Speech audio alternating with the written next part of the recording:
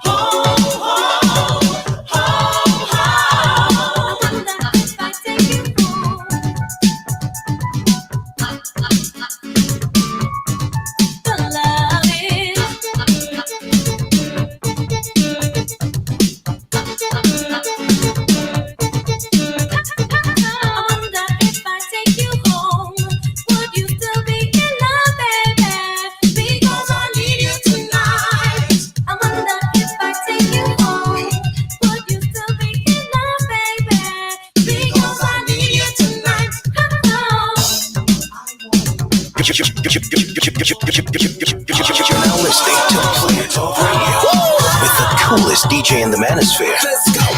DJ Kuda. Let's go. Let's go.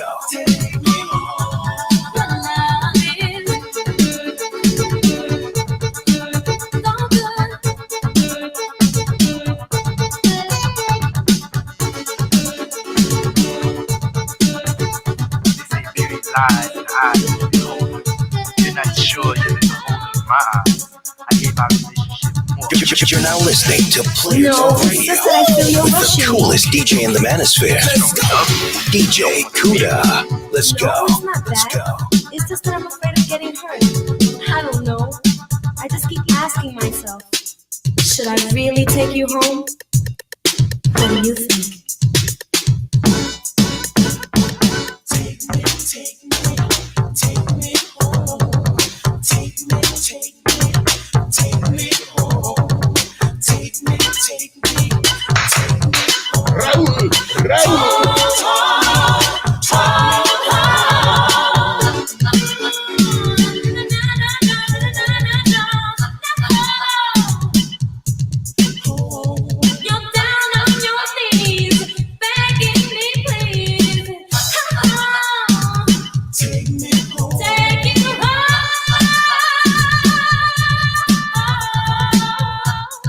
Okay, and it's DJ Kuda. Okay, and it's DJ Kuda.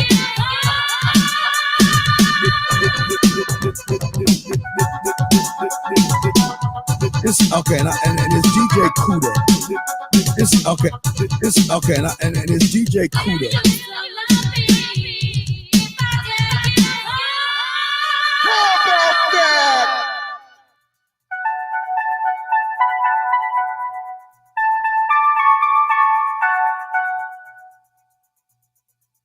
Let me tell every goddamn body who's listening to this. The sun has been coming up for billions of years. Ain't nobody call that old. The moon has been coming up for billions of years. Ain't nobody calling that old because it works. If something works, and if it don't work, and even if it's the foundation, take it and retreat and make it work to your advantage. Record this one. Woo! She wanna take me home, lay me up inside her home. She wanna turn me on, breakfast in the morning. She said, and I said, mommy, you can take me home. You let the whole crew get on. I got this chick from Cali, her Valley. She's wild, she's gangster, she knows it. She's got it like that. We was driving on Crenshaw, cruising for food. She pulled up beside me, set off in the left. And I said, damn girl, you acting like you don't know, never seen me before. Episode of Cribs on MTV video, what you think TS stand for? She said, yeah, that too, and the diamonds is no facade. Used to be a broke nigga from the BX, now I'm rich, got the world screaming terror squad. Think about it now, everywhere we go, every other city we told, they never say no. Seems like every other night I got a different chick begging me.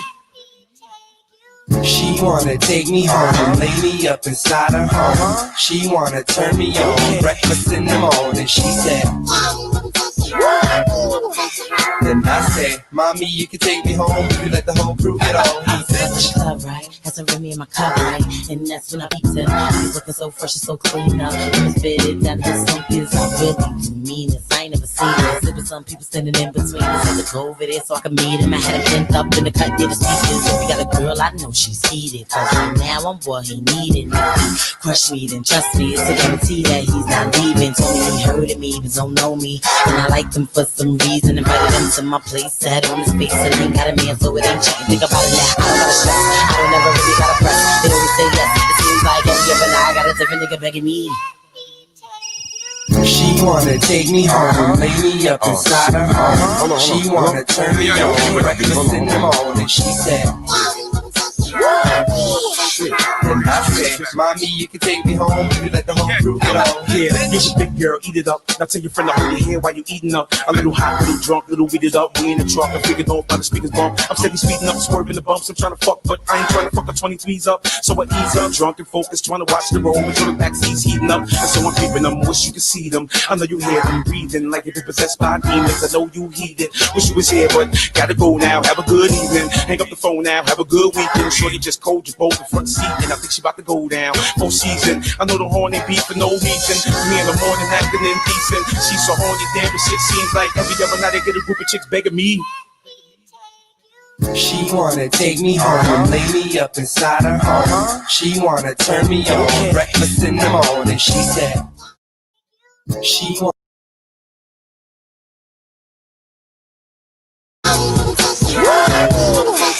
And I say, mommy, you can take me home. You let the whole crew get on. Bitch, she wanna take me home, lay me up inside her home. She wanna turn me on, breakfast in the morning. She said, then I say, mommy, you can take me home. You let the whole crew get on. Bitch.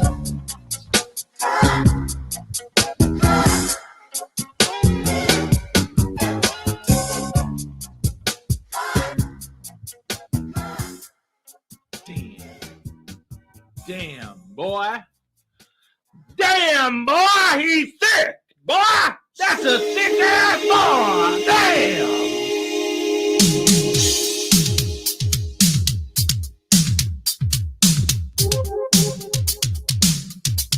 Mode 1.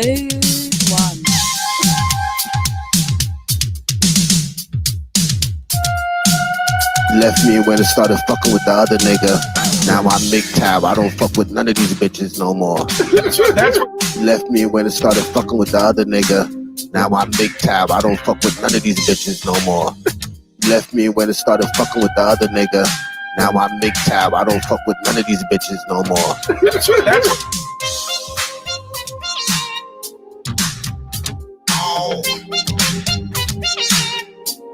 Cool, we come over here to need some relief, bro. We don't want to talk about that. We want to talk about those dope boy Air Forces was nice, AM.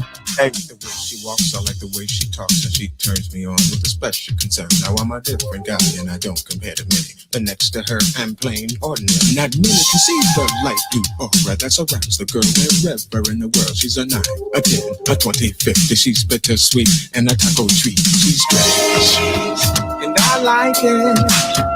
She's strange, just the way she is. Walking down the avenue, always doing something new. She's the kind of person everybody knows. She reeks distinction from head to toe. She's my Twilight Zone, my Al Capone. She's my Rolling Stones and my Eva Peron. And I like it, yes I like it. I like it, the way she wears her hair, and I like it. I like it. In room 1, 2, 3, she's elusive, you see, like the invisible man in drag. And when you come to meet her, you'll never agree, or she'll be waving a skirt as a flag. Like a cold in October, she'll take you right over. It's not mean to be facetious. And that look in her eyes says you're the guy she plans to spend this evening with. She's strange, and I like it. And I like it. She's strange, just the way she is. Walking down the avenue, I like the way she does that. Always doing something.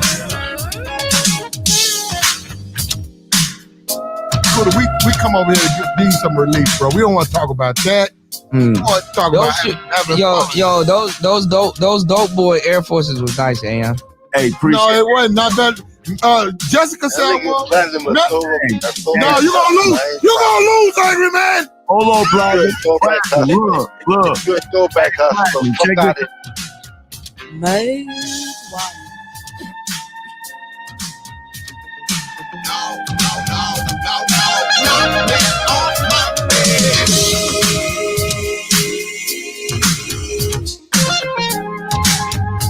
Left me when it started fucking with the other nigga. Now I'm big tab. I don't fuck with none of these bitches no more. Left me when it started fucking with the other nigga. Now I'm big tab. I don't fuck with none of these bitches no more. I'm trying to fuck cat. I just love her brain.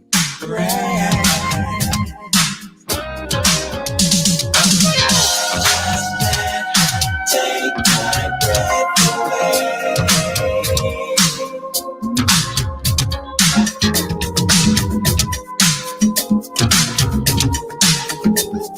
So which one of you niggas was eating ass? You're now listening to Players on Radio with the coolest DJ in the Manosphere. Let's go. DJ Kuda. Let's go. Let's go.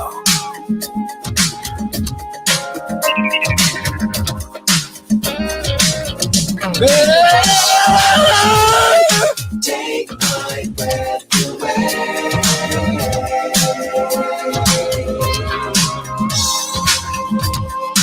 Let me tell every goddamn body.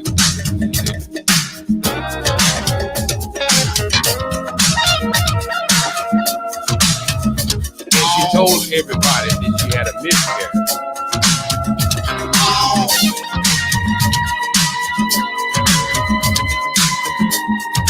Thank you, girl.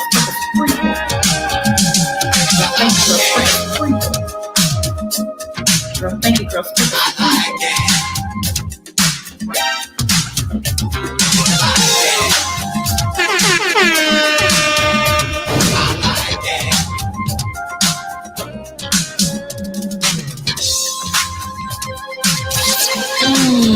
Damn, Kuda.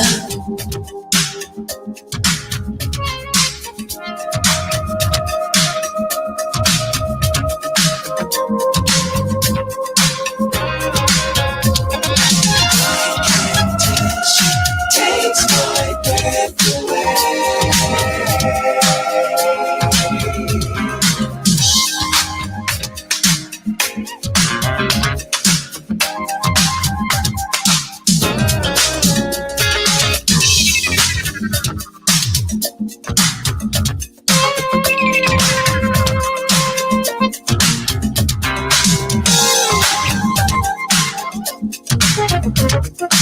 Okay, and it's DJ Kuda.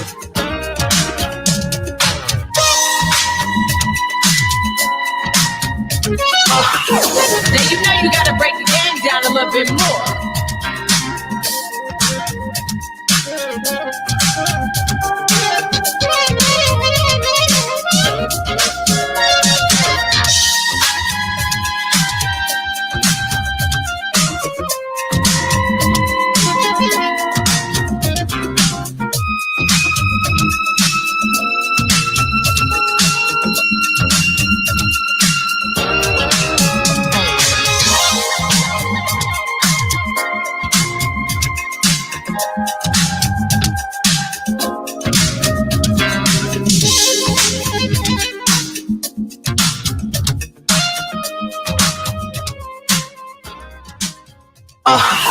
Now you know you gotta break the game down a little bit more because they might be slow.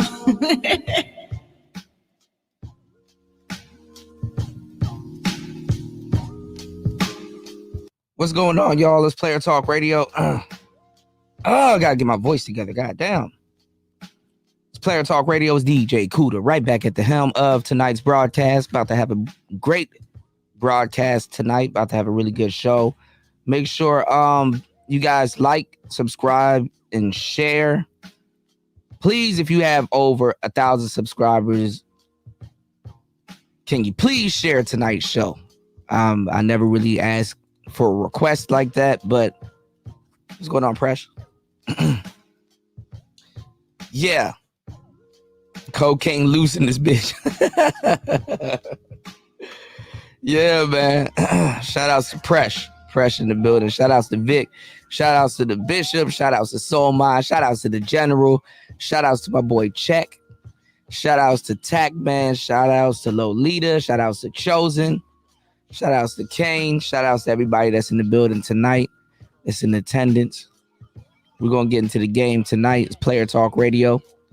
Thank you guys for coming through. I'm going to talk about a little bit of something on tonight's show. But I do have a special request, man. If you you know what I'm saying, if you do, oh man, shout outs to the Bishop, man. Thank you, bro. Appreciate it. Most deaf. Girl, thank you, girl. Sprinkle. Yeah. We're gonna go there on tonight's show, man. On tonight's show, let's get into it. Let me make sure. Hold on, let me check this out right quick. Tonight's show, man, we're going to talk about the fall of StreamTeam and the .0's in the Black Manosphere. We're going to talk about, what's going on, Mike? We're going to talk about everything on tonight's show. Shout outs to Bishop, man. Thank you, bro. I gotta get my voice together, but look, man, we're gonna rock out with a. Never mind. I ain't gonna say the end of that. No homo. Anyway, on tonight's show, man, we're gonna get straight into the game. We're gonna talk about some real shit. Holy shit. You gotta be kidding me. Hold on, y'all. Wow, that's funny. I didn't know I had one left. Okay. My bad, playing with some shit in my studio. All right. So on tonight's show, yeah, we're going to talk about the fall of the .0's, and we're also going to talk about the fall of StreamTeam. Now, shout outs to a couple of the people around the Manosphere that have been making content about, about 1.0, 2.0, 3.0. I see a lot of 1.0 cats going at the 2.0 cats. And I kind of see a lot of the quote unquote 2.0 cats going at the 1.0 cats. You know what I'm saying? Yeah, we're going to speak on the cannibalistic nature of YouTubers. We're going to go all the way in on tonight's live stream, y'all. if I still have my voice. What's going on, Omani? What's going on? So give me 1 second. I'm going to switch to another microphone. What's going on, Dallas? Give me 1 second. I'll be right back. 1 second, y'all.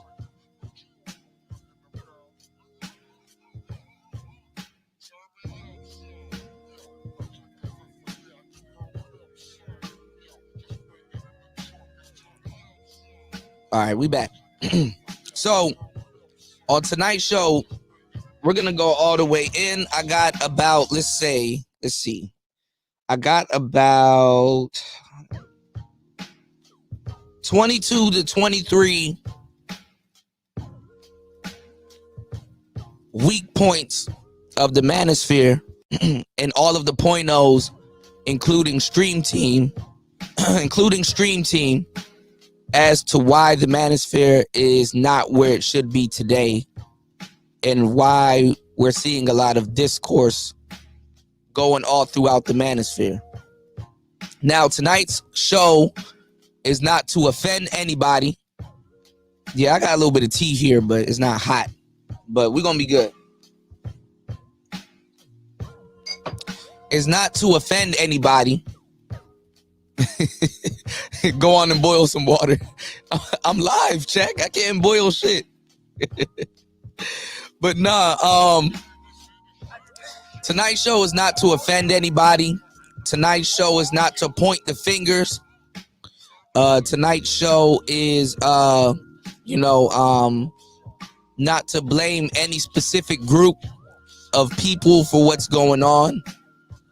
But when I get into some of these talking points, I'm pretty sure it's going to come off that way. Tonight's show is going to be a doozy. And we got a panel. What's going on, Angry Man? Oh, hell yeah. Hell yeah. I don't got my voice, though. Got my monetization back, but I lost my voice. I got to, it's give or take. But, yeah, tonight's show is definitely not to point fingers at any specific group. And to tell you the truth, I'm not going to leave nobody out because, honestly, with the fall of the Manosphere in this regard, because the Manosphere actually has a lot of positive things, and I'll do a show on that. But we're going to talk about the fall of the Manosphere on this one, okay? Now, I want to let you guys know that it's not certain content creators' fault because y'all are a part of it too. We're not going to sit around and play like the audience aren't a part of it, like certain panel participants aren't a part of it, or certain people that's came and gone in the Manosphere didn't have a hand in some of the stuff that's been going on. So recently, I've been seeing a lot of 1.0 cats, taking stabs and jabs at 2.0 cats. And what I got to say to that is that, there's still a lot of 1.0 cats around, but they're more dating coaches. And I understand that a lot of stuff was going on at that time. I was around at that time listening in and out, because, in your 20s ain't shit funny. listening to certain content creators that have graveyard channels right now, and watching like them going at feminists, them versus feminists, and some of them got ran off of YouTube, a lot of them got doxxed. A lot of things was going on around that time, and the reason why 1.0 had a lot of different problems was because it was just a different time. It was transferring from the blog sites to the actual internet. And a lot of these guys, before women even really jumped on the internet, like there was a point in time where women wasn't on the internet like that. There was a point in time where women didn't want you to talk to them on the internet. They wanted you to actually come up to them and approach them, and you had to have a mouthpiece and you had to talk to them and stuff like that. So at one point in time, it was safe to say that the internet was actually a safe place for men. But one thing that they didn't like, once a lot of women started to get on the internet, and the internet started to become a lot more social other than blog sites and stuff like that, is that they can actually hear these dudes, their voice, their cadence. They can actually hear what dudes are talking about, look at chat rooms and stuff like that. To them, this was like a scary thing. This was a scary thing for men to actually have a voice, because this was the first time ever that men actually had a voice outside of the barbershop. So a lot of those 1.0 cats, they that was going hardcore, hard body karate in the paint, with the red pill. A lot of those content creators, they met real resistance. Channels taken down, flagged off the internet, YouTube banning them, other different blog sites, all kinds of stuff. It was a wild time at the point, when they were coming up and doing a lot of their content. But the monster has changed, and when the torch was passed to a lot of the 2.0, a lot of the guys that are in 2.0, they had they were more red pill, because a lot of those guys that were coming on the internet to voice their opinion, a lot of them were definitely mixed in with a lot of the dating coaches, which we see going on today. How a lot of the dating coaches are still around today. To me personally, I think dating coaching was 1.0, but at the same time, you had both coming onto the internet, also Blog Talk Radio and a whole bunch of other sites.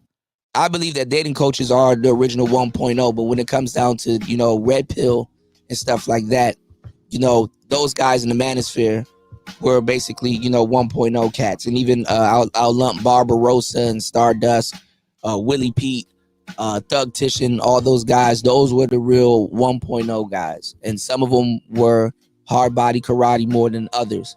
Okay. So when the torch was passed to 2.0, 2.0, they went hard. 2.0, they had some of the best. They shared a lot of things in common with 1.0 when it comes to doing pre-records, uploading a lot of their content. I still to this day believe that uploading content is way more powerful than doing panels and live streams, in a lot of cases, because you get to say what you want to say and then step the fuck off. People don't get to come up on your panel and start challenging you and bring in all the fuckery and all that other stuff. So that's why I'm giving you a synopsis before I start running everything down. So that's why I said 2.0 was very, very strong until one thing happened. 2 words. You know what happened, which was damn near the fall of 2.0? Google Hangouts. Google Hangouts was damn near the biggest fall of 2.0. Google Hangouts. Oh yeah, Google Hangouts. So listen, I got 22 to 23 reasons why the Manosphere is not where it needs to be. And I'm going to kind of bounce between 1.0, 2.0, 3.0, all between these reasons and kind of point them out. So the reason why the Manosphere is not where it needs to be, number one, is unfinished business. The fall of the Manosphere began with a lot of unfinished business. Because in all actuality, 1.0 got a lot of unfinished business. 1.0 didn't finish their business. They just faded out. While they were around, they handled business, but they never finished their business.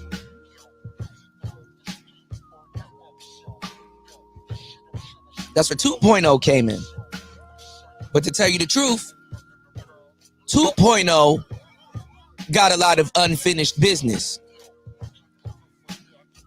2.0 have a lot of unfinished business.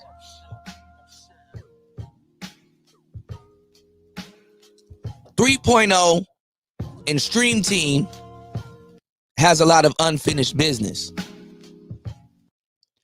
And number two, the reason why the Manosphere has fallen in a lot of cases, other than unfinished business, and the reason why there's a lot of unfinished business is because niggas in the space aren't handling business. I'll say it again. Niggas in the space are not handling business. Niggas don't handle business. Niggas aren't handling business. They don't handle business. They aren't handling business. They don't, nigga, 3.0 don't even know that there's business to even be handled. That's how fucked up it is with 3.0. 3.0 don't even realize they're running a business. That's the main problem right there. At least 1.0, the shit they went through, they kind of realized that they were onto something.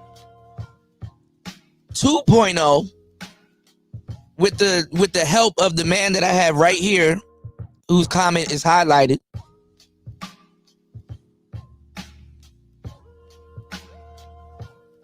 they started learning about business because now the space started getting monetized. With the help of this man right here, he helped monetize this space for there even to be a button for people to donate to some of your favorite content creators. So that should have been a clue that there's some type of business. There's some type of business going on. Another reason why the Manosphere has fallen is because, other than unfinished business, because of not handling business, what we like to do and what everybody else would like to do later on is regurgitate old talking points. We like to regurgitate old ass talking points. We never go nowhere new because we're not talking about nothing new. Regurgitate old talking points. And like I said earlier, the next one is live streaming panels. Live streaming panels was the fall of the Manosphere damn near all in general. Now, there's some good things that came out of it, but there's a lot of cons to it. Honestly, with your newfound quote-unquote YouTube fame, in a lot of cases, to tell you the truth, it loses the allure because you're not supposed to be accessible like that. Your accessibility is supposed to go side by side with your game. People shouldn't be able to access you in a way that at any given moment they can argue with you about some mundane shit. That's bad for business. Like they say, when you see two people arguing from afar, both of them look like the same person. You don't know who's right, who's wrong. They're just arguing, especially if you come into the middle of an argument. And that's bad for business.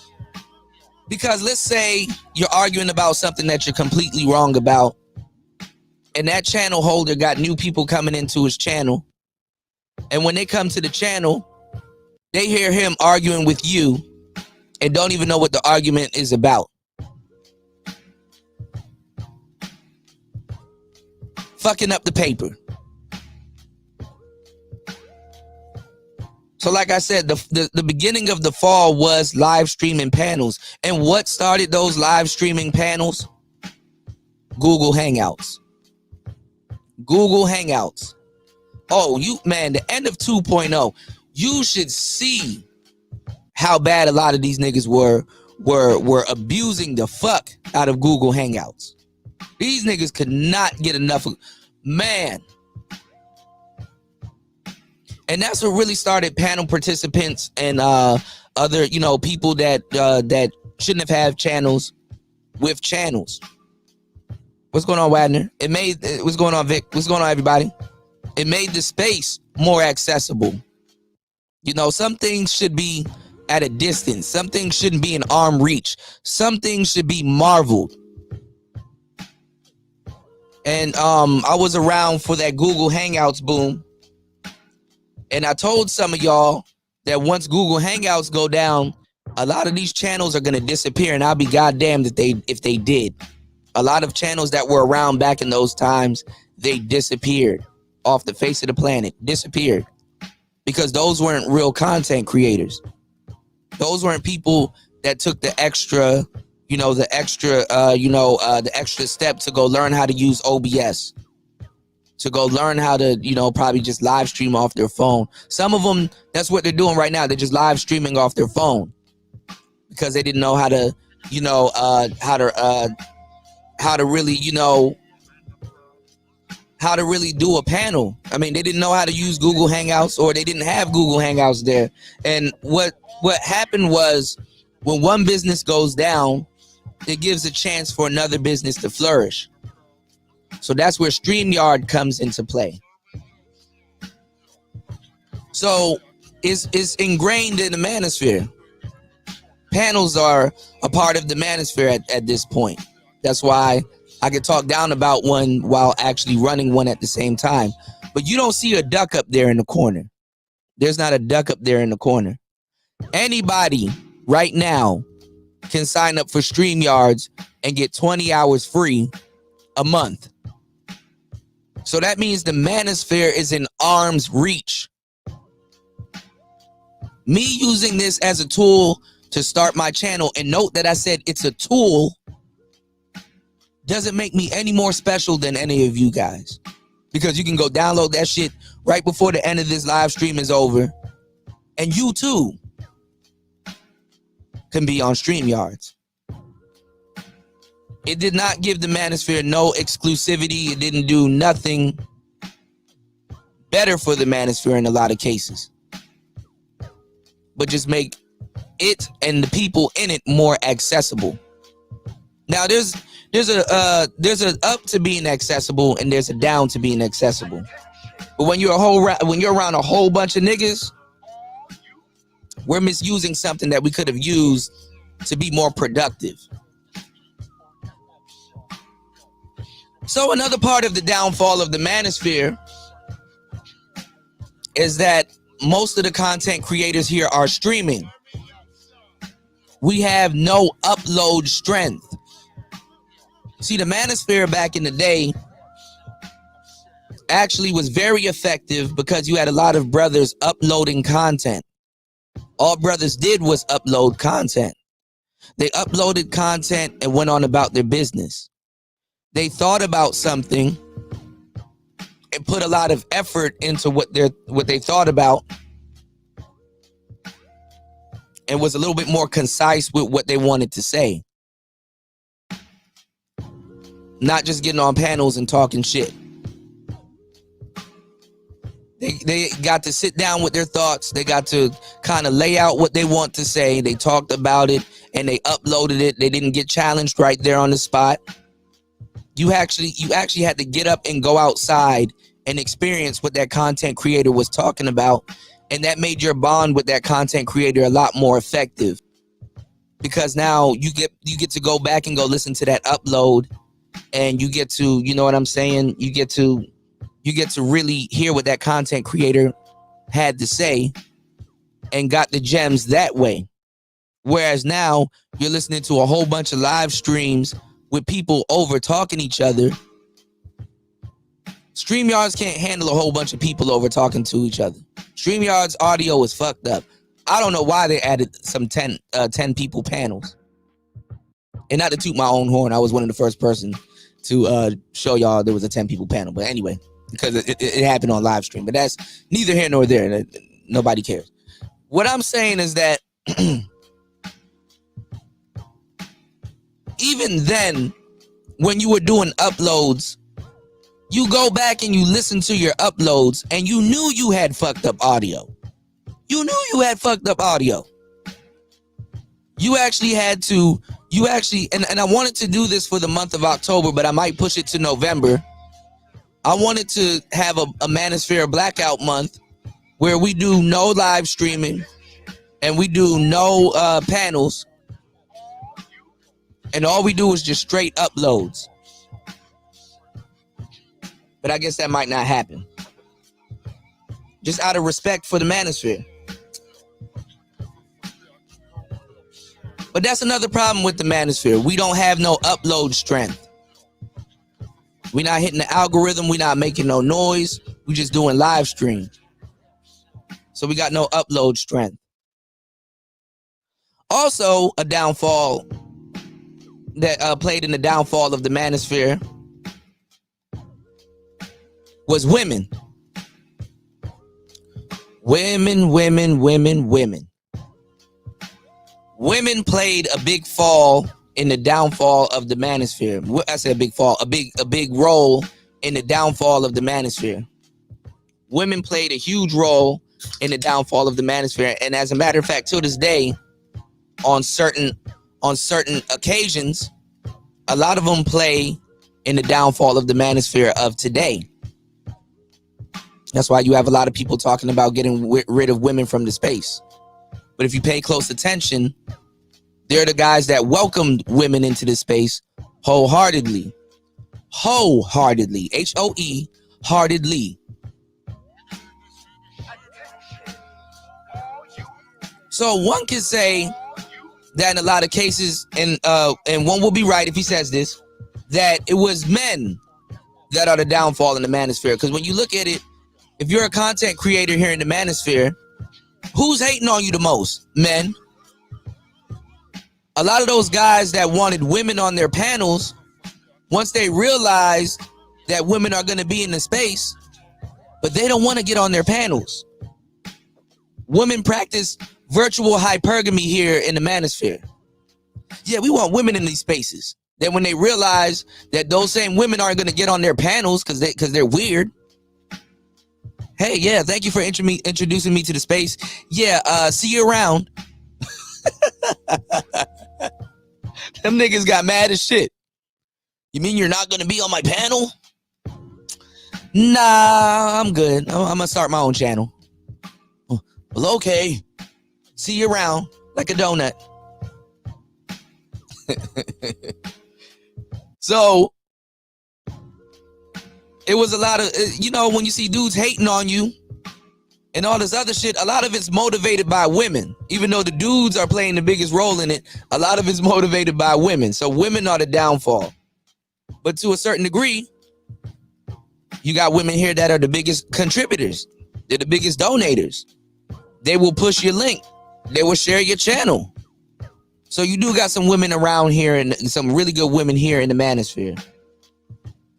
But a lot of the reasons why these dudes are acting the way that they're acting and saying there's no such thing as game and not doing certain things and all this other shit is because they want to show out for a lot of the women that are here. That's why you have a lot of dudes going over to these women's channels, donating top dollar just to hear the same regurgitated talking points that niggas been talking about. It's a popularity contest. You rather hear the same words come from a woman's mouth. So I get it, you know. It's men that are blowing up these women's channels and stuff like that. Not women. Women don't really come to the Manosphere to see other women. And if they do, there's 10 more niggas right behind them doing a lot worse. So in a lot of cases, yes, women were the downfall of the Manosphere. Another thing that was the downfall of the Manosphere was lack of togetherness. Lack of togetherness. So one can say that we're all in the Manosphere, but if you notice that the Manosphere is divided into certain sectors. You know, you chill on your side of the sector, they chill on their side of the sector. Basically, the beginning of gang politics. The beginning of gang politics in a small space. And all of these things put a cap on the Manosphere. They put a cap on the Manosphere. The lack of togetherness. The myth of brotherhood in the Manosphere has put a cap on your elevation in the Manosphere. Your attitude determines your altitude. Another reason why the Manosphere got a huge cap on it, because other than lack of togetherness, there's a huge lack of equipment. Oh yeah. The Manosphere's audio sucks. Your audio, you don't want to show your face, but you don't want to work on your sound either. You got to pick a struggle. Your audio is trash. And some of y'all can't even blame it on StreamYards because your audio was trash before you even hopped on StreamYards. Your audio is garbage. Garbage. And half the reason why your audio is garbage is because you don't do uploads and listen to your damn self. Garbage. Hot garbage. Your audio is trash. Another reason why the Manosphere has fallen is the lack of support.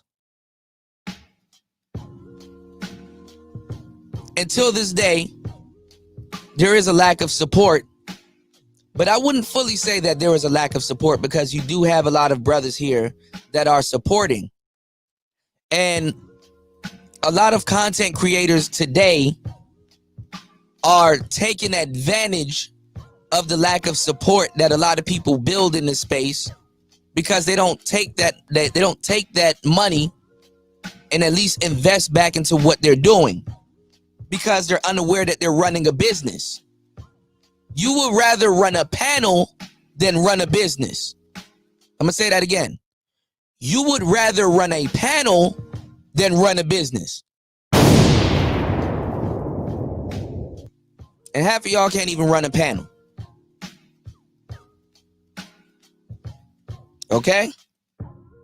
You will run a panel instead of running a business. And when somebody points this out to you, because you're unaware that you're running a channel, because you're thinking about running a panel, when somebody points this out to you, another reason why the Manosphere has fallen is because this comes out when somebody points this out to you. Ego. Ego is one of the fall points of the Manosphere. You have an ego. Your ego is a big part of why the Manosphere is fucked up right now. Your ego. Another reason why the Manosphere has fallen is because if you have an ego, that's going to lead to beef. Unnecessary beef. Beef. Beef is the fall of the Manosphere. This is why it's divided. This is why you have sectors. Your ego leads to beef. It leads to cattle. It leads to cows. Move your ass onto that side of the manosphere because you can't stay over here. Move.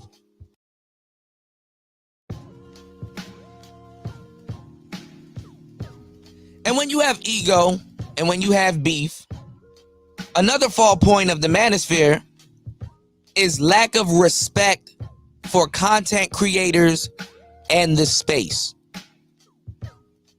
That is a fall point of the manosphere. Nobody here has respect for a lot of the content creators and the space. There's a huge lack of respect for OGs and other content creators and the space in general. That's the fall of the manosphere. Lack of respect for content creators and the space. And this leads to another point where the manosphere has fallen. With an exception of a few people here, and we're going to talk about this at the end. With the exception of a few people here, there's a lot of brothers here that has no business sense. They have no business sense. They don't realize what is going on. They don't realize what they're doing. They have no business sense. Like I said, they rather run a panel than a channel. They rather run a panel than a business. So this goes hand in hand. The lack of business sense goes back to the lack of respect for content creators. Because if you don't respect certain content creators, there's no way in hell you're going to be able to do business with them. And if you don't respect certain content creators and respect for the space, no business sense go hand in hand with lack of respect for content creators and the space in general. So no business sense is another fall point of the manosphere. Another fall point of the manosphere is failure to multi-platform. Another fall point of the manosphere is failure to multi-platform. Can you go to Anchor and find the manosphere there? With the exception of a few people. Can you go to Facebook and find the manosphere there? With the exception of a few people. Can you go to YouTube? I think that's the only place other than Free Speech Avenger and other small spaces. The manosphere is virtually just on YouTube. We don't have people in high regard saying, okay, this person runs the Facebook sector. This person is big over here at Anchor. This person runs over, because there's no structure. And that's another point where the manosphere is taking a dive. There's no structure. The manosphere has no structure. And that goes back in with lack of respect for content creators and the space. No structure. Also, the reason why the manosphere has fallen is because the failure to weaponize key content creators. The manosphere has failed to weaponize key content creators in the space. I'll give you a quick example. I was a part of a group called StreamTeam. Some of y'all might still think that I'm a part of StreamTeam, or some of y'all might say, well, I'm still StreamTeam. I don't understand, but okay. I don't understand it, but okay. I'm very tech savvy, as you may know. And there's a lot of other tech savvy brothers here. The manosphere has failed to weaponize brothers like myself. Let me explain what I mean. What I mean by weaponize brothers like myself, they have failed to, if if I'm savvy in a certain area, they have failed to effectively use me to go forward. You understand what I'm saying? Push some of the content. If somebody has a lot of knowledge in something, he should be able to play a role in what you got going on. Dudes like myself and other dudes that's here in the Manosphere should be playing a bigger role in the Manosphere, because there should be a role in the Manosphere to be played, because there should be structure. Dudes like myself are very useful, but the Manosphere will rather have dudes like myself and others here in the Manosphere stressed out, yelling about random shit that we shouldn't be yelling about. We fail to weaponize people that are very useful. We fail to push and you know what I'm saying, and bring forward some of our best key content creators in the Manosphere. We fail to weaponize people that we can definitely, I wouldn't say use because that's a bad word, but we fail to actually weaponize and use people to achieve more things, get forward in more things, spread the knowledge around to every other content creator to create a standard. And the failure to weaponize some of our key content creators goes back to lack of respect for content creators and the space all in general. So the failure to weaponize key content creators basically makes you fail at something else. We fail to pass down knowledge to the next generation of content creators. That goes back in with the ego, and that goes back into beef. We fail to pass down knowledge and pass knowledge around with other content creators, because instead of working with them, we feel that we have to compete against them when everybody can eat. So what's the problem with passing around knowledge instead of having to come over to my channel and sneak soak the game? We're working backwards. Another failure point in the Manosphere is triggered ignorance. A lot of reason why beef and all this stuff is starting is triggered ignorance. Now, I explained this earlier today because people think that ignorance is just somebody acting a certain type of way. No, ignorance also is the lack of knowledge. And not simply just the lack of knowledge, honestly, not knowing something.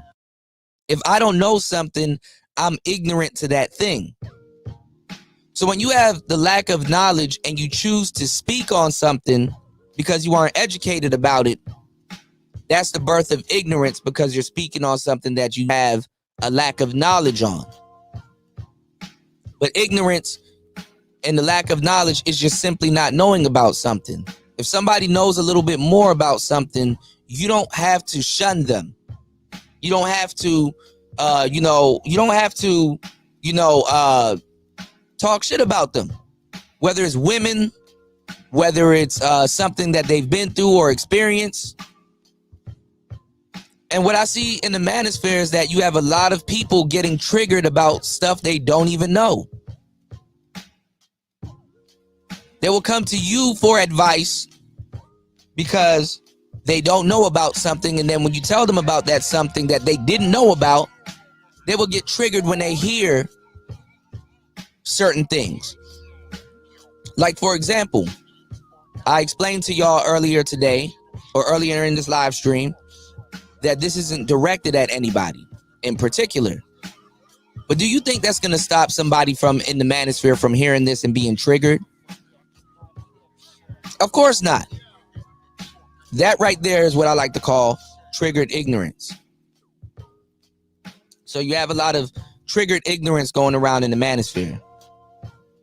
And then when you have key content creators in the Manosphere that recognize this and understand this and have been around for a long time, and you have these key people in the audience and you have these key people that jump on panels, what you get is the lone wolf content creators. You get a lot of Manosphere guys that go rogue.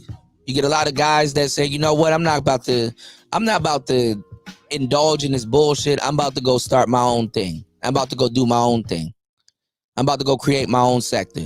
I'm about to stay over here. I'm going to stay in my space. I'm going to stay on my channel. I'm going to do my content. I'm about to elevate the way I want to elevate. Y'all can do whatever y'all want, but I'm going to be over here. Leave me out of that shit. And that just, you know, it makes it goes to shit.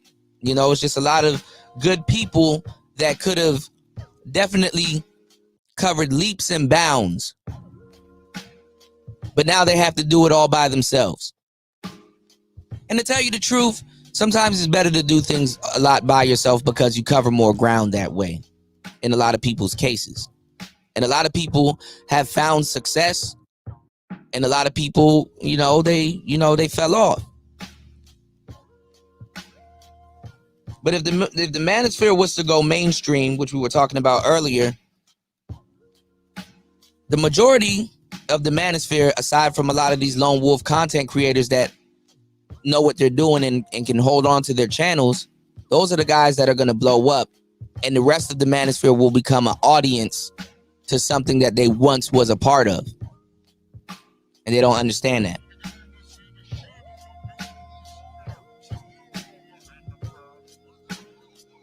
And another fall point of the Manosphere, which is at the end, is to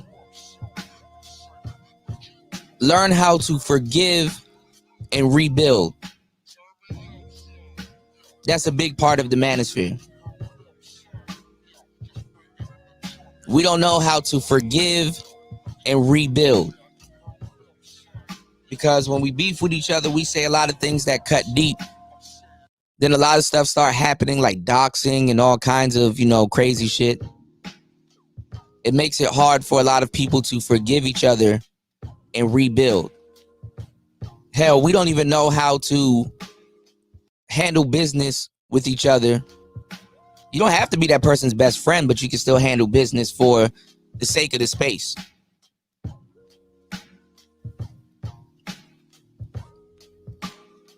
Just for the sake of the space.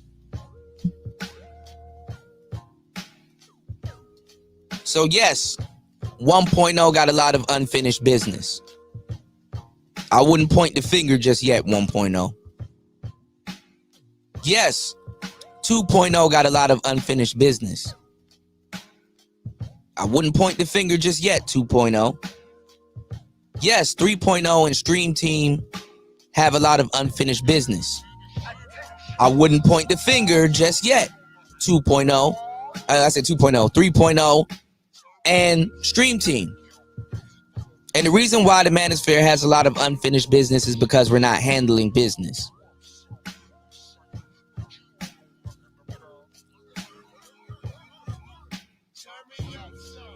So if you guys would like to join the panel, if I was wrong about something, we can chop it up. But honestly, like I said, man, we fail to do a lot of different things. Sometimes it's good to look yourself in the mirror and tell yourself, yo, I failed. I failed. There's nothing wrong with failing.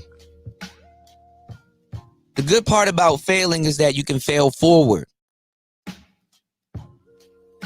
So I kind of wanted to do tonight's show to kind of, basically if you guys are over 1,000, can you please share this stream? I usually don't ask for a request like that, but if you guys are over 1,000, can you please share this stream so we can actually open up the conversation, so we can actually build something?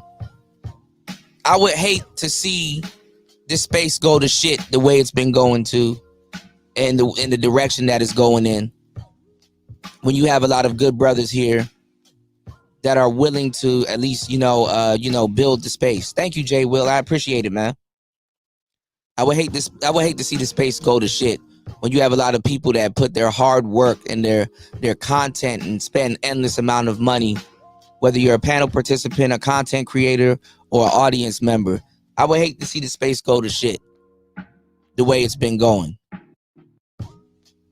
I would hate to talk about what once was.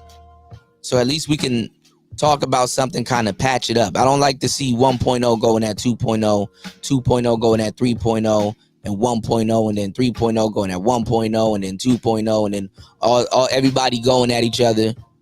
When in a lot of cases we failed. Because I can point out how 1.0 failed 2.0. I can fail how a lot of people believe that 2.0 failed 3.0.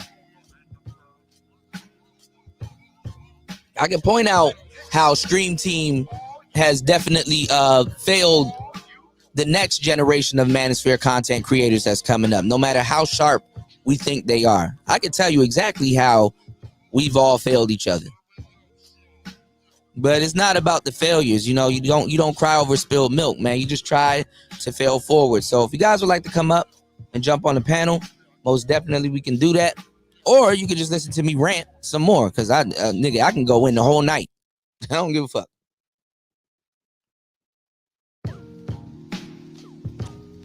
Thank you, Cut. I really appreciate that, man. I really appreciate that. But like I said, man, lack of respect for a lot of the content creators here in the actual space. That's another big part, man. Because a lot of times instead of just sitting back and listening, you're more effective in the Manosphere in a lot of cases as a ghost watcher than anybody that opens their mouth, man. A lot of people, they like to talk, and they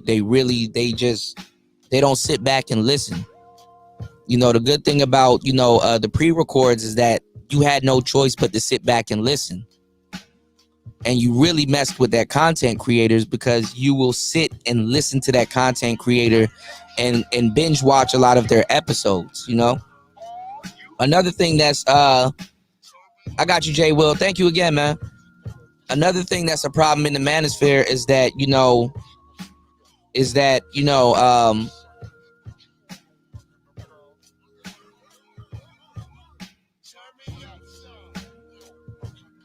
you got to pick a guru. You got to pick a guru. One of the biggest problems in the Manosphere is that you got people bouncing from this person to that person, from this person to that person, from this person to that person. Then they go throughout their whole lives never really making a decision. So they mad. Now they're trapped in the Manosphere, jumping from this person to that person. Never really get a solution to their problems because they never locked in on one content creator or two content creators. You got people listening to like 9 different content creators at one time. 9 to 10 different content creators at one time. Shout outs to Ism. Thank you, bro. You got a lot of people listening to 10 different content creators and stuff like that. The next minute you spend all day in the Manosphere and you never went outside. You never really worked on what was your initial problem that got you into the space. Because a lot of people, they like to hear the solution to things than actually going out and causing the solution, being the solution to a lot of their problems. They like to hear about other guys that have the same type of problem that they have. And instead of fixing the problem, what they like to do is they like to get together in a circle of brothers, and they like to share their red pill rage with a lot of other people that are raging in the Manosphere. And then what happens is you think you're doing something effective, but what you're really doing is just getting together with a whole bunch of brothers and crying about something. And that's not really effective. It's basically a pity circle. It turns into a pity circle, because when you start complaining and shit like that for an extended period of time, if you have a niche of dudes complaining, you cause trouble for a lot of content creators, because now we can't further the conversation because we're talking about old shit that would have been handled, and just re-going over shit that we already know. What is being said different in the Manosphere today that wasn't said back in damn near 2.0 and 1.0? I'll wait. other than streaming. And we can't even get that right. So let's get it, man. It's Player Talk Radio. Shout outs to Cut to the Chase. What's going on, Cut? Hey, what's up, Kuda? Can you hear me? Yeah, we can hear you, man. What's going on? Turn this down. Actually, one of the most talented brothers in the space that deserves a push. And you know, you had to get the push on. You had to do the push by yourself, man. You don't got too many people here pushing you. They hear about you, but they don't push you like that. You know what I'm saying? Oh yeah, most definitely, man. Yeah, it's a lot of problems in the Black Manosphere. One of the ones I noticed is that Black men really don't know how to do black male media. They don't really understand how media works. That they don't have the ability to give a presentation, to present information in a quick, timely fashion, precise, shoot from the hip, get your point across. If you tell them to present an argument, present media in like 5 to 10 minutes, they can't do it. And they let too many chat room dudes hop on panels and talk. That's true. If you're not a content creator, why are you rubbing shoulders with content creators? You gotta not like-minded individuals, right? Yeah, you'll let a dude that don't have a channel hop on a panel and talk crap about another content creator, or he'll hop on a panel and go at a content creator, and it's just too much. It's just running rampant, causing ruckus. Yeah, and they go from chat room to chat room doing that. So that's another fall of the Manosphere, gossip. There's a lot of more gossip channels here in the Manosphere more than ever now. It's a gossip. It's turned into the Manosphere has turned into Lipstick Alley. The Manosphere has definitely turned into Lipstick Alley. But not even the new and improved Lipstick Alley. Like, we turned back into some 2008, fucking 2015, 2014 Lipstick Alley. Yeah, and ooh, honey child, you should have seen what he said to you on his show. What did he say? Ooh, girl, let's go over there and check it out. but that's the thing though. Like, you know, there's a lot of stuff going on, man. Like dudes really don't don't understand what they're doing. Like, out of all places in the world, Black men feel that the Manosphere is a place to be a minimalist. Yeah, exactly. You can't be a minimalist in the Manosphere. You got to be moving forward. Content don't always move people forward. You know what happens when you run out of content?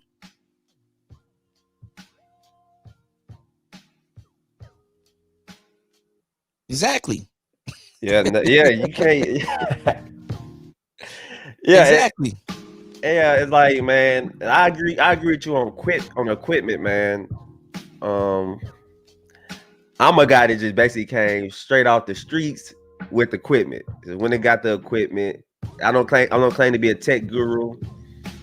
And before I made a dime, I just started making money. I just started live streaming. Yeah, I know. I was on your other live stream, but I'm shadow banned. You didn't see my comments. Yeah, and you was giving everybody a wrench. I was like, hey. I gotta be more selective with the wrench. I just be like, man, I'm just trying to get to know my audience really. Yeah, I built my audience off of a pre-recorded video. So when I live stream, I be like, damn, I got 10K subscribers when I go live, and they, you know. Well, like I said, dude, when you go live, talk about some of the you know, I wouldn't say, because I wouldn't want to call it gossip, but you know how you do celebrity stuff. Yeah. Talk about the celebrity gossip when you go live. That's for your audience. That's a neutral thing. You understand what I'm saying? Yeah, exactly. You don't want to jump too much into the Manosphere shit, but like, you know, do the same thing like how you do your pre-records. You know, offer the celebrity gossip. You know, kind of lay out the story and then give your take of it. And if you want to, just be like, well, coming from a Manosphere perspective, this is how I look at the situation, because these are the type of things that we talk about. You know? Yeah, that's right. All right, so I got you. So yeah, I just gotta know my audience and stuff.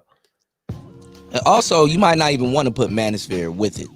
No, I don't run from the list. I actually like belonging to, like, being a part of something that a lot of people don't like or a lot of people run from. I actually don't run from being part of the Black Manosphere. If they keep telling me I'm Black Manosphere, I just take it and roll with it. Well, that's what I'm saying. Be careful with that, because that's the allure of the space. But once you're actually in the space, it's like, yeah, everybody be like, "Cut, nah, don't put too deep." Yeah, that's the allure of the space, because you believe that, you know, you're proud to be a part of something, but your proudness comes from your belief that these people are like you. And then once you really get your foot in the mud for a little bit, you realize that that's not the case. Oh yeah, they nothing like me, man. I can't even, I really want to go push my content, get a little personal with my content, but you've been to say something on a stream, then you'll see a nigga firing up a stream talking about you. So you just gotta be careful, man. So it's gonna be a lot of that going on. And a lot of people from the audience standpoint, it's easy for a lot of people to be like, man, don't entertain the beef, don't fall into the beef, man. I'm trying to tell you, when you become a content creator or a channel holder, it's not that easy to not, because you're disrespected. People are playing with you and your brand, but then at the same time too, you got to learn how to look at it in a way where you can flip it. You know what I'm saying? To tell you the truth, it's kind of a blessing that a lot of people want to beef with you in a lot of cases if you know how to flip it. But a lot of times, like I said, it's an ego thing. We get into our ego, and then we end up getting into the beef instead of flipping the beef. When you grilling a steak, you don't just grill one side. You gotta flip that motherfucker, right? Exactly. The whole nother side of that steak, you gotta just basically learn how to flip it, and turn it into a great situation for yourself. And a lot of people, their name get pushed around. They're just doing more advertisement for you. You know what I'm saying, man? I don't like Cut to the Chase TV. Then somebody go look up Cut to the Chase TV, and then they, you're not, especially if you're a good dude in the space, you can't have enemies for too long. Them niggas gonna start liking you and shit. Yeah, like with that Assyrian situation, man, just from that was good. That was good for me. I didn't mind it because you had people talking about it that I didn't even knew who I was. And then it just got my name around, and subs was just coming out of the woodwork. Well, some people also will beef with you because they actually like you. It's weird, and I hate to say it like that. They will beef with you because they actually like you. Your enemy watches your channel more than people that aren't beefing with you. You understand? Yeah, exactly. So like I said, like in one case more than another, it's just best to learn how to flip the beef. Niggas bringing steak, bring the spatula, bro. You just flip it. Yeah, and another problem I see with the Black Manosphere that brothers really don't work together. Really, if you're not like it's too many panels and not really content creators getting together and working to grow the space. It's like, I'm gonna open a panel, then you just let anybody come on, instead of two brothers coming together on the stream, growing the space, bringing what he brings to the table, and you bring what you bring to the table. Y'all come together. But it's like, if you're not friends with the guy, if you don't have his same mindset, you don't want to circle jerk with him on a panel, he ain't gonna reach out to you and be like, "Hey, cut, let's do a collab." Because that's because they think that they're competing with you when they're really not. Yeah. No, you don't lose a light from your candle lighting somebody else's candle. Yeah. You understand what I'm saying? So, I don't know, man. Dudes here are weird, man. When I was talking about the whole equipment and stuff, like they reduced me down to just microphones, bro. I was insulted, man. I was like, man, y'all got, the Manosphere, we got all this potential. We got a whole bunch of, great content creators and stuff like that. If we all took it to the next level, if you really want your content to be heard, let's just take this to a more professional level. Hey, you know what I'm saying? And I'm gonna just say this, because before I even started my channel, right, I was looking at like in the white sector, I was looking at stuff to buy, and the white people always told me that once you start creating content, if you really want to grow, you got to upgrade your equipment. Your audience wants to see your growth, not just with content, but want to see you upgrade from where you started. So you're not saying anything different than the white guys don't say in their sector. But you know what? They don't get pushed back. Their kids are using my microphone. Yeah, they don't get pushback. Sean Cannell from Think Media TV, he says the same thing you say, upgrade, but ain't nobody gonna come and get him pushback. Ain't nobody gonna disrespect him. They gonna take it and run with it because they want that information. But it's kind of like black men, we don't utilize other black men. Like I look at you as like, man, this guy knows his tech. We should be hyping you up. Like, hey, this is the this is the thing as a man, and I'm gonna do a live stream on it, but I was gonna do it more from a dating perspective with women. You're a man. You create resources and stuff like that. You're going to get used. Yeah. See, the thing is that as men, we produce a lot. So we, to a certain degree, we some of us do, but we produce a lot to a degree. You should have no quarrels about being used. That's a part of the game. You see what I'm saying? Men get used so much to the point that women have disposable income, or just dudes at their disposable. As a man, to a certain degree, you're disposable. You understand what I'm saying? You're gonna get used. She's gonna use you for your time. She gonna use you for this. She gonna use you for that. And not even just women, men are gonna use you for this. As a man, your experience on earth, you're going to get used at some point. So I'm not offended if I'm in a manosphere space and they're like, yo, you're a tech guy. Yo, we're gonna use you to educate brothers on their tech, which supports our quality of the type of content that we're putting out. I'm not offended because that's giving me a position. Hey, let me say this. Some of these brothers, yeah. Everybody that hosts live streams, right? Yeah. Why? It's like you gotta use CUDA. Why don't you have a one-on-one which is strictly? It could have been had a one-on-one with me, right? Which is strictly tech. We don't want to talk about that. Let's utilize brother time. Let's stop talking about women with every single brother in the manosphere. Let's utilize what they know. I would have been like, hey, the tech show with CUDA. He gonna come in here. He gonna show y'all guys some tech. He gonna tell you guys how you upgrade, why you should upgrade. You don't want to be stuck in the same place. I would actually interview you because I know you're a tech guru. Yeah, I don't care about what degree you got. I don't care about that because a lot of the best, if you self-taught and audio, is because I used to be an audio engineer. So you can a lot of self-taught teach your stuff audio. You don't have that degree because a lot of people when you get out there and do it yourself. So I would have just had you a one-on-one. I don't see that DJ CUDA one-on-one tech, how to invest in yourself, why you should invest in yourself, how to grow your platform. They should have had you on there for that. Yeah, I mean, they shouldn't have been offended by me. I don't know why they were offended. I wasn't throwing no rocks, but a lot of dogs start hollering, and then those same dogs, came back to, bite. You know what I'm saying? They came back to bite and then, apply it and then, they reap the benefits from it. My thing was to apply it in general and reap the benefits from it. And because see, what happens is when you don't grow your channel like tech wise, you put a cap on yourself, and I think they say the most subscribers you can really make in the manosphere, bar none, is like 30 to 40K. And that's covering like all the sectors. Once you start making north of 30 to 40K, you're reaching a whole nother audience. Yeah, what you're talking about, they're not necessarily manosphere, or they're sitting back and watching and stuff. You know what I'm saying? Those are the real audience of the manosphere because they're not privy. They're not up on exactly what's being talked about, or they know about something, but they like to hear you talk about it. And those are the guys that are gonna come back into the space, and those are the guys really that you want to reach out to help, because a lot of times if they know too much manosphere jargon, you notice you're living in your own world. Go outside right now and try to talk to the average woman about hypergamy. She's like, what the fuck are you talking about? Yep, exactly.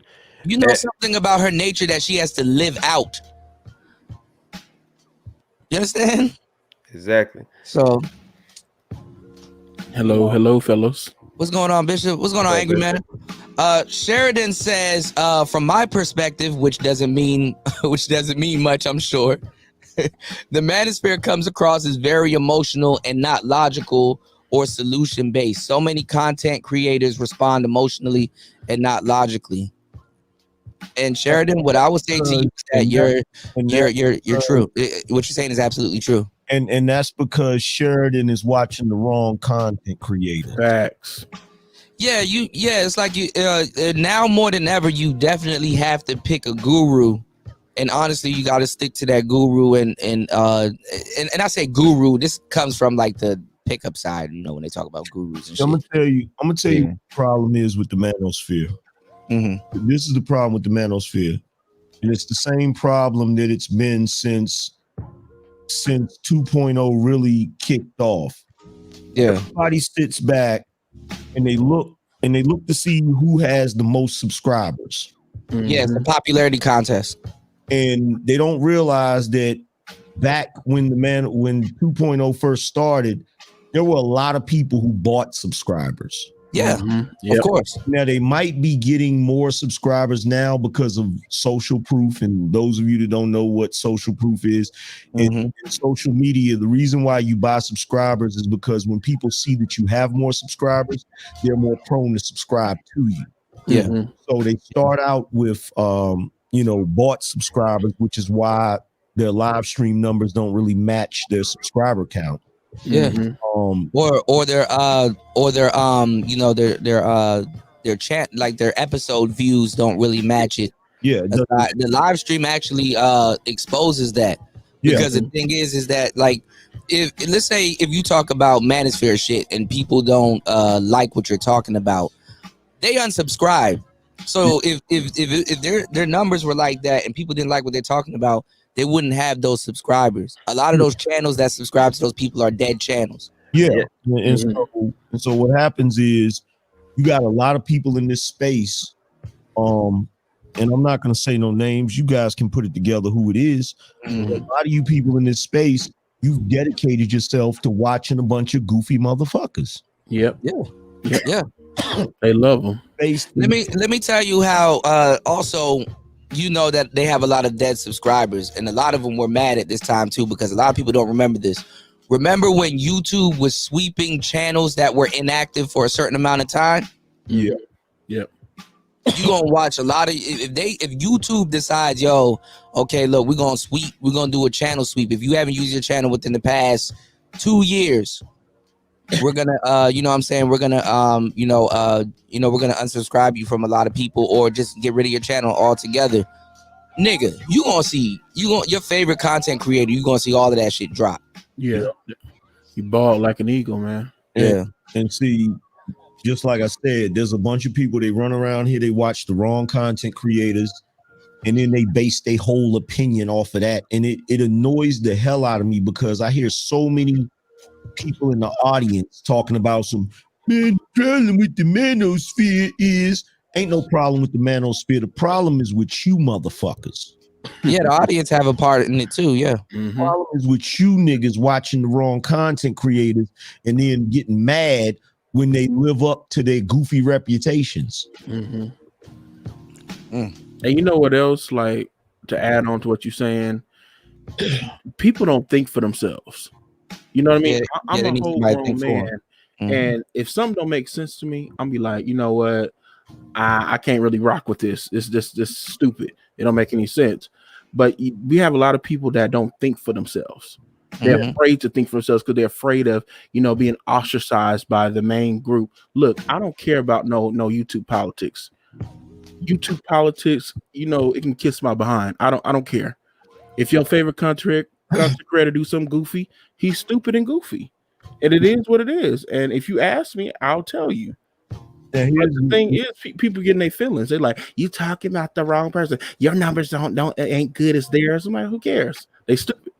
Now here's the funny thing. Now Sheridan 20p said, I come in peace and have been watching since I found Tommy, LOL, and eventually kept going from content creator to content creator. Well, guess what, Sheridan? I have awesome content. I've never seen you in my chat room.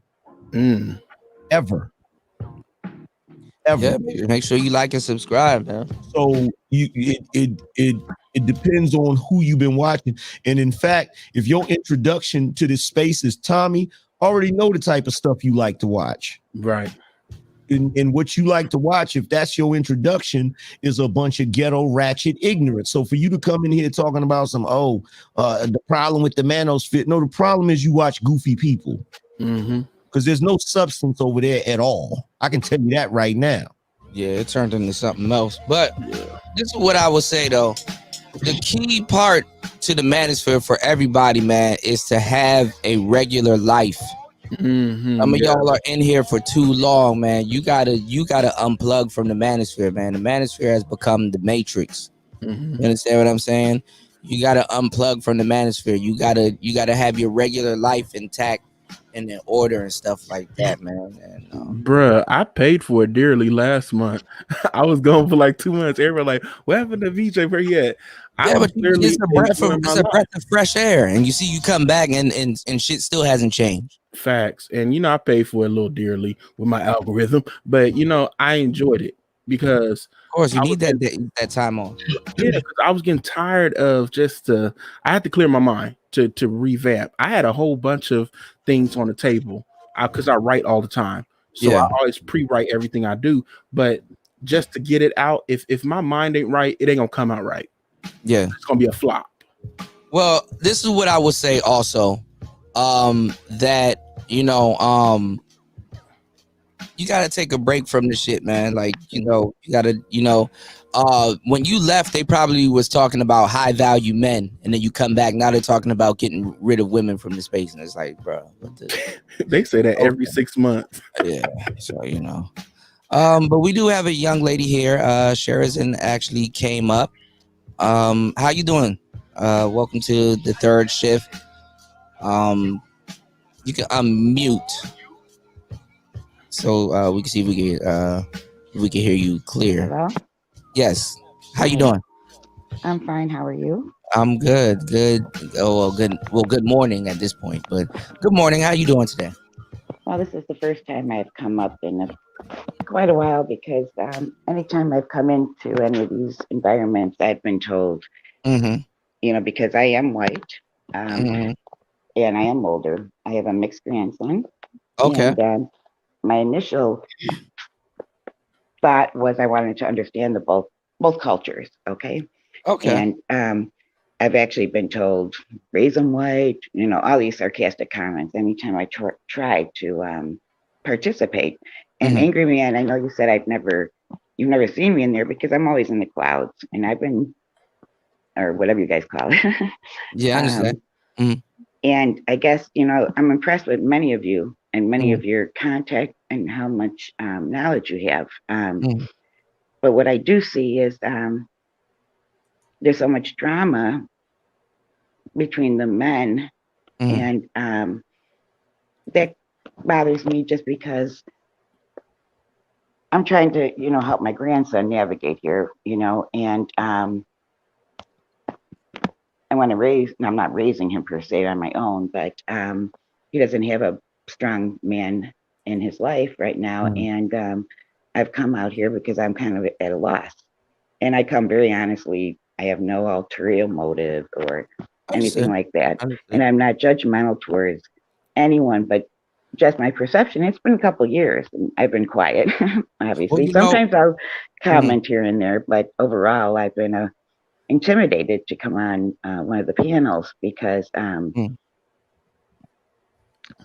I really want to understand. I understand you guys have a different struggle than what I may have, or even my grandson being mixed or what have you. But overall, in general, I know I've been around in this world long enough that we have struggles, all of us differently. And, well, what's pretty weird and odd. I do find that a lot of there's a lot of older women that actually come to the manosphere, and they want to help their grandchildren, and that's pretty noble. But like, in your opinion, what are you like? How old is he? What are you trying to teach him? And he's 10 years old. He's 10 years old, and all I can tell you is he's very smart. He's very like, what are you trying to teach him? Like, in your opinion, what how to has be a changed? man? I guess be a man, because I'm going to be honest. His dad's not real active in his life. He participates in banging, and but in your opinion, what is different about women that you've observed? What do you think that he should be knowing about women? It's not just about women. I guess that's where maybe I started off wrong. So you want him to learn manhood, or is it more about his interactions with today's women? What are your thoughts on today's women? Yeah, he's too young for that. God, he's only 10. I know you guys all start young, but you better kind of be curving him in the right direction from now. Well, that's what I mean, and I feel that I don't have many outlets to go to, and because he is looked at as a black boy, male, what have you, I know his struggles are going to be different than, say, my brothers were or my father, and so on. Yeah, it's an interesting dynamic. And I come here, like I said, in peace. I'm not here to, I'm trying to find out how to help him and actually to try to understand your culture, because we're culturally different. Let's face it. My parents are from Ireland. I'm first generation, so I understand about different cultures and different struggles, but I don't know your struggle. And so DJ Kuda, I've always found you very peaceful kind of person. And an angry man, if you hear me, I don't even know if anybody can hear me, but yeah, angry man's here. I always appreciate how strong of a man you were and how you stood by for a couple of years I've been watching you, and you stand by what you say, and you I guess I'm here just trying to find out. And Tommy makes me laugh. I mean, goddamn, he's funny, right? And I have a good sense of humor, but I appreciate you watching me from the cloud. And I stay in the clouds because I am, that I'm not gonna lie. I'm 55. I'm a grandmother of a 10-year-old. But he's a beautiful boy, and for more reason than one. But I don't know how to help him, and his mom and dad were young when they had him, so I raised him up until about 8, and now he's with his mom, and I'm worried because you guys have talked about the more feminine, being from a single mom, be it a single white mom, single black mom. I think they do need that man, whoever it may be. And I have brothers that do try to, help him through those certain things, but they're not there every day. They can't be. They have their own lives and families. I guess I'm just here to try to have someone, you guys interact with me instead. For a while when I was in chats and I would talk, and one time I did go on a panel and it was like, oh, raise them white. The whole chat was like, and I can handle, believe me, I grew up on the west side of Chicago, so I'm not some wallflower that, can't handle, Gotcha. But I also, I love him. I love him so much. And I know I see his potential because he's smart enough. He's, and from day one, I've been honest and open with him about, white, black, that to me, and I'm not going to say I don't see color because that's stupid, but I've never been prejudiced because that's just not the way I was raised. I grew up very poor immigrant families. And so I know what the struggling is in different ways. Never would say the same as you guys. I don't ever think that.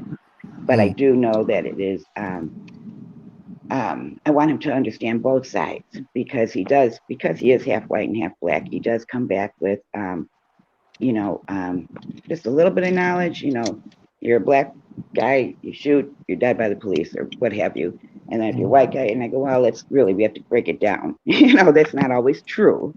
And there's white people that get shot by the police. It's not well publicized. And and I do know that as a black person, you do get, quote unquote, you're predisposed to be looked at as you're up to no good, or you're up to, some criminal behavior, profiled. Thank you for the word.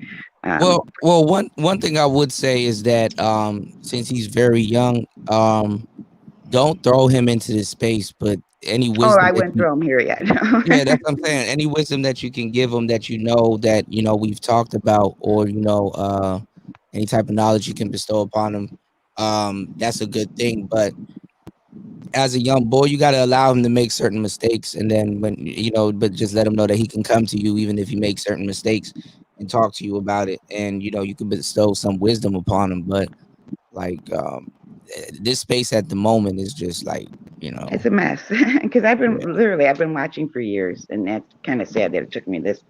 It's what time in the morning? I just woke up 4 a.m, but I thought I felt a little bit safer on this panel because some panels I'm like, oh hell no, I'm not even gonna try to get in there because it can be pretty brutal, and I do not need to be held with kid gloves, but I guess I'm in search for some knowledge, and I know that many of you, most of you, are very knowledgeable and intelligent.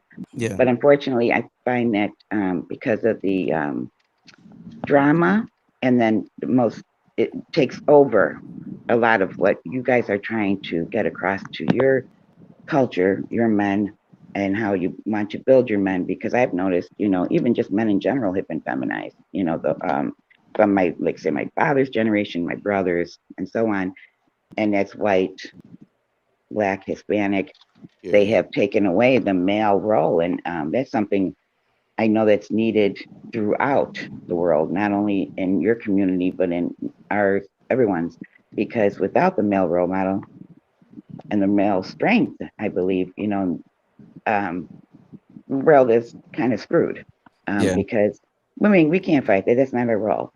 And I'm a little nervous. Sorry, I'm kind of rattling. No, you're good.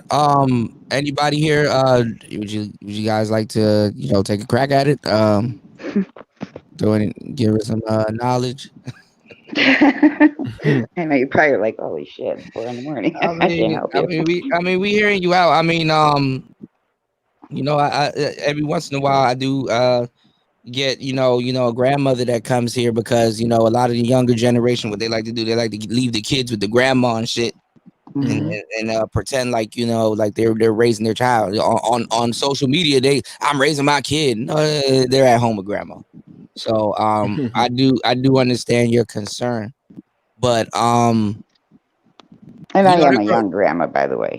Yeah, I mean, but they're growing up in a generation where things are totally different, man. You gotta let them live a little bit of life, and then okay, she fell off, but you gotta let them live a little bit of life, and then make a couple mistakes, and then explain to them exactly what's going on. But I mean, to throw them into this space, man, I don't even think. I mean, I think you should know about this space and the talking points, but I don't really think you should really be in a Manosphere till like after 24, 25.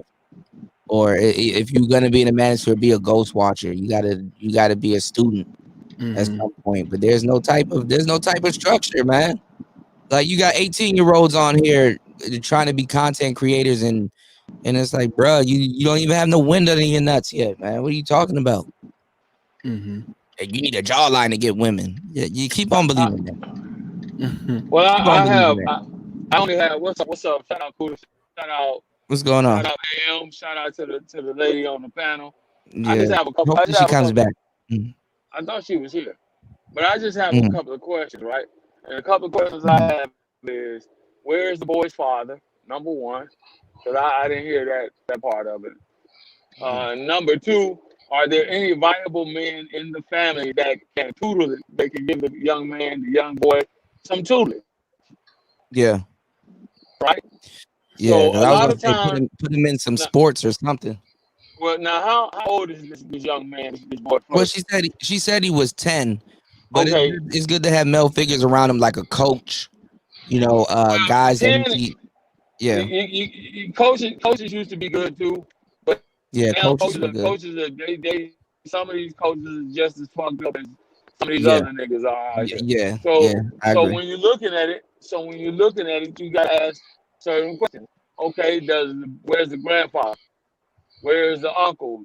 Where is the boy's daddy?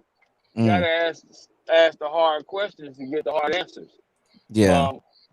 What is the overlining goal for the young man? Man, they got somebody jammed up at the gate already. What the fuck are you going?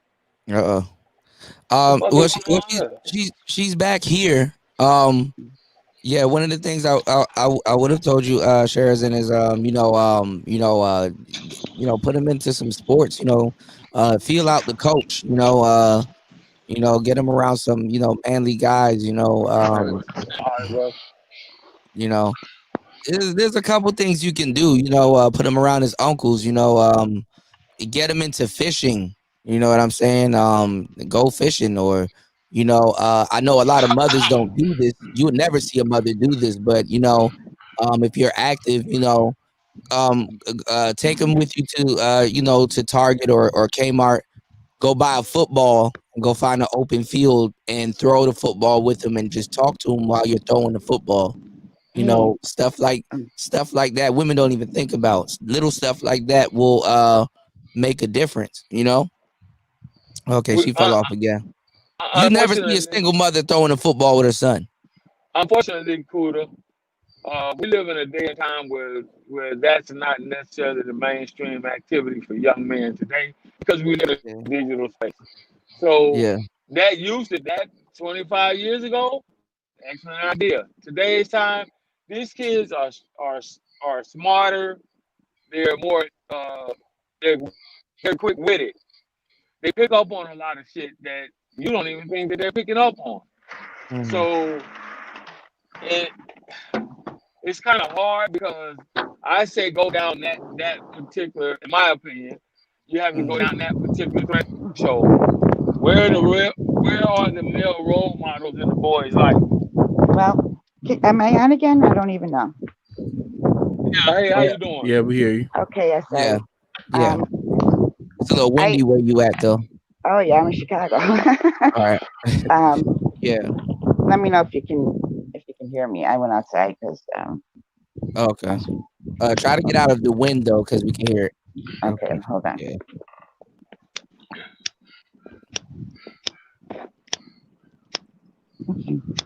Somebody smoking. Somebody lighting. That's me. I'm lighting the smoke. Okay. All right. General. Hold on. Try to get out. You got to get out of the window. I'm a mute your mic real quick. Unmute it when you get out of the wind because that joint killing your lighter too. General had some questions for you. If you can, when you get out of the wind, you can probably answer them. Jump in, General. Yeah, a couple of questions. Number one, where is the boy's father? Number two, how active is the boy's father in his life? Number three, where are the rest of male role models in the family? I don't know if she's there yet. Hello? Yes, are you there? Yes. Okay. His father is in his life not much. He is a gangbanger. Okay. And he's active in that life. And his other, if you're referring to the black side, his other uncle, he doesn't play a huge role in his life either. And like I said, I have two brothers, so they do involve themselves, talk to them about becoming a man or, going through the boy stuff. And as far as I heard you earlier about teaching him, I taught him how to play baseball. And through the football to him, I've taught him most of what I could teach him. And then he bypassed me real quick. But, we have him active in sports. He goes to a multicultural school with international, from African children to Indian, so he is around a lot of good mentors, especially like his baseball coaches and so on.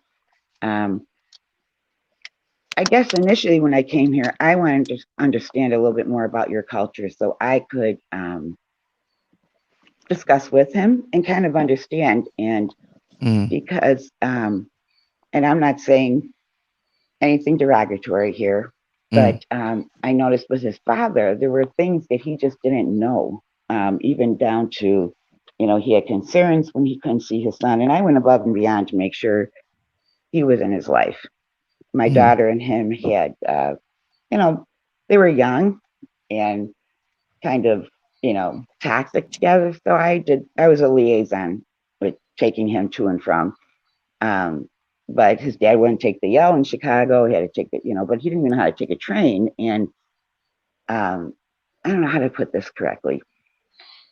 his mother has babied him, and it's kind of odd because he's the only boy. There's two boys in the family, but only him and not the girls. Whereas his dad is allowed to not become an adult. I guess I could say it that way. Where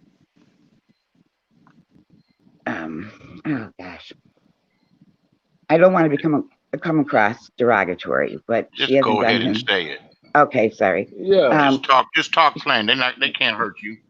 They just it hasn't done him any good, his dad. And I believe me, I have a soft spot for his dad. I've known him since he was 17, and he's almost 30 now. And he's a fuck up. He just, I could reach him sometimes because believe me, I think the biggest punishment for him ever was listening to me for hours on end sometimes.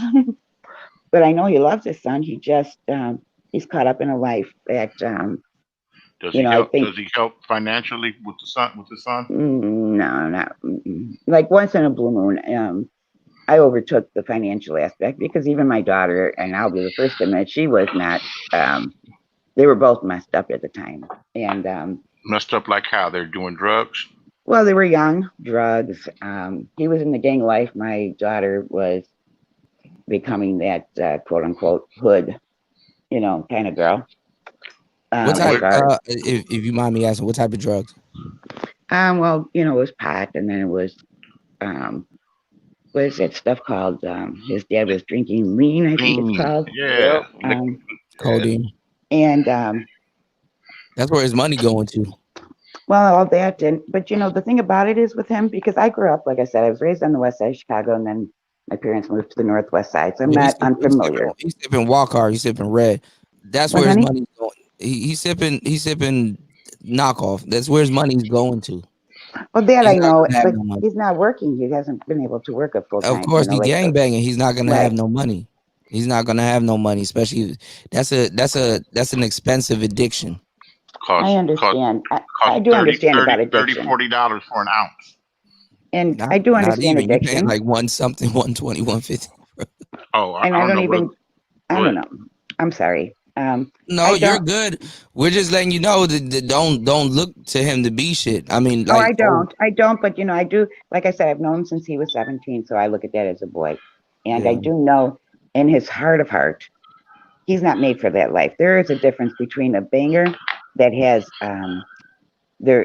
they don't have that soul, that their lifestyle is something that I don't want to say born into, but there's a difference between someone that felt they had no choice or what have you, whatever the reason is, and that has that guilt and that it's not who they are, and that in my heart I know that's him. He's not built for that life. He's not built to be, he's been in and out of Cook County, and I've always looked at, because I know he just doesn't have that. Do you know what I'm sure you guys all know what I'm talking about. There's a difference between. The best thing for you to do is keep your grandson away from that side of Chicago. No, and I get that, because I've told them, and I'm Irish, so I do have a temper. So I said, even I'm all a 5'3", but I did say have you been to Ireland? No, I haven't been able to afford that quite. Take him to Dublin with you. Go on vacation with him. Take him to Dublin with you. And I have showed him different experiences, and I'll just give you an example. And this is a couple of years back because he was still small, but just walking to McDonald's one day, and he's holding my hand, and he's skipping and counting, and we're do. And there was two black boys about his age, and they looked at him, they looked at me, and my first thought was they'll tear him apart, because he's a big boy. Don't get me wrong, he's strong, but he doesn't have that in him. Yeah, but he's not. All right, this is the thing, man. Y'all in Chicago. Yes, I know Chicago, and I'm a rough girl. I came from a rough area, but I managed to get out. No, but listen to me. He gotta get a little rough.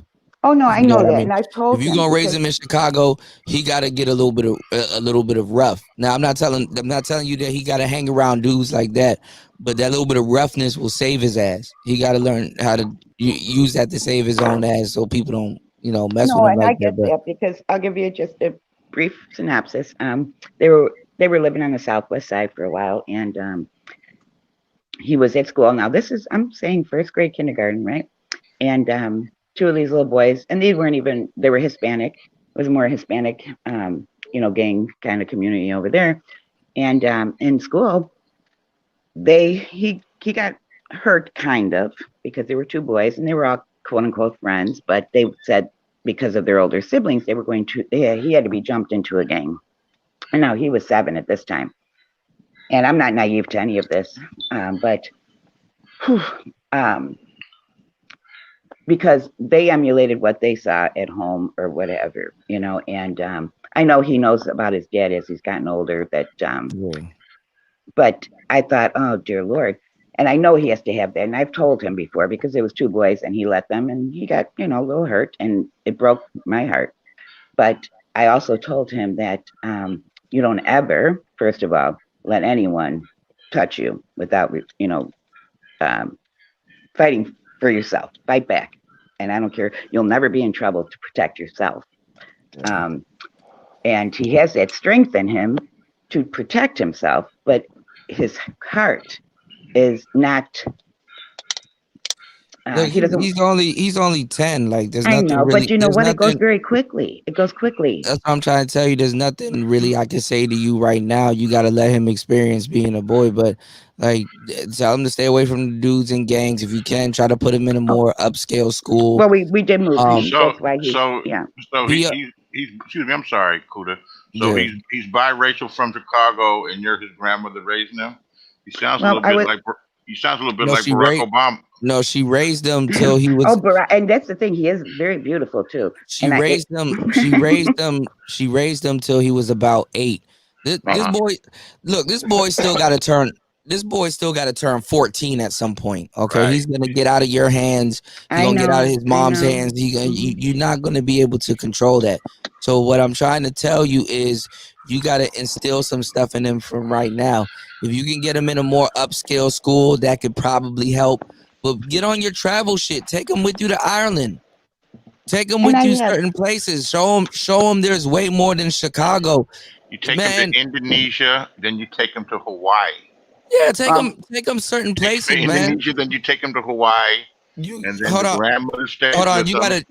you gotta understand, Chicago is very segregated. I know. So you gotta understand, people there, their mindset is not out of Chicago. You need to take him out of Chicago and get him more cultured, because he's gonna look at himself in the mirror, and he's gonna see a cultured face looking at him, but he's not that cultured. He's still from Chicago. You didn't get the joke, Kuda? No, I got the joke. What I'm saying though, like, funny. No, it was. I got you. You know, It's cool. I got you. But what I'm saying is that you gotta take them other places, man. Shit, even if you don't go abroad, take them to Florida, take them on trips with you. You know, just get some culture in him. And then he's gonna realize that he's not like the other kids that he's around, and he's not gonna have a problem with it. He wants to own who he is. The museums have a free day every week. Well, yeah, that too. But listen to what we're saying. Like, when you get jumped into gangs and all that other shit, you're looking for a false sense of brotherhood, and you're gonna have to do a whole bunch of illegal shit in order to feed the gang. Okay, so you don't want him to get wrapped up into that stuff. Right now, the best thing to do is take him to different places. Take him out of Chicago and have a talk with him while you're on the beach of Miami, and say, look, I took you here to, let you realize, look, there's more to life than where we live. We got to go back, but there's more to life than to where we live. Make sure you travel and have fun. Look at some of the college campuses out here, because you want to prep them to go to college that's not in Chicago. You understand what I'm saying? You want to take him out. You want to, like JT said, get him to understand that he can make a choice, especially at a young age. Because once that boy hit 13, 14, there ain't shit I can tell you. Especially in Chicago. Once he hit 30, okay, she dropped off. Once that boy hit 13, 14, man, they out there catching bodies at 12. I just watched the whole documentary. I just watched the whole documentary on Wooski and King Von and all of them, and fucking T-Roy and all them other dudes, and all them dudes out there catching bodies. They're not caring. They're playing freeze tag, and the police don't care. The police rather watch them shoot up each other. I got a better solution for her.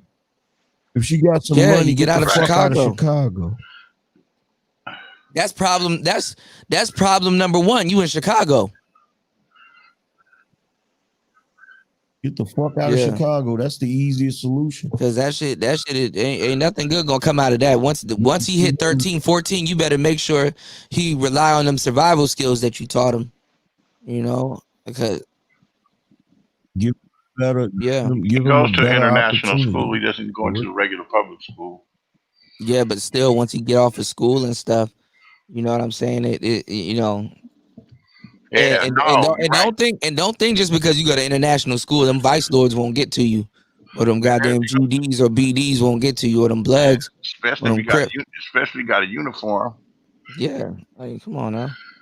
So like the best thing is to relocate. Shit, I'll tell a grown ass man if you having a problem and you live in Chicago, get the fuck out of Chicago. It's step number one, you know. They're looking for that brotherhood when they jump into that shit. They looking for belonging. They're looking for that brotherhood. They want to prove themselves. He knows more intimately more than you that his father's not in his life. That's why sometimes, you know, when you got them single mothers, you gotta let them single mothers know, don't talk shit about your kid. Don't talk shit about your kid's father around your kid and shit like that. Let them come to a conclusion themselves, you know, and you know, only he can feel that pain and then do what he wants to do. You know, some people don't feel nothing by it, but you know, the best thing to do is get him out of Chicago as much as possible. You know, that's the best thing you can do as his grandma. You know, my grandmama showed me that the beaches of Miami. I got to see a palm tree for the first time in my life. I got to climb a palm tree. You know, I got to play in sand. You know what I'm saying? I put my feet in salt water. No, honestly, y'all be thinking that shit ain't a joke. No, it's true. That shit is real, man. Take them out of Chicago and show him that there's a world outside of it, and tell him that you're putting something together for him so he can go to college, and he's going to college out of state. Get him out of Chicago. You know where the world outside of that part of Chicago that you're all thinking about is the north side. It's a totally different world. Yeah. It's a completely different world. And you can't tell them not to join no gang, man. Once them kids start thinking it's cool and they start listening to King Von and all them dudes and NBA Youngboy and all that other shit, man, it's over, man. How do you do your take your mic and camera off mute? Oh well, yours is you all right. Well, you're clicking your cam. You want to do stop. You want to press stop cam, and then your mic. You got mute, and then you got unmute. So you want yeah, there you go. Stop cam, and then to mute, you press mute, and then to unmute. Yeah, you're not on cam. You're good. I don't mind showing myself. I just don't know. It keeps showing an X mark through it. Yeah, that means you're not on cam. Your avatar is on, so it's a circle lighting up. I don't. Okay, maybe now I don't know. Yeah, that's camera. That's camera, and then mute and unmute. So,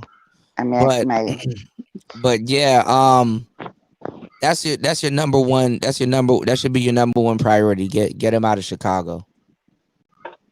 Yeah, well, my daughter actually moved out to the suburbs, which is not too far from Chicago, and it's all around no matter what. But yeah, but there's gangs out there in the suburbs too. Oh, that's what I'm saying. You know, and I'm not naive. Where did she move to? Out to Maywood? No, oh gosh, no. I used to work out there, but she lives in Palatine right now. Palestine? Yeah, and it's a north suburb. But to be honest, that doesn't matter because here there's gangs everywhere. You know, he gonna be a teenager that want to go into the city. No, they tore down the projects and they moved the hood out to the suburbs like they've done in most major cities. Yeah, there's a lot more. Because to be honest, when I had my girls, I had 2 daughters, and I got divorced, and I moved to the suburbs, and I thought, holy shit, where'd you meet this guy? His father, just Jesus. But he, there's gangs everywhere here, and I, like I said, I grew up around that, so I'm not unfamiliar with that lifestyle. Some of my good friends went down that path. Yeah, well, where he's from is not a good lifestyle, man. They catching bodies left and right, and you don't want I your know, boyfriend to be a believe me. killer. I never used to fear living here. That could have been because of age, but also because now it's a whole different ball game because gangs at least they had some type of code, where women, children, elderly, you didn't mess with that, and you didn't just take out a whole block instead of the person you were looking for. So I understand the whole Yeah, dynamic but behind that. I mean, growing up, he's gonna see some shit that you can't control. He's not stupid. He gonna understand what type of shit his father is on and all that other stuff, man. I mean, the only thing you can do is really try to instill some type of morals and values into him, and that will guide him throughout his teenage years and his early 20s. And he does have that core to him. I've been talking to him since he was in my daughter's belly, to be honest, and since he's been out. Yeah, but I'm saying you gotta make the moves because in the whole situation, you're the only one that have some sense. You understand? Honestly, you're the only one in the situation that have some sense, or sense of where you would like him to go, and you gotta, it's up to you. Take him out of Chicago, show him something. Don't wait for mom to do it because you're gonna be waiting forever. Okay, I think she froze. Can y'all hear me? Yeah, I can. Okay, I hate when shit happens and I'm like, shit, did I freeze? Shit. You got a real interesting little situation going on. Yeah, she do. I'd take his ass, man. Like people be like, my son's from Baltimore. Oh, he's done. If you think you gonna stay in Baltimore with a kid, you done lost your mind. Angry man got 3 boys. One more couldn't hurt. Shit. Yeah, but Angry Man will tell you too. Once they hit 13 and 14, they start sniffing their own nuts. They start standing beside themselves. I watched him handle them one time. He was checking one of them for fucking with the other one, and he was chastising him. He was going hard. Then all of a sudden, he turned it from hard into like joking with them. I was like, damn, that was. Yeah, I remember that. I wish my pops would have done that shit. Yeah. Yeah, no, but it's important that they see that their father does that because they're gonna embody that same thing too when they have kids of their own. You sure do. That's the only person that you have to mimic, at least as far as on some marriage shit. They bigger than me now. Yeah, they're still scared of you though. I would hope. Somewhat, but they, buck up a little bit. My mission is basically at this point, my mission is to try my best to get them to some kind of position where they're making some money so they can get out on their own. There you go. Yeah. Right. And really be grown. Yeah. Right. I mean, that's a big part, like allowing a young man to make a little bit of mistakes. Because they don't believe allowing them. How can you prevent a young man from making mistakes? You can't. Our brains don't develop until we're 25. Think of all the dumb. But that's what I'm trying to say.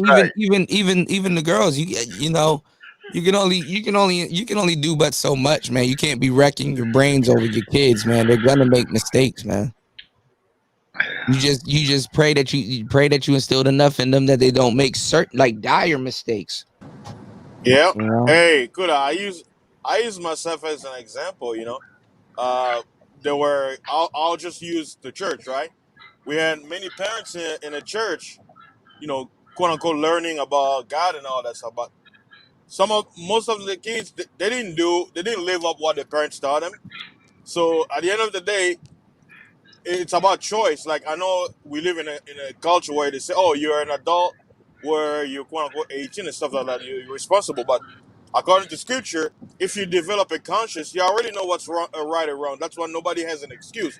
A child that's already 12 years old should know that committing a murder is wrong. Should know stealing is wrong.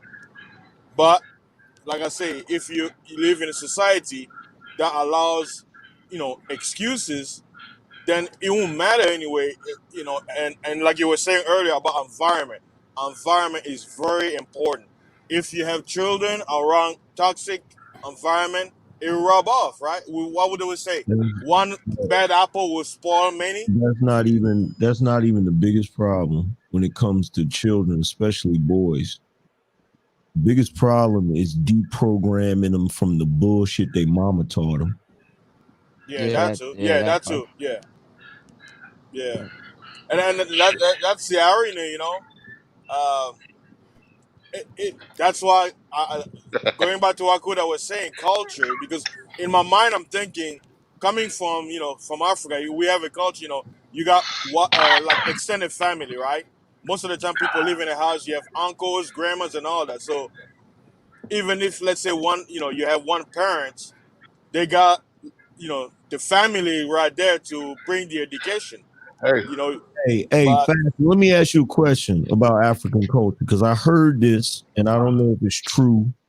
I don't know if it's just certain nations or certain tribes that do it, but I heard I think I heard Dr. Ben Yakinen say it. I think I heard a few other people say in African culture, a family, if once their children become basically adults, the children will still live with them until they, get their education, until they actually are able to provide for themselves, and then yes, get married. Then they go out. yeah, it's mostly like that. And you know what's interesting?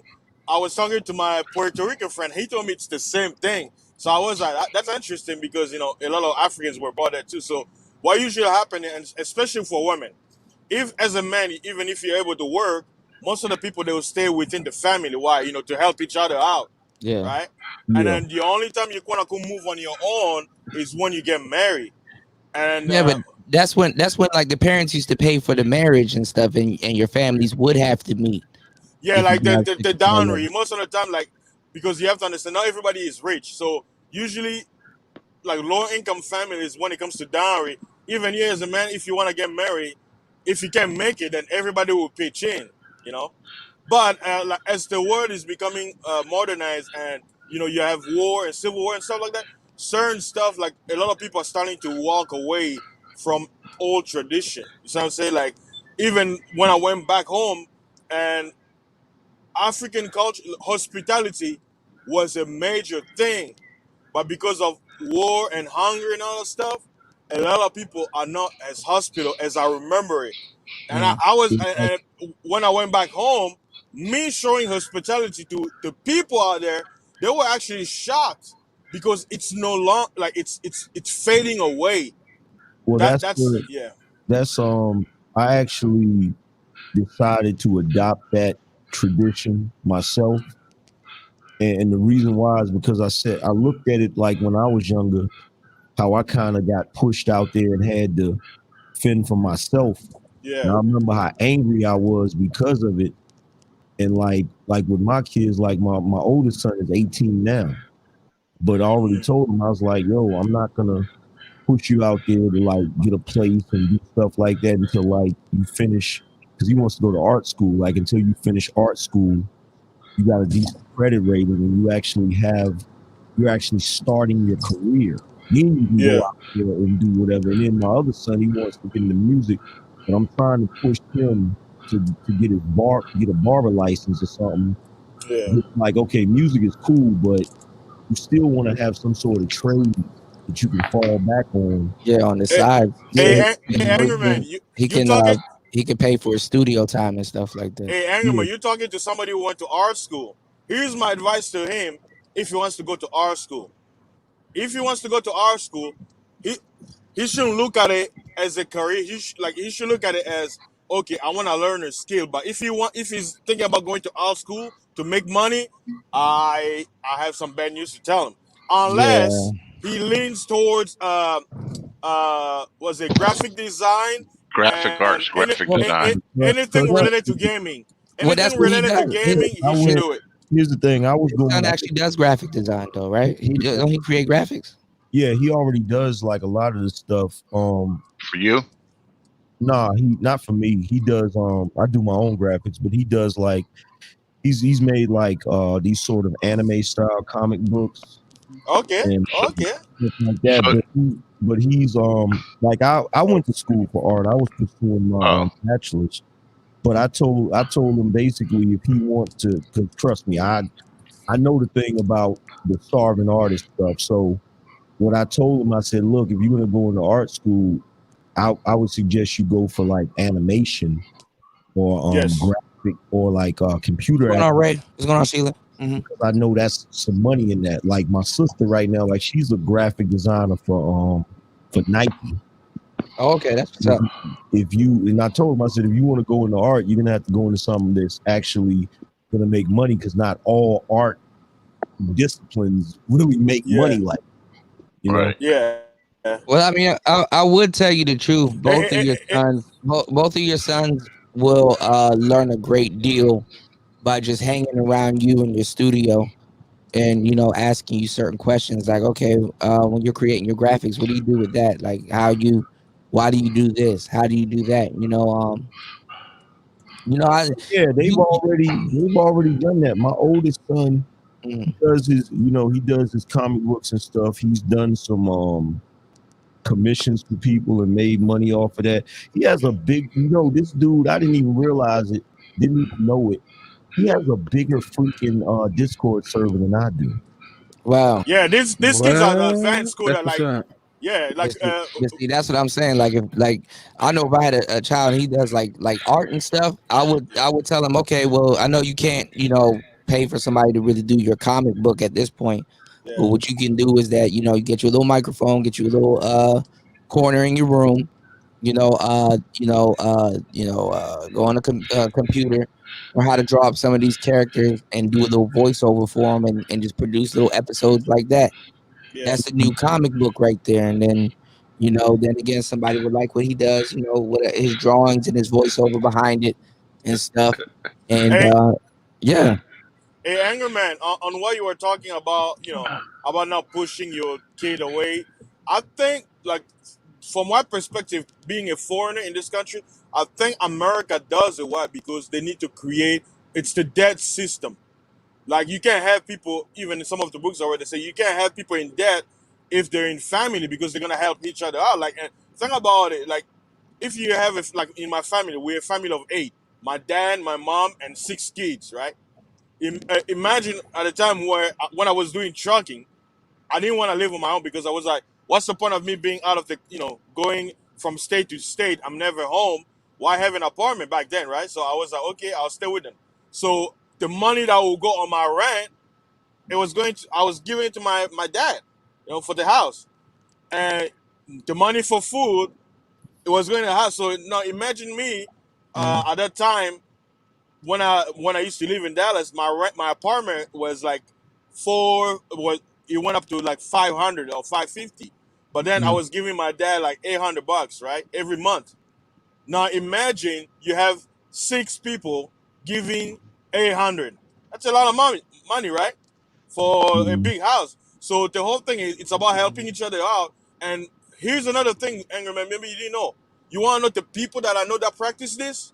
Hispanics and Vietnamese people. Mexicans and Vietnamese. You have Vietnamese people. 10 like you. That's what people notice. Why do you think Asians like when I went to college they have like brand new Corollas and all that stuff? They'll have like 10 people living in the house. All of them students. They're all pitching in. They'll What's be going like, on, okay, Kendra? this year we're gonna buy you a brand new car. So they already calculate. Okay, this year we're gonna put money together or put some savings where we can get 2 people a new car or a used car. It could be and then by the time they graduate college, they don't have loans, they don't have nothing. They're out there. They're probably working for like a restaurant or working for another Uh-oh. But he went out. Yo, share my screen real quick, Kuda. This is his comic book. Hold on. Yeah, I mean, yeah, if he could do some nice. if he could do some voiceovers behind it, that would be. How much you charging for it? Yeah, oh man, I would have been doing voiceovers over this shit. How much you charge for it, Valdez? You said what? How much you charging for his comic book?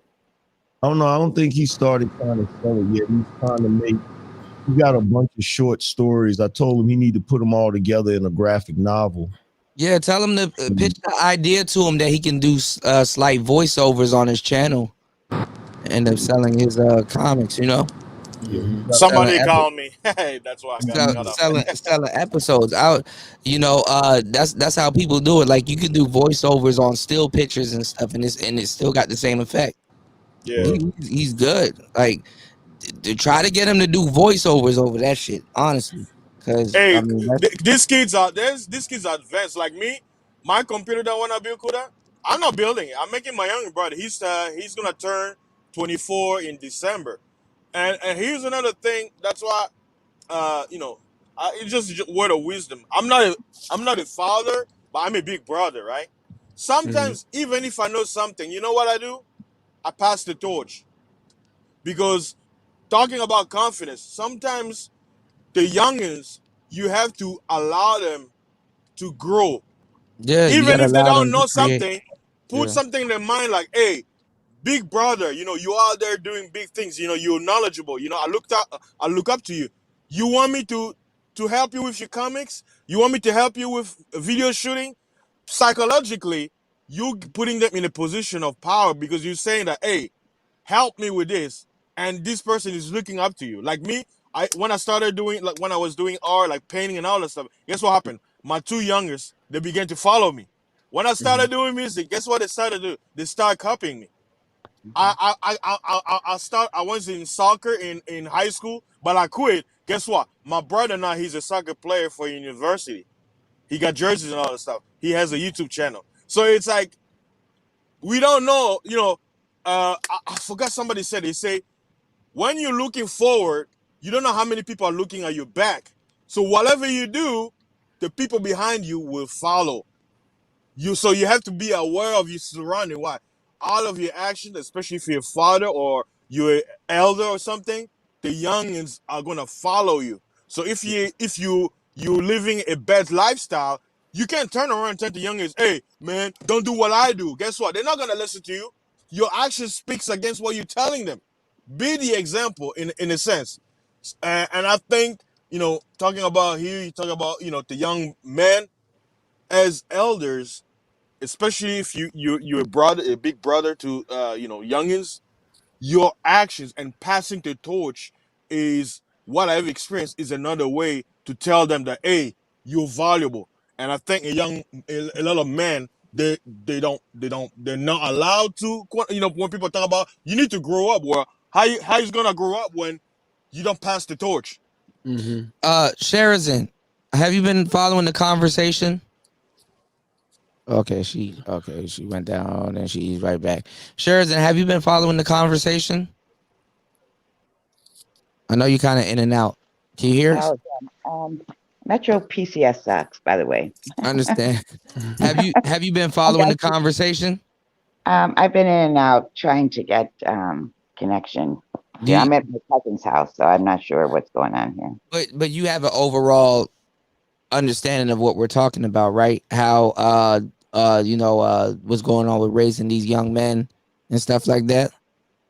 I do, and I know it takes a man to raise a man. Even I was saying to my brother last weekend, yeah, you need to talk to Cam. I'm sorry, I shouldn't have said his name more, because we can only teach him so much. And as good as I am as a ball player, I'm not a man. Well, no, I'm saying if you've been following the and you probably might catch it on the playback, but if you've been following the conversation, everything that we were talking about here, it leads back to the emotionalism that you see in the Manosphere. A lot of these brothers. I understand that because no, what I'm saying, what I'm saying is that a lot of these brothers here didn't have a lot of the things that we're talking about. Mm-hmm. You understand what I'm saying? You know what? A lot of people come to this space, and as a content creator, you get, like I keep trying to tell y'all, as a content creator, you get to oversee a lot of shit. A lot of people come here to finish getting raised. A lot of content creators, I'm trying to tell you, you pick up from where these people's parents left off. Right, we're parents, we're human, and we don't know, we don't have all the answers. And I definitely don't have the answers on how to raise a boy to a man, let alone a boy who is mixed race. And I've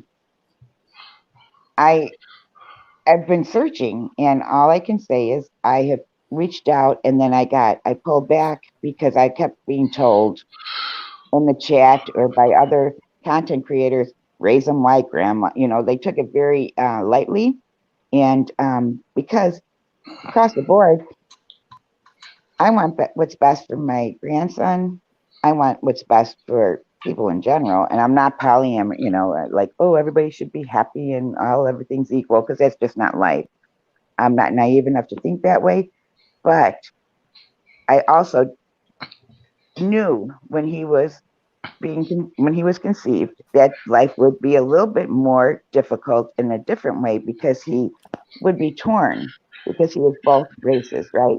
And I remember the first time I felt sad for myself, but I also kept that together when I took him. It was like a Friday night movie at the school, and most of his friends know me, but there was a little boy, you know, just my grandson had come for money to get pizza or whatever it was. And the little boy's eyes like popped out like, ding. I knew he thought, that's your grandma? Hell no. And after the show, he had an attitude. And I was like, okay, you know, we'll ride this out. And then he said, I just wish my Black family was here. And I said, I get it. And I, you know, that hurt me, but I knew this was going to happen. And I said, well, because I know his dad's not real reliable, and nor is his other grandma. But I said, well, what about, you know, your aunt so and so? Because that's the thing. Kids are cruel. Like they're gonna. And I understand that we've all been teased and we've all gone through shit. That's not. I'm not saying, and I'm not some wimpy white woman or privileged white woman from the city. I grew up with nothing, and the West Side's pretty grimy. Yeah, I mean, the thing is that it makes. I mean, he's gonna be embarrassed about it, but don't bank too much on it, man. Kids don't really understand. I know he's resilient. My point is, What I'm saying is, don't bank too much on it, because kids don't really understand racism, and even at 16 and 17, they don't understand racism. No. So, and I never understood it in my life, but in hindsight, the more because to be honest, like you, I've heard throughout the years that I've been listening to different content creators about what we were taught in school. And to be honest, I had no clue. I went to the same kind of school systems, and I knew there was slavery, and I knew I was proud to be Irish. I had no idea even what that meant.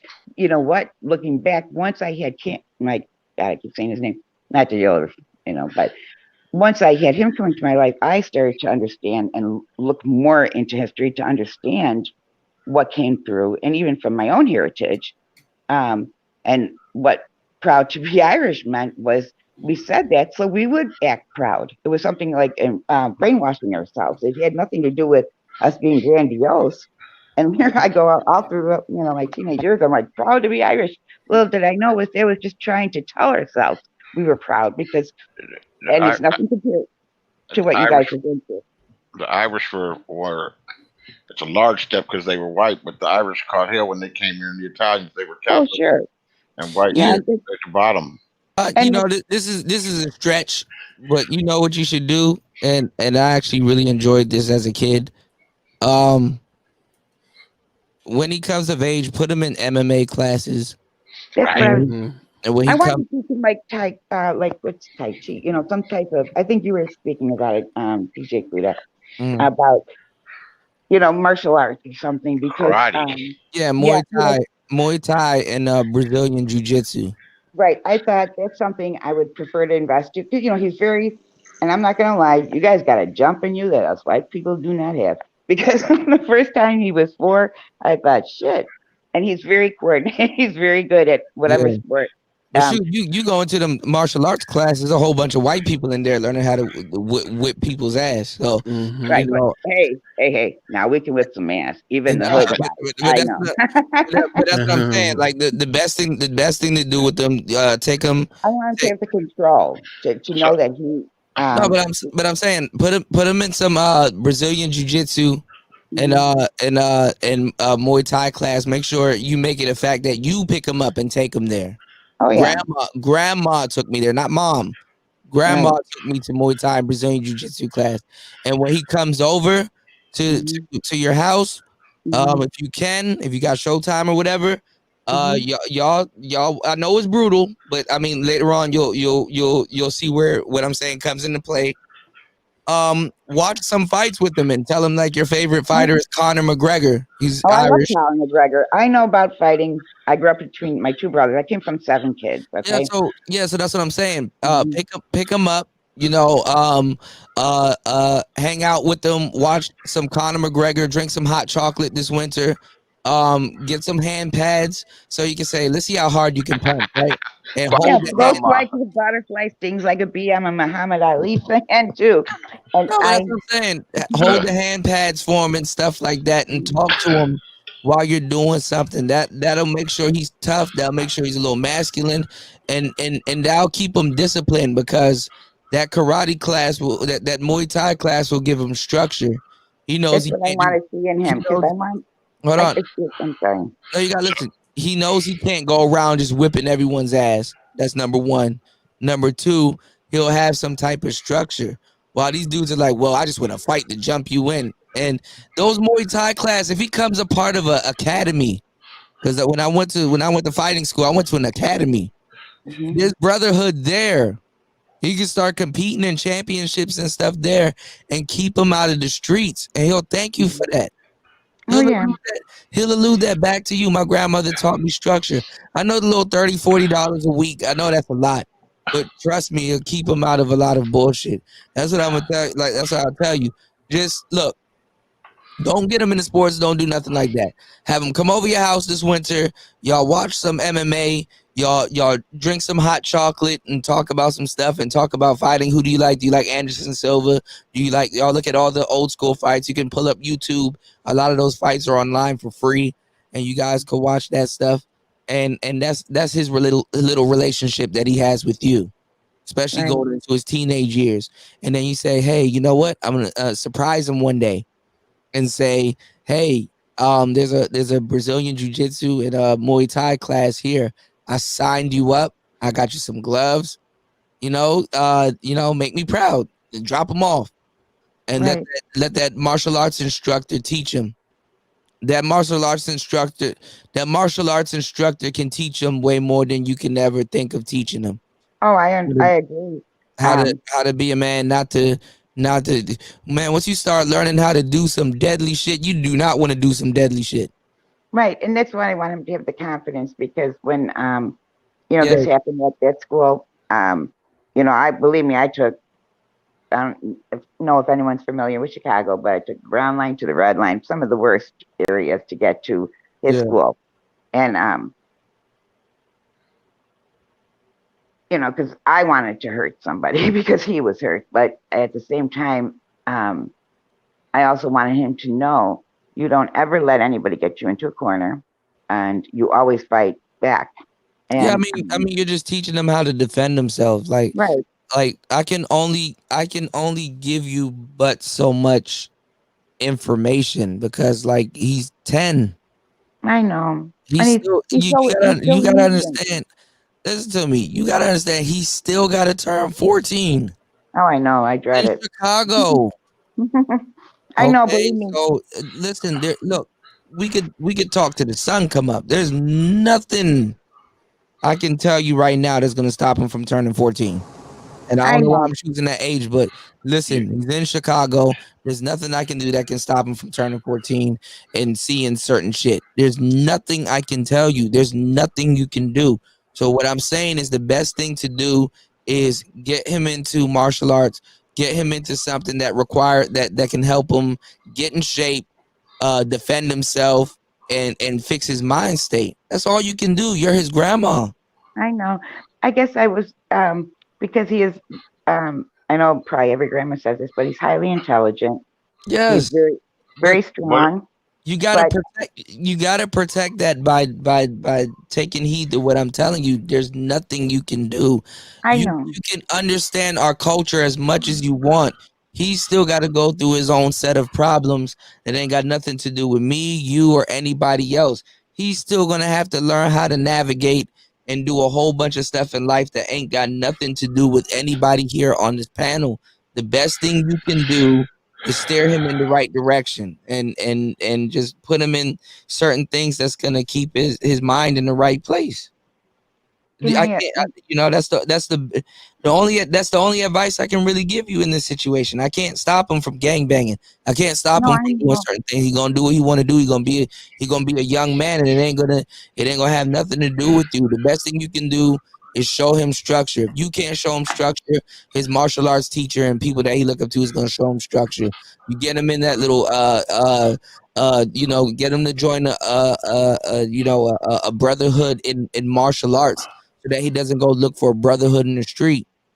Right. No, and that's what I'm worried about because he got to grow up. He got to have a girlfriend. What are you gonna? He got to protect his girlfriend. True that.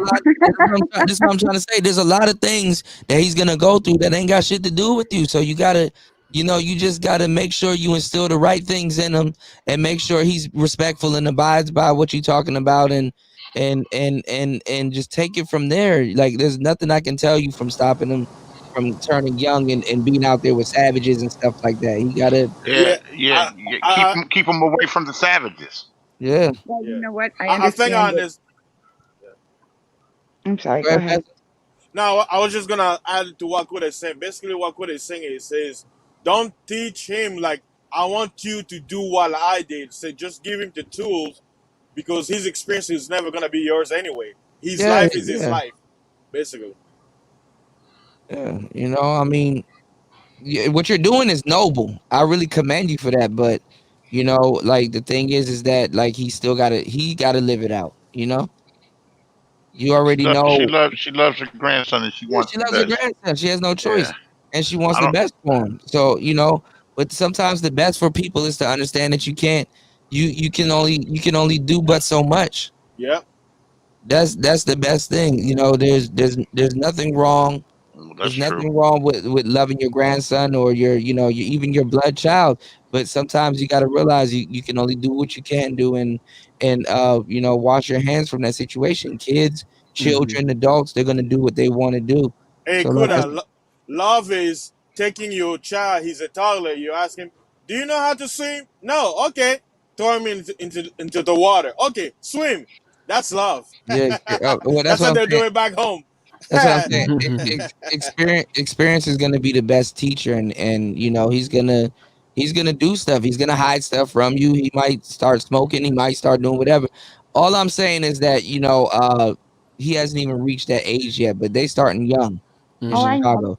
So what I'm saying is the best thing to do at this age is to get him involved in some type of little martial arts class and have that be something that you share with him. I want to go over grandma's house and watch the new Conor McGregor's latest fight. Conor McGregor might be fighting Manny Pacquiao soon. That's something that he can. Right. I had a great grandmother, and me and my cousin used to hate when she had not a great grandmother, but she was like a grandmother, but she was like a step grandmother. And me and my cousin used to hate when she would babysit us. But one thing that she did what was really fun is that late at night when WWF Raw's War came on or SmackDown came on, man, she would make us food and we'd sit down and watch it with her. And she liked The Rock and she liked a whole bunch of different wrestlers and stuff like that. She had us real interested in the show. And we was watching, wrestling. And she really made wrestling interesting, and she made it fun. It's and wrestling. Yeah. No, but I'm saying we wanted to hang out with her all the time, even though we didn't like being babysitted by her. We wanted to hang out with her all the time. Like, man, wrestling is cool. Like, you know what I'm saying? We gotta, you know, where's her name? That's my grandma Louise. Like, where's grandma Louise? You know what I'm saying? And man, when she went, what's going on, Curtis? When she passed, man, I was just, you know, it hit me hard, man. I was like, damn, you know. Because she Yeah, marked a memory. It's about yeah. memories. Yeah, I remember just watching wrestling with her and everything was fine, you know. And she's always been old from what I know, but you know, yeah, get him in the capoeira. Get him in the capoeira. Get him into something that has structure. Like you can't go the woman route of trying to raise them. You know what I'm saying? No, You and know, you just want I to protect them. appreciate that.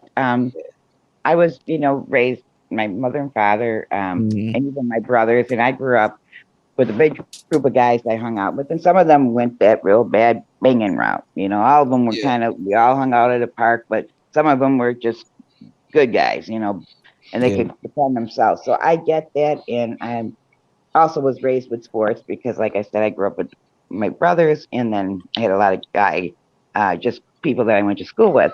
Yeah. So I'm not. From early on, I've taught them about structure and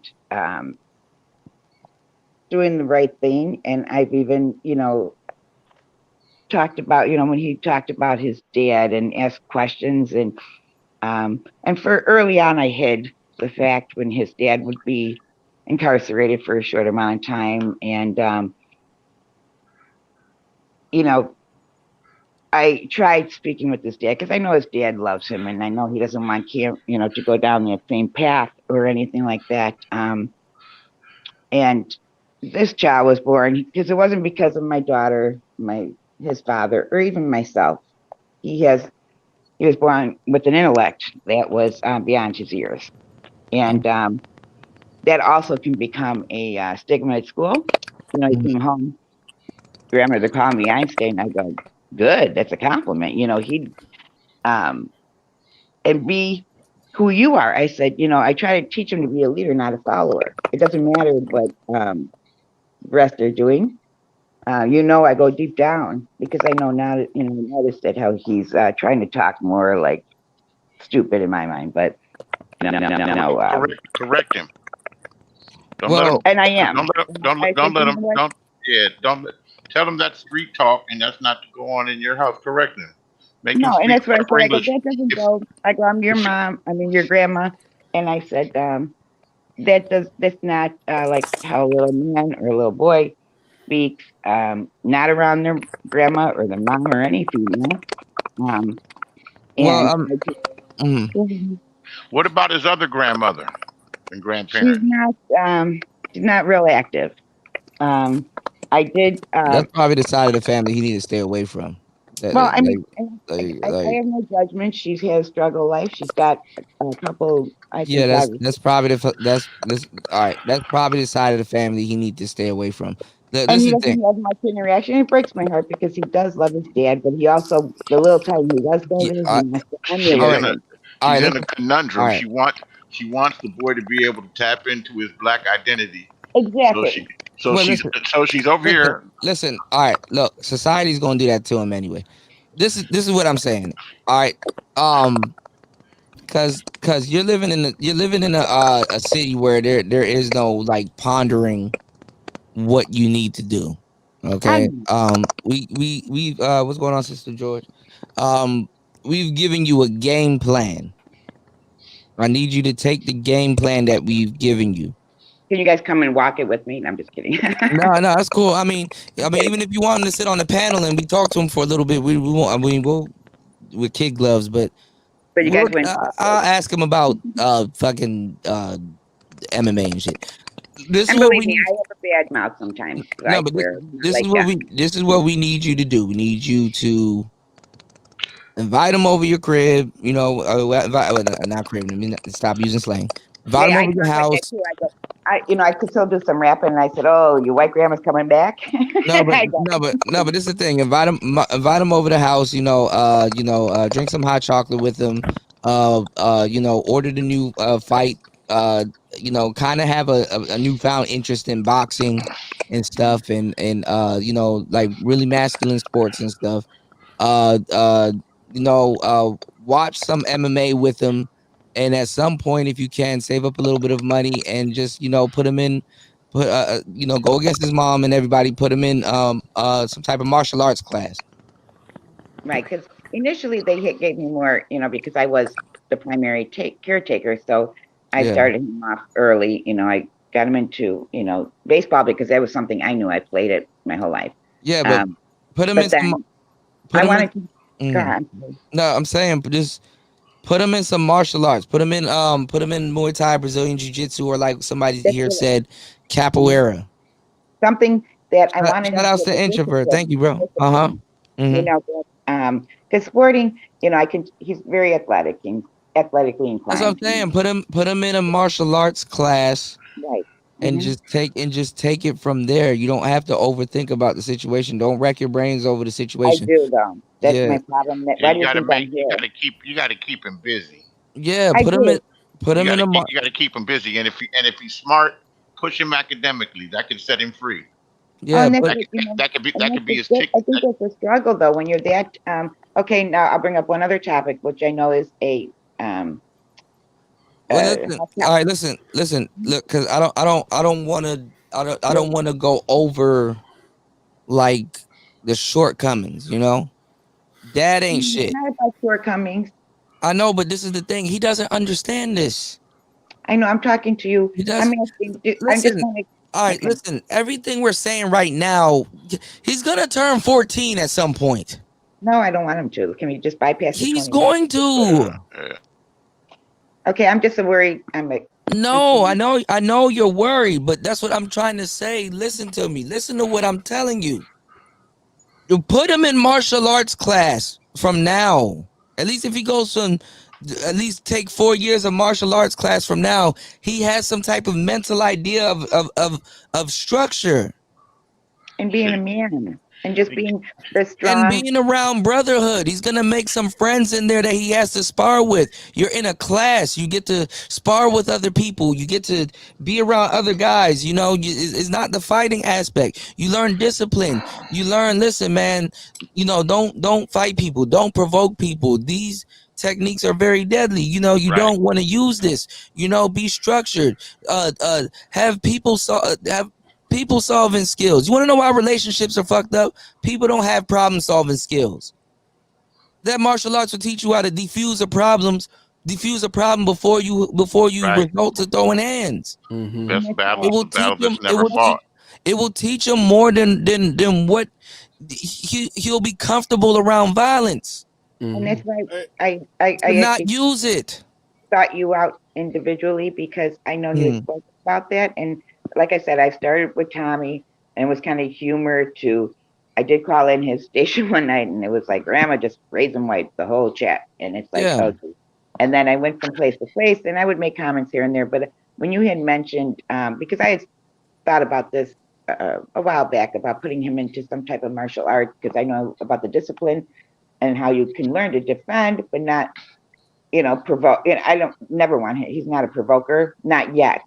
And then I've seen, and that's why I sought you out tonight. I woke up, I'm at a cousin's house, and you were live. And I've always been, I guess, afraid or intimidated to go live with you guys because I've had so much negativity thrown at me. And it's not because of anything but me wanting to do better for my grandson. And I'm not saying, because you guys hear it, oh, I'm not prejudiced. I'm really not. I'm just a girl who grew up in Chicago. I wanted. I'm sorry. I understand. No, I understand. You're good. You're a concerned grandmother. You've seen a lot of life. You don't want nothing crazy to happen to him. You know, Right. You know what I'm saying. I get it. No grandma wants nothing to happen. by nature, you know, because Yeah. raising two girls in the city was hard enough, and Yeah. I got them to a point, and even my daughter who got into a rough side of the area. And, yeah, but that's what I'm saying. I understand. I understand all of that. You know, as men, we got to understand a certain level of seriousness to life, because honestly, it could cost us our lives. You understand what I'm saying? So, and even females now. I mean, in what's up, Chicago, Dwayne? I've been here my whole life, and I never worried really too much about my own safety. And maybe that was Yeah. being young and healthier and not naive, maybe a little naive, to be honest. But now, and I have taught that to my grandson early on. I said, you have to always watch your surroundings, watch your back, watch grandma's back. Yeah, but see, he's not gonna yeah, he's not gonna understand that unless you put him in some type of martial arts class. I know, When but I okay. yeah, basically, to the madam who's speaking, I'll put it in simplest terms. As a woman, you're concerned, right? Because it's natural. You're a mother, right? Mhm. But what the problem here is, what Kuda and the others are offering is solution. Because yeah. that's why, as a man, some of us are probably getting frustrated. Because here's the thing: you mention a problem, you offer what can be done. The men are offering solution, and you're still worrying. That can Well, be I'm going. frustrating. You see what I'm saying? Like, basically, just listen a little bit. The solutions are being offered is mostly basic because things are private life. You don't want to be out there, talking about confidentiality. You don't want to be out here exposing your personal thing to that extent, but you can graze a little bit. So the whole thing is, maybe the other brothers are not saying it. So basically put it's like, you don't want to put your business out there even if you're anonymous. And second, even if the brothers offer, quote unquote, a solution to something, small, but you still wrap in the worrying part. You still like, oh, what if, what this. Yeah. It can get infuriating to men because it's, wait a minute, do you want a solution? Because that's how women are. Okay, there's a puddle. How do I move around? We're not gonna be like, oh man, I don't know what to do. The puddle. No, we don't. Okay, Yeah, we don't maybe. have time to worry Yeah. about it. Yeah. So that's why it can be frustrating. So my advice is like, just listen to the brothers offering advice, and you don't have to be out here. Okay, I'm gonna just take it internally, and private life you can implement it, but you can be out here in this space telling your own business because it can be used against you. You see Well, what I'm saying? not even just that. So, like I said, like, I wish, when we get off a live stream, tomorrow, call them up and say, hey, you know what are you doing? And then, you check the listing and see what boxing is coming on this Saturday, and just have them over your house. You cook them some food, watch a little bit of boxing. Even if you're not interested in it with them, ask him what's his favorite cars. What type of car do you want when you get older? And tell him some of the cars that you rode in as a little girl, and take him to the car show. Do some masculine things with him. I'm not saying that you should become the man in his life, but this is what I'm saying. Like, let him know that he can come to you, and like, if you want to watch boxing, he's like, hey grandma, are you ordering the fight this weekend? I want to come by and kick it with you, or hey grandma, thank you for putting me into fighting school. They say I need knee pads, and mom is kind of tripping. You know what I'm saying? Is there a way that I can, mow the lawn or do something around the house so I can earn some knee pads? You know what I'm saying? Because I need them for this event that we have coming up. You keep them active, because you're gonna figure out that's gonna be you versus him and the mom. Well, Keep them. I'm sorry. All right, go ahead, man. I'm just giving you endless solutions. What you have to do is you have to take what I'm talking about, because the thing is that, like, you wanna as much as you can, you wanna help raise them, and you don't want Chicago to raise them. You understand what I'm saying? If Chicago gonna raise them, you're gonna be dealing with something totally different. No, and okay, in my defense, maybe I didn't say this out correctly. I have been that active, not male role model, but the one that has introduced him to every sport and I've even talked to him about fighting. My uncle was a Golden Gloves, whatever that is, many years ago. Yeah. Friends of mine have. I've talked to him about this stuff. I've introduced him, not completely because he just turned 10. Yeah. But in my defense, I'm trying to express to you guys that I have done that. I have been that person that has opened him up to all kinds of things about being I don't want to say man yet, but he's 10 from early on. And sounds like you're doing a pretty good job. And I guess I'm just. You know what? Take some of the pressure off yourself. Take it one day at a time. That's a hard thing for me to do. Have a little faith that things are going to work out okay. You're And making good decisions. And karate, excellent idea. That was my next step, and I guess I reached out tonight, DJ Kuda. Yeah. Because that's something you mentioned. Because the things you guys have laid out, it's not that I know women were more emotionally based, and I'm not going to lie. I raised two daughters. You're worried. I mean, you probably even freaked out before. I worry all the time, and I can't help that. That's me by nature. I worried about my daughters. I never even worried about myself, to be honest. And do you watch the local news in Chicago, the 5:30 to 6 o'clock news? You know what? I'm my own police detective because I don't like to look at regular news. I'm more of a I mean, it's too much. It's too much to handle. It's too much. I'm sure it's too much. Yeah, I would say stop watching it. I'm a show, man. Shoot, I'm about to do a I told y'all I was about to go cover some of that the war in Chicago. You actually went out because I'm actually really cover that series. You might want to be around for that series so I can show you some of the shit these kids was getting into under their parents' watch. That's what I mean. Why they got blocks and hoods named after them, huh? I don't know if you guys remember Tyshawn Lee. He was a boy that was 7 or 9 maybe at the time, that on the south side in Inglewood, he was through gang retaliation against his father. He was literally shot down. That. You do remember that. His name sounds familiar, but me, they killed him instead of his father, looking for his father. Right. In order to get back at the father, they lured him into an alley playing basketball and shot him, multiple times. I remember Yummy Sandifer. And Cameron, oh God, was in my life already, but there was something that bothered me. Shit, I'm not even gonna be talking about some Tash. Look, I understand. Look, I'm gonna be talking about Tuka. I'm gonna be talking about a whole bunch of other people. But this is a little boy.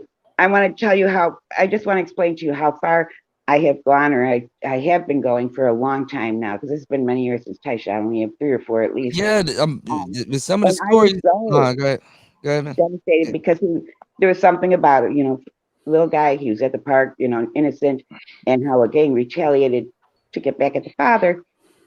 That it happens.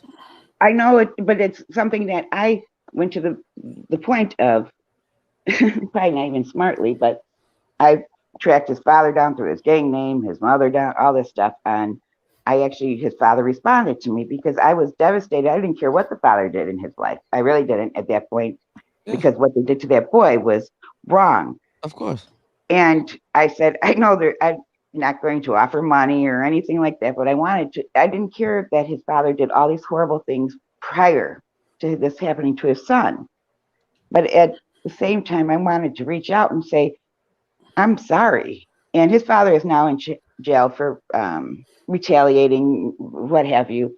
But prior to that, he did respond to me. And I said, I don't know what I could do, but I would like to help you, your wife, or his girlfriend at the time, and then the mom, what have you, because I'm right and wrong, and how I understand the gang life. I understand how Chicago works. Chicago is very different than the Chicago I grew up with. Like I had mentioned earlier, that, I grew up around gangs. I know about gangs. Cabrini Green was in existence back when I was growing up. And I also have a lot of street smarts, but I'm also very, I'm who I am. I've never changed who I am. I am really about individuals. I don't judge any race. I look at white men, white women, black men, the Hispanic, the same. But individuals, I know the difference between what is a threat and what is someone out there struggling, what have you. Yeah. And, what I'm saying is that, like, because Cut is right. We were talking about some Manosphere stuff. I don't want to go too far off into I know, this. I'm sorry, I got on the wrong. No, No, you're I just good. got the courage tonight. Yeah, So no, I'm no, sorry. no, you're good. You know, I'm always down to help, and you know, I'm gonna be on Forget the for it. game. You don't need game because you No, guys. you're good. No, he gonna No, need some. Oh no, he gonna need some game. You know, I No, no, yeah, I mean, he got gonna game, need it. girl. yeah, I'm just kidding. yeah. But You can send, what send I'm him saying to is, us. you, DJ Mm, Kuda, have a I could tell a very good soul just mm. by I'm very into intuition. Okay.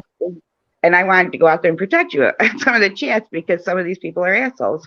Yeah, But I understand. I appreciate it. Most and I definitely. do, and that's why I felt comfortable coming on to you Yeah. because I felt safe, I guess you could say, without the sarcasm, without the cut downs, without No, I just understand. raven white.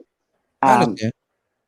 and I know this was about the Manosphere, and I can chime in just for a minute about that because it's sad what happened. Because I started with like Tommy, and I found O'Shea, and then I did Angry Man, and Mm, even Obsidian. He made me laugh because he's so fucked up like yeah. crazy. It's No, funny. I mean, I understand why a lot of women are in this space. You know, I mean, I know some of it's entertainment, some of it, you know, you guys are But really, it's you knowledge know, too, because yes, you guys, it is a lot of knowledge, but and I feel for yeah. your community because even like myself, Mm. it's not Uh-oh. just the Black Mm. community that's suffering the way you guys are.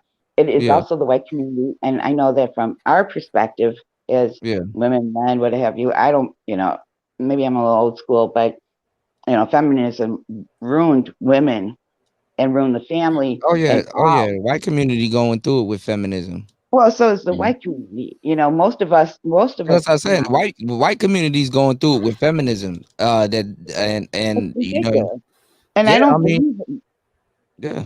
I believe in the male role and the female role. Well, And I hated that I had to get so strong. And, I'm not a big, I'm not somebody that's going to go out and kick ass. And I'm not one of those women. But at the no, same time, you have to bring yourself up to a certain level in order to protect yourself. So, in the aspect of your women, I get it. I was living on the South Side for a while. I was just real quick. well, I mean, you gotta look at it like this. Look, whether you're raising a young half black, half white boy, or whether you're raising a young white man, you know, you're gonna go through certain hangups, which Or are even girl, like, because I know how to raise a girl because I am a girl. no, But I know that, but what I'm saying is that like boys are a little bit different. You know what I'm they're saying? very different. They're very Yeah, different.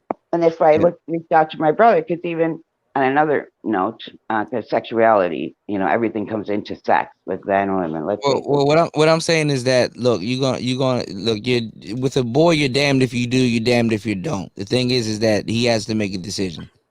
All right, I that's just don't like the promotion of all the sexuality either because he's well, talking that's the nonsense. thing. I mean, like even if you're raising a young white boy, you got to make sure Oh he's yeah. not turning gay because Well, you know white boys they're scarier than half the, to be honest, and I'm white because they you got white boys turning gay like a motherfucker because oh yeah, feminism and half shit. of So them are.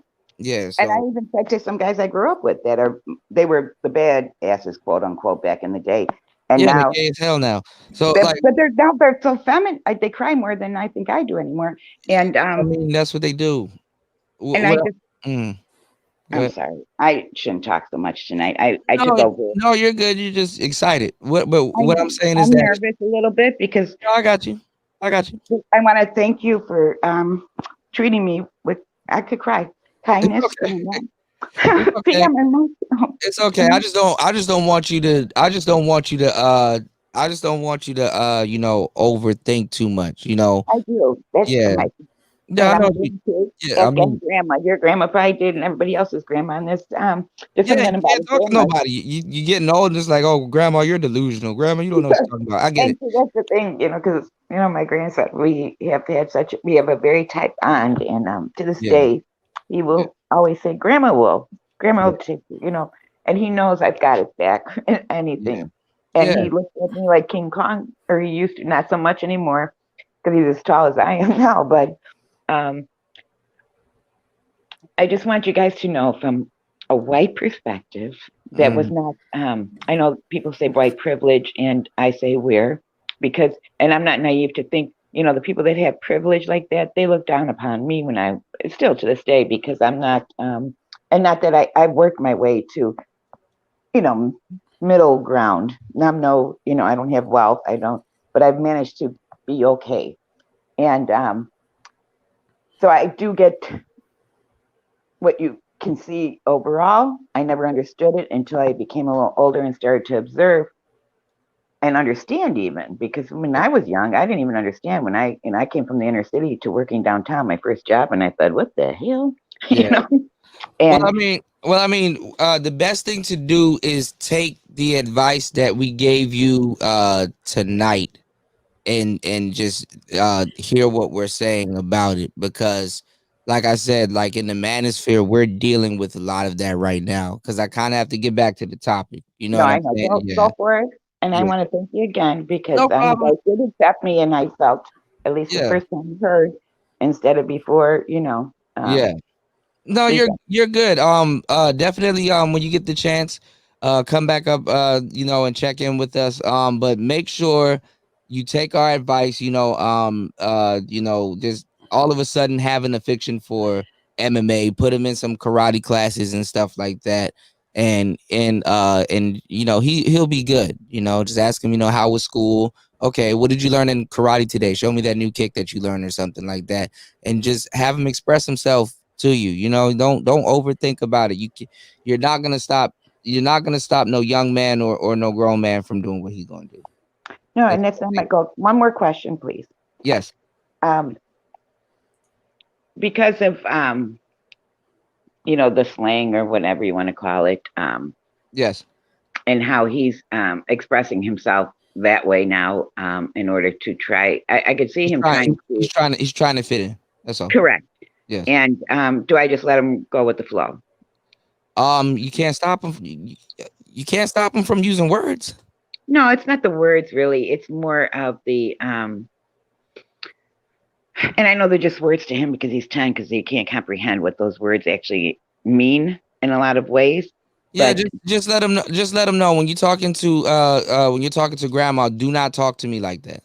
no, not that he doesn't speak to me that way. But I'm saying be stern with him. Just let him know that it's different around you. So at least he'll have that respect around you. When he gets around his friends and by himself, you can't stop him from saying and doing what he wants to. But at least if he practice that certain amount of respect around you, like I said, that him learning respect and having structure and all that other stuff, you can't really teach him it.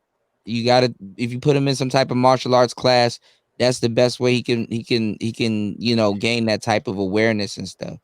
He doesn't have to put on for nobody and stuff like that, So that's more just to fit in. I guess I understood that. He's gonna turn 20. He's gonna turn 24. He's gonna use words like goofy. He's gonna say fuck. He's gonna say shit. He probably saying it right now. He's gonna call girls thoughts. He's in Chicago. I hate those words though, because the first time, okay, you're not supposed to like them. This is youthful talk. You know how it is. You've been 14, 15 before. Right. But the difference, and this will be where I end, I promise. The first time I heard his father called my daughter like a bitch and a hoe and all those words, I was like, holy crap, this is not. If you were called that back in my day, you wouldn't have come out the house, because that was such a derogatory term. Of course, but look at the lifestyle he's in. Right, but I didn't. That's why I wanted to understand the lifestyle on that aspect, because even the guys that I did know growing up that were bangers and such like that, they still had respect for. Still didn't call their girls. There's no respect in the game nowadays because people look up to junkies. Okay. The hustler, the guy that's making the money, they're not respecting no more. They look up to junkies, and the girlfriends are junkies also. So that's why they have no respect for women like that. Well, thank you for explaining that. All right. Well, I appreciate everybody. I don't mean to rush you off or anything like I don't that. blame you. I'm sorry to take over in a sense, but I do again appreciate you guys. No, you're okay. You're okay. You're just a concerned grandmother. And I'll be calling you like every other weekend. Is that okay? No, I'm just. No, you good, man. Don't worry about it, man. If you need any help here for Chicago, I'm here. yeah, all right, I got you. If you need any help, just let me know. Also, I'll be open to do more content where I'll give out advice for young boys and also worried and concerned grandmothers, because I mean that is a thing here. So You know, it's not a coincidence in this space. You're Thank like you the so fourth, much. fifth person that I know that has a grandson, and they're concerned. So I'll make sure to put that on my docket to do some content about that, just to help you And guys. make sure you do like in quotes like and white grandmas are okay too. I got you. All right. Yeah. Well, I'll do some more content on young black males and what they go through, and exactly give you more clarity on stuff like that. Okay. Well, thank you again, and I No appreciate problem. it. God bless to you all. No problem. Take care. Okay. Okay, thank you. All right. Bye-bye. Mm-hmm. And the thing is, y'all, that what you got to understand is that those young black boys grow up to be in these spaces also. And that's another problem, man.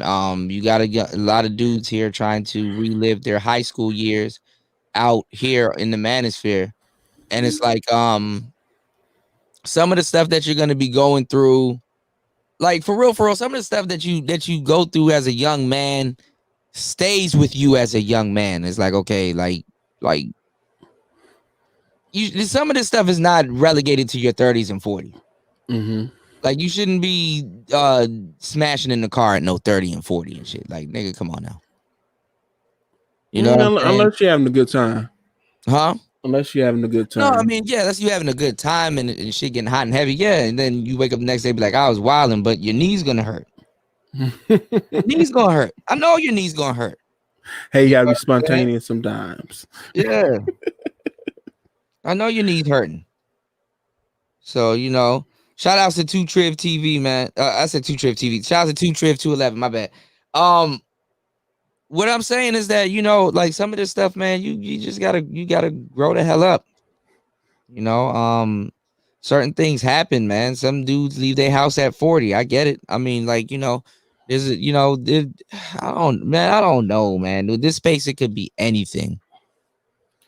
It could be anything. So I think the problem is a lot of people talk above their experience. So that's one of the issues. Well, I'm starting to see as well. Like you said, they're stuck in a certain age group, like high school and stuff like that, and it's pretty much Arrested Development. You know what I mean? Yeah, it is Arrested Development because half the people here, when they talk about what they've gone through with women, and they're like, "Man, she broke my heart." Let me tell you something. I went through a unique experience, and niggas are like, "Nigga, take a number, right? Take a number and sit over there, because like you know, a whole bunch of guys have gone through stuff, and I understand that she's worried about him, but like at 10. Like, he really probably hasn't even gotten into girls yet. He probably still think they got cooties and shit. Or I don't know what they do nowadays. They're on social media. But what I'm saying is like, what I'm saying is that, like now it makes no sense, worrying too much over him because he's gonna completely 360, He's gonna completely 360 and it's gonna be something else, I Hey, think it's good. 180. I'll say this whole this whole talk that you guys had, because I came in late, Yeah, it was I a came great in. talk because actually some older men in this space need to hear that shit too. Yeah. And that's what I'm saying. Like the people Shout who out came, to Sheridan, huh? I All right, saw go ahead. there was like 70, like over 70 people in the chat. So hopefully, some people learn. Like I'll say for my take, for whatever I heard, because I heard some of the brothers were speaking, earlier. This is one of the reasons, me personally, why I don't have a family yet. Because my mindset is, I take fatherhood very seriously and starting a family seriously. So I'm like, I want to be in a position of power where I won't be absent in my children's life. That's why I'm doing the things I'm doing now. So that, Yeah. because I've experienced it, like having a military father, it's like sometimes, hey, the military says you gotta go here. What he's gonna say, Yeah. right? But But being that age in Chicago, man, they start very young and they're very impressionable. So I don't fault her for for feeling that way, but he's gonna 360, man. Whatever you think you're dealing with now is not gonna be what you're dealing with later. And the best thing she can do is just introduce some form of structure. If his grandma didn't put him in martial arts class, he wouldn't have met his teacher. You know, there's like the thing is that sometimes it's not even about teaching boys about manhood. No, they have to have certain figures in their lives that are men that they respect, and automatically they're gonna try to be like that figure. It's So a programming. It's a programming. no, but what I'm saying is sometimes as a boy, they can learn about manhood on their own just by observing men and wanting to be like them, and then going through some, because nothing's gonna stop you from going through men's situations in life. Yes. Nobody's gonna look at you and be like, well, he's not a man yet, so go easy on him. No, they're gonna charge you the same way. You're gonna get charged up the same way. So if he got good role models around him, like a grandmaster, a guy that he doesn't know too much about, that's pretty cool, and teaches him some things, those are good attributes to learn from men. Those are good things, to learn structure, to learn not to fight. Her Discipline. discipline. Her words might not get through to him, but his grandmaster, his word's gonna get to him. And that's why I say, women. This is one thing I observe. When mothers are teaching, they're coming from like it's kind of like do this. But men are like, you're gonna learn on your own.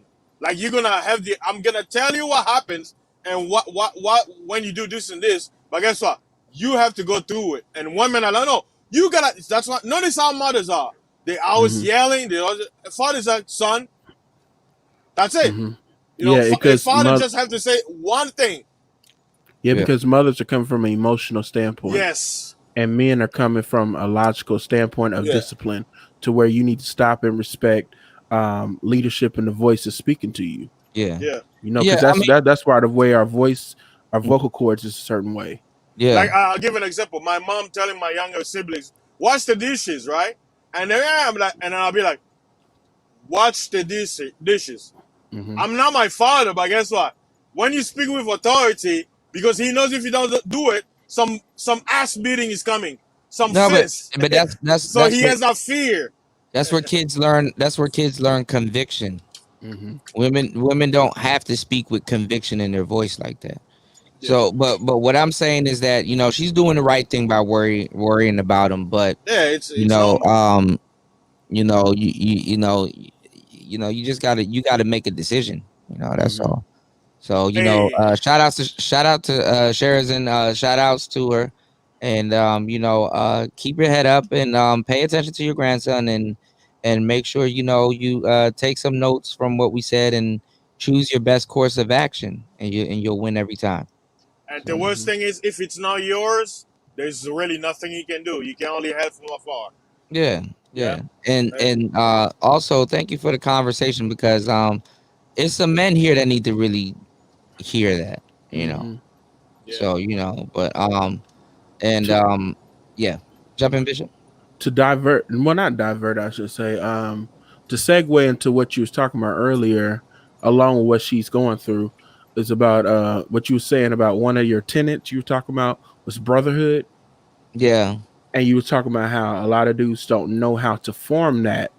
And that kind of goes along the lines of what her grandson needs to learn and what he needs to go through, especially when you talk about discipline. Because brotherhood is lost in this sector. It is. Heavy. I'd rather him have a brotherhood at a fighting academy where he's sparring with his brothers and it's just all brotherly fun than gang politics where you're like sharing drugs with your brother, shooting guns with your brother, going on missions with your brother, killing people with your brother. Brotherhood in Chicago is something totally different. You understand what I'm saying? In Chicago's hood are no different than any other hood. They're just more demonized, I'm telling you. But like I'm saying, it's like you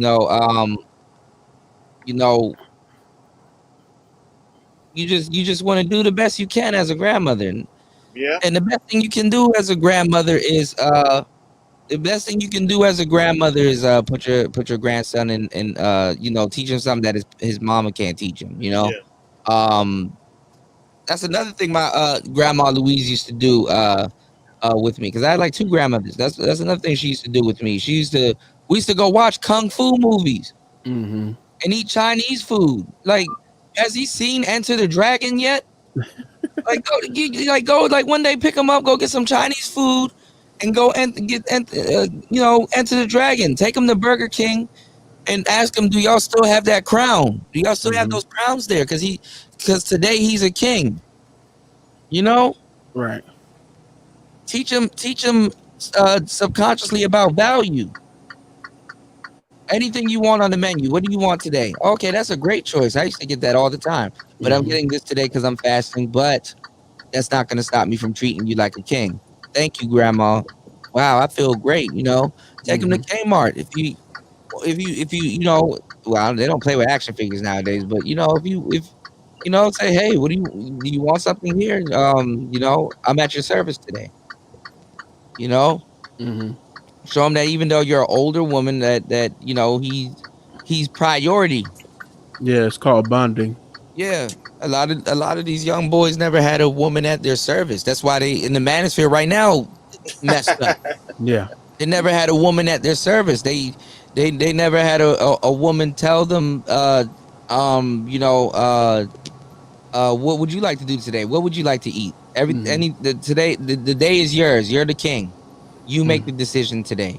It's like a hole in the heart, like something to fill it in because it's the missing piece is there.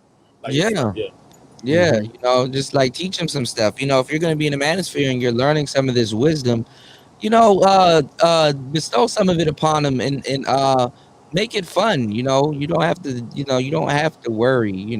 But make your spot the hangout spot. If his friends want to come over and watch Lyoto Machida fights, the next Lyoto Machida fight, why not hang out with Grandma? It could have earlier.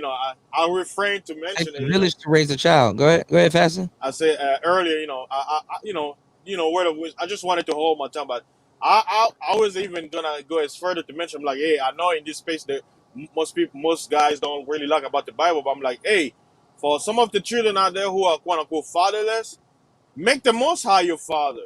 He has a lot of wisdom. You can go there and read about him, learn about the man who depend on him. There are people in the Bible that were fatherless, and they were even some of them were parents, but they were giving up.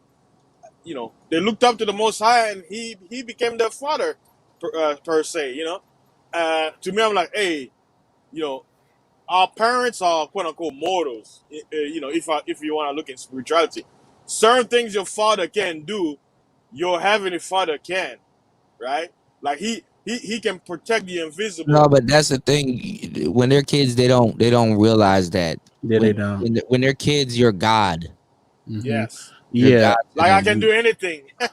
Yeah, because you're the representation, like what Kuda was saying, of being God as a father.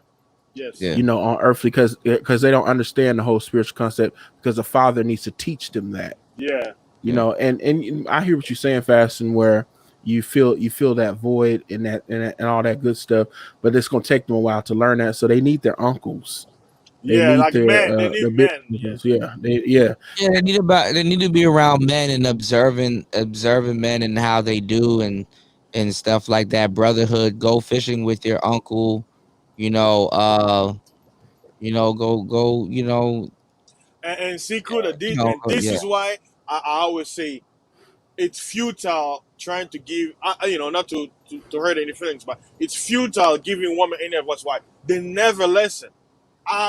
Do you know how many women who were in a position where they were single mothers? I told her, focus on your child, because that's your responsibility. But because like you said, they're emotional, they don't have discipline when it comes to their sexual urges. Her focus is finding the next man, and that child is. It's not that. It's because they never had to stand on their words. There's no conviction. There's nothing. They don't care. Like why? You got to learn female nature. Why do we expect them to care? Why do you? When you say you're gonna do something and you don't do it, you're a bitch ass nigga.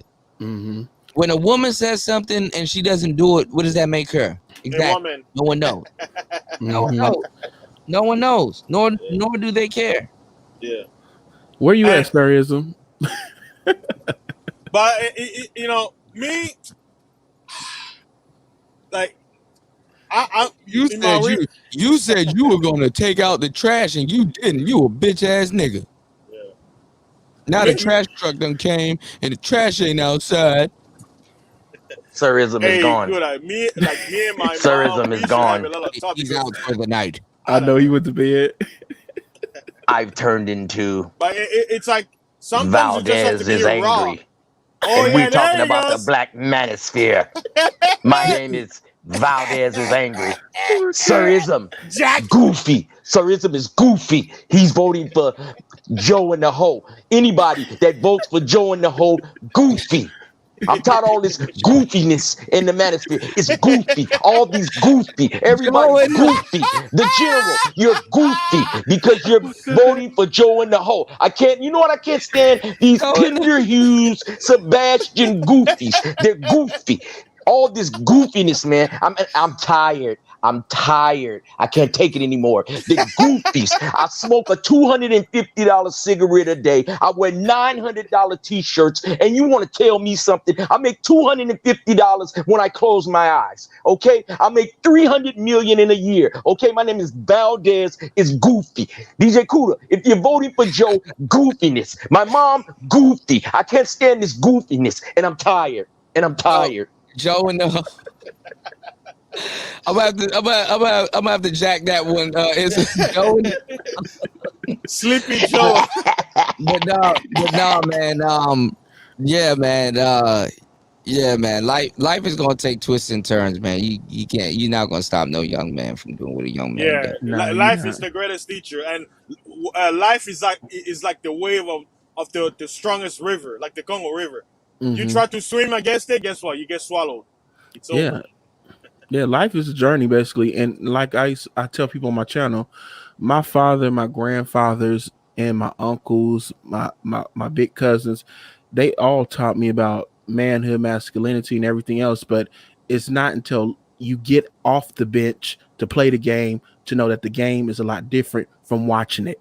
Yeah, once you get in there, you start making your own bruises. He got to jump off that porch. And the reason why I was saying that, put him in that karate class, bro, you ain't never seen true aggression.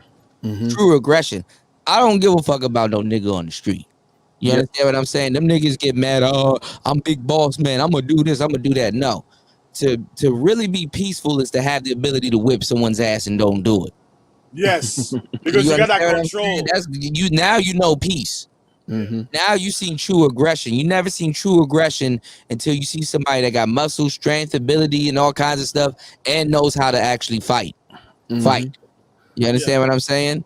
So he gonna X off half them goons that he gonna run into that are goofies anyway, and they're gonna be carrying pistols and stuff like that. You can always avoid pistol play, and just make sure you in the right place at the right time and stuff like that. Make sure you mind. Listen. What's the key to surviving in every hood in America? Mind your damn business. Facts. That's why I can go anywhere. That's where I can go any hood and chill with anybody because I mind my business. Yeah, that's it. That's the secret. Yeah, the secret is minding your damn business. So that martial arts will teach him a whole bunch of stuff even you didn't know. Shit, I'll even tell some of these mothers take a martial arts class also. Hey, Kuda, let me tell you a messed up story that happened close to home, right here. All right, and then we're gonna city. get back into this Manosphere shit. Yeah, go ahead. Well, what I'm about to tell you, it's also related to Manosphere. My homie's ex-girlfriend's younger brother, right? But she's older, right? So they went to like a Hispanic bar here in Conroe, and What's up, son? Hispanic people, they go into they will go family, cousins, and everybody, right? So they went to this bar, and then some other Hispanic guy tries to holler one of his sisters, right? He had his sister and his daughter and all of them, right? And he basically say, don't worry, man, we're good, right? Being the protective of the group, right? He said, no, they're fine, man. So he answered for them. Yeah, so they chill. When the bar closed, they're walking back, to go home, right? the dude comes straight to him, just blow his brains out. Damn. And then runs off, right? And then they found him an hour later in his house, sitting outside on the porch, and then they arrest him. 500,000 bond. Think about this. You're going out with your family to have a good 500,000 time. bond is actually not a lot. Yeah, but They put up the house because all he has to pay is a percentage of that bond. All he got to pay is 50K. Yeah. You put the house up, he can get out. Yeah. But I mean, just look at it. Like, you know, I was, because it happened close to home. I was debating whether I should put it, you know, because I talk about news and all that. But I was like, man, it happened in Texas. It happened right here. I live in Texas. I mean, Houston. Conroe is where remember where I used to live at? Like a few months ago before I moved down, when I said I wanted to be closer to my job. Yeah, that the bar that happened, I know. I've been there before.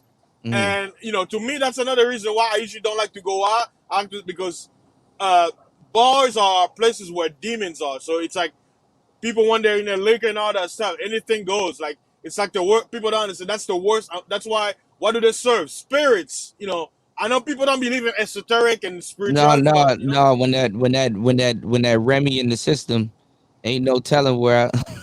Yeah. But I was gonna say that guy. That's a true incel. That's a true incel. Bishop, if you could join the man, if you could join the panel again, ism fasting. All right, I want as much people if they can cut anybody. If y'all can join the panel again, I'm gonna start throwing some stuff out there that goes on in the Manosphere, and I'm gonna try to get your opinions on what you guys think about it. If that's I think it's goofy. All of this goofiness, and I'm tired of it. It's goofy. It's goofy. My name is Angry. My name is Valdez is Angry. I smoke a $250 cigar. I wear $900 t-shirts. I'm tired of these guys in these $50 suits from Walmart. It's goofy. Just because he wears a suit, I wear a t-shirt. It's called $900. You are goofy. Angry Man, I think Angry Man tapped out for the night. He's like, man, look, this is about to go somewhere else. Let me take my ass to sleep. Right. He's dreaming about democracy and the Manosphere take over. He's dreaming about all you people that's voting for Joe in the hole. It's goofy. My mama, don't care. I'm tired of it. It's goofy. If you're not voting for Trump, you're goofy. I can't believe I missed Cut to the Chase's lives, man. Like, he goes live when I'm sleeping. They don't send out notifications, man. Me and Cut was over there, man. Me and Cut was over there too. lounging. I was over there screaming in a You know what I mean? Y'all couldn't see me. Cut put me on stage. He said, he talking about Sirism. Hey, I gotta answer this phone right quick. Host the show. I was like, huh? What? I was like, well, fuck it. The lights and shit came on. The stage opened up. Hot potato. You should have been saying, never gonna give you up, never gonna let you down. Shit, Mike Shinnery was on there. He left. I was like, I was like, fuck it. I just started telling jokes and shit off the top of the head. Was woke progressive there too? Woke progressive. It was 2.0. A few people in the audience, maybe 20 people. Me and Cut chopped it up for a little while. And then he was like, I gotta talk to this chick. I'll be right back. I was like, huh? All right. Do you know who Woke Progressive is? Woke Progressive. He's a star now. Oh, okay. Okay. We're not gonna go into that, man. Goodie's like, get out of there, get to the chopper. Come on, get to the chopper. Do my Kane impression. Get to the chopper. I done said so much disparaging shit throughout a month's time, so you be like, Cuda got his little money sign down there in the corner, man. Y'all gotta be cool, man. You got the little money sign down there in the corner, man. He's a great man. I love the Black Manosphere. I love my black people. My African American friends. I got hold on. Can y'all hear me? Yes, sir. We hear you. Come on. Yeah. I'm feeling myself now. Usually when older ladies come up on the panel and stuff, because I did do a show about hitting the wall and stuff. Not saying that people hit the wall, but usually when they come up on the panel, I play this song. Give me 1 second, y'all. Uh-oh. Usually Back in the day. This is back in the day, but here we go.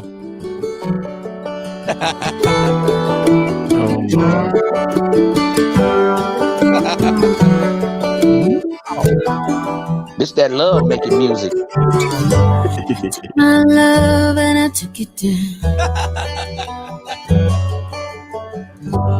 Climbed a mountain and I turned around, and I saw my reflection in the snow-covered hills where the landslide brought me down. Oh, mirror in the sky, what is love? Can the child within my heart rise above? Can I sail through the changing ocean tides? Can I handle the seasons of my life? This that landslide, y'all. Hold on. Listen to the hook. This that landslide, y'all. Here we go. Well, I've been afraid of changing, 'cause I built my life around you.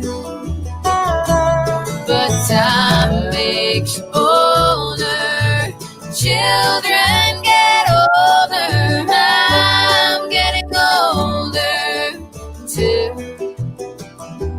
Well, All right. Did y'all listen to them lyrics? Mm-hmm.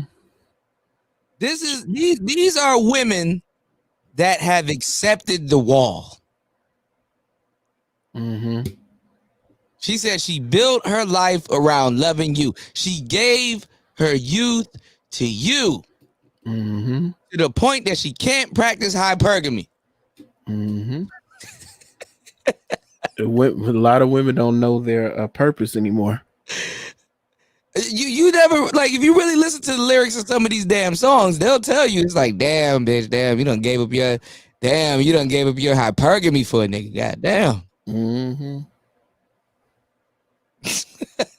Built my life around. Unless you get these old broads, these Emmett Smith wives to come in there and think they still got it, and the wall will hit them. You know what I mean? No, but look, check it out. You will only get that type of raw truth from white women. Ain't no black. Show me a song from a black woman that admitted that she got old. White people keep it a little more real than us, you know. Hey man, looks like you want to have some fun. Hey man, no problem. You want one? Here, man. You know what I mean? Black dudes, we don't want to help each other like white people. They help each other a little bit more. This is how fucked up it is. The Olsen twins can sing that song. Mm-hmm. Yep. You know, Cut was saying something like that too. That the brothers don't help each other. And yeah, she said, I'm getting older too. At least they tell you the damn truth. They tell you the truth, man. Yeah, she had to look in the mirror like, God damn, there's a line going down my forehead that I can't stop. Look, them crow feet don't lie. They don't even say God damn. They say, oh dear. Oh dear. Oh dear. Shit. Are you saying they having a Piglet moment? Yeah. Oh dear. Oh dear. Oh dear, Winnie. Oh dear. Yeah, man. Cut was saying a few cats, you know, he hit everybody in the Manosphere. He say, man, nobody hit me back. He say, man, but that's all right. I'm gonna go over here. I'm gonna go over here. He wasn't. I don't know if he talking about you in particular. He said, man, I'm gonna go over here to these white folks. They gonna give me the game for free. It's gonna be a little 8-year-old white kid. He gonna show me everything I need to know. That's what people got mad at me about. I was trying to tell him in the chat, but he couldn't see it. Y'all couldn't see me neither. Because usually if I go into a chat room, hey, Kuda, I was hosting the show. I was doing my best impression of DJ Kuda, Jack. Usually if I go into a chat, you know what I'm saying? I get greeted, and like I ain't even gonna lie, it's kind of a setback. I'm like, damn, everybody going. Should I say something or should I not? Because everybody gonna greet me, and I'm like, shit, I'm gonna have to be replying to like 50 people, and it's like, ain't nothing wrong with that though. I don't mind it because like y'all my peoples, right? But yeah, I was trying to tell him that he got to have an interface or something else, or like something that he can run music through and turn it up and turn it down, so he could just have it in the background. He could walk on top of the music and stuff. So, but What was I about to say? I was saying something. My train of thought got thrown off. That the Manosphere is goofy. That part. But what I was saying is that like they keep it a hundred with you, man. They keep it a ball with you, man. You're not gonna find no old black woman telling you she's getting older too. She don't know that she's getting old. So she hit 70. That started with the baby boomers. Yeah. Don't want to ever get old. Yeah, they were in the club with their kids. Yeah. I was gonna say something. I damn near got thrown off. You was talking about in the chat room. I think you was talking to Cut. Huh? Oh, we cut to the chase. No, it was something else. I I was saying something else, and then I got thrown off. So it was cool. Oh dear. I think you was talking about giving game. Me about giving game? Yeah, about tech. I mean, I could talk about tech. I mean, I was telling Cut about I was gonna just tell him that he got to have like an interface or something else that he can run the music in. I think he got a Scarlett, so if he can run something into that second channel, he should be good. Like try to figure out how to get your cell phone to run into it and then play some music off your phone and just like turn it down in the background or something. Mm-hmm. That'll work. I was saying something else though.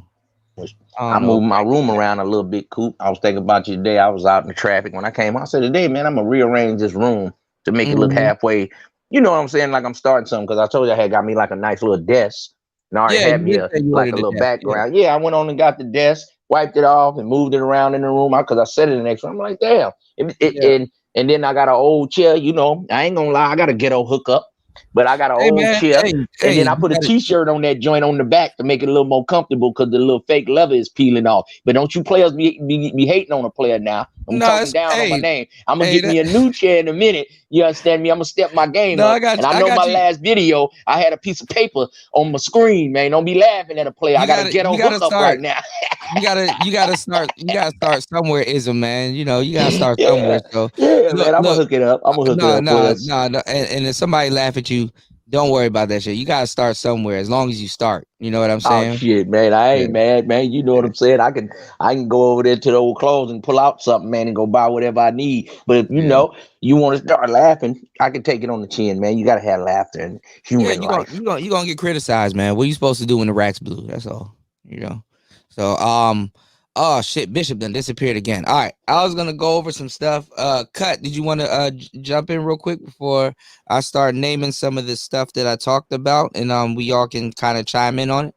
No, we can. You can go ahead. I'm gonna chime in. Okay. Yeah. So the fall of the Manosphere. What do you got to say about unfinished business? About what? Between 1.0, 2.0, 3.0, StreamTeam, like what are some unfinished business in the Manosphere overall in general? And if y'all want to, y'all can make it specific. If y'all talking about a certain like if you're saying, well, 1.0 didn't do this, which I think caused 2.0 to do this, or 3.0, or y'all can name certain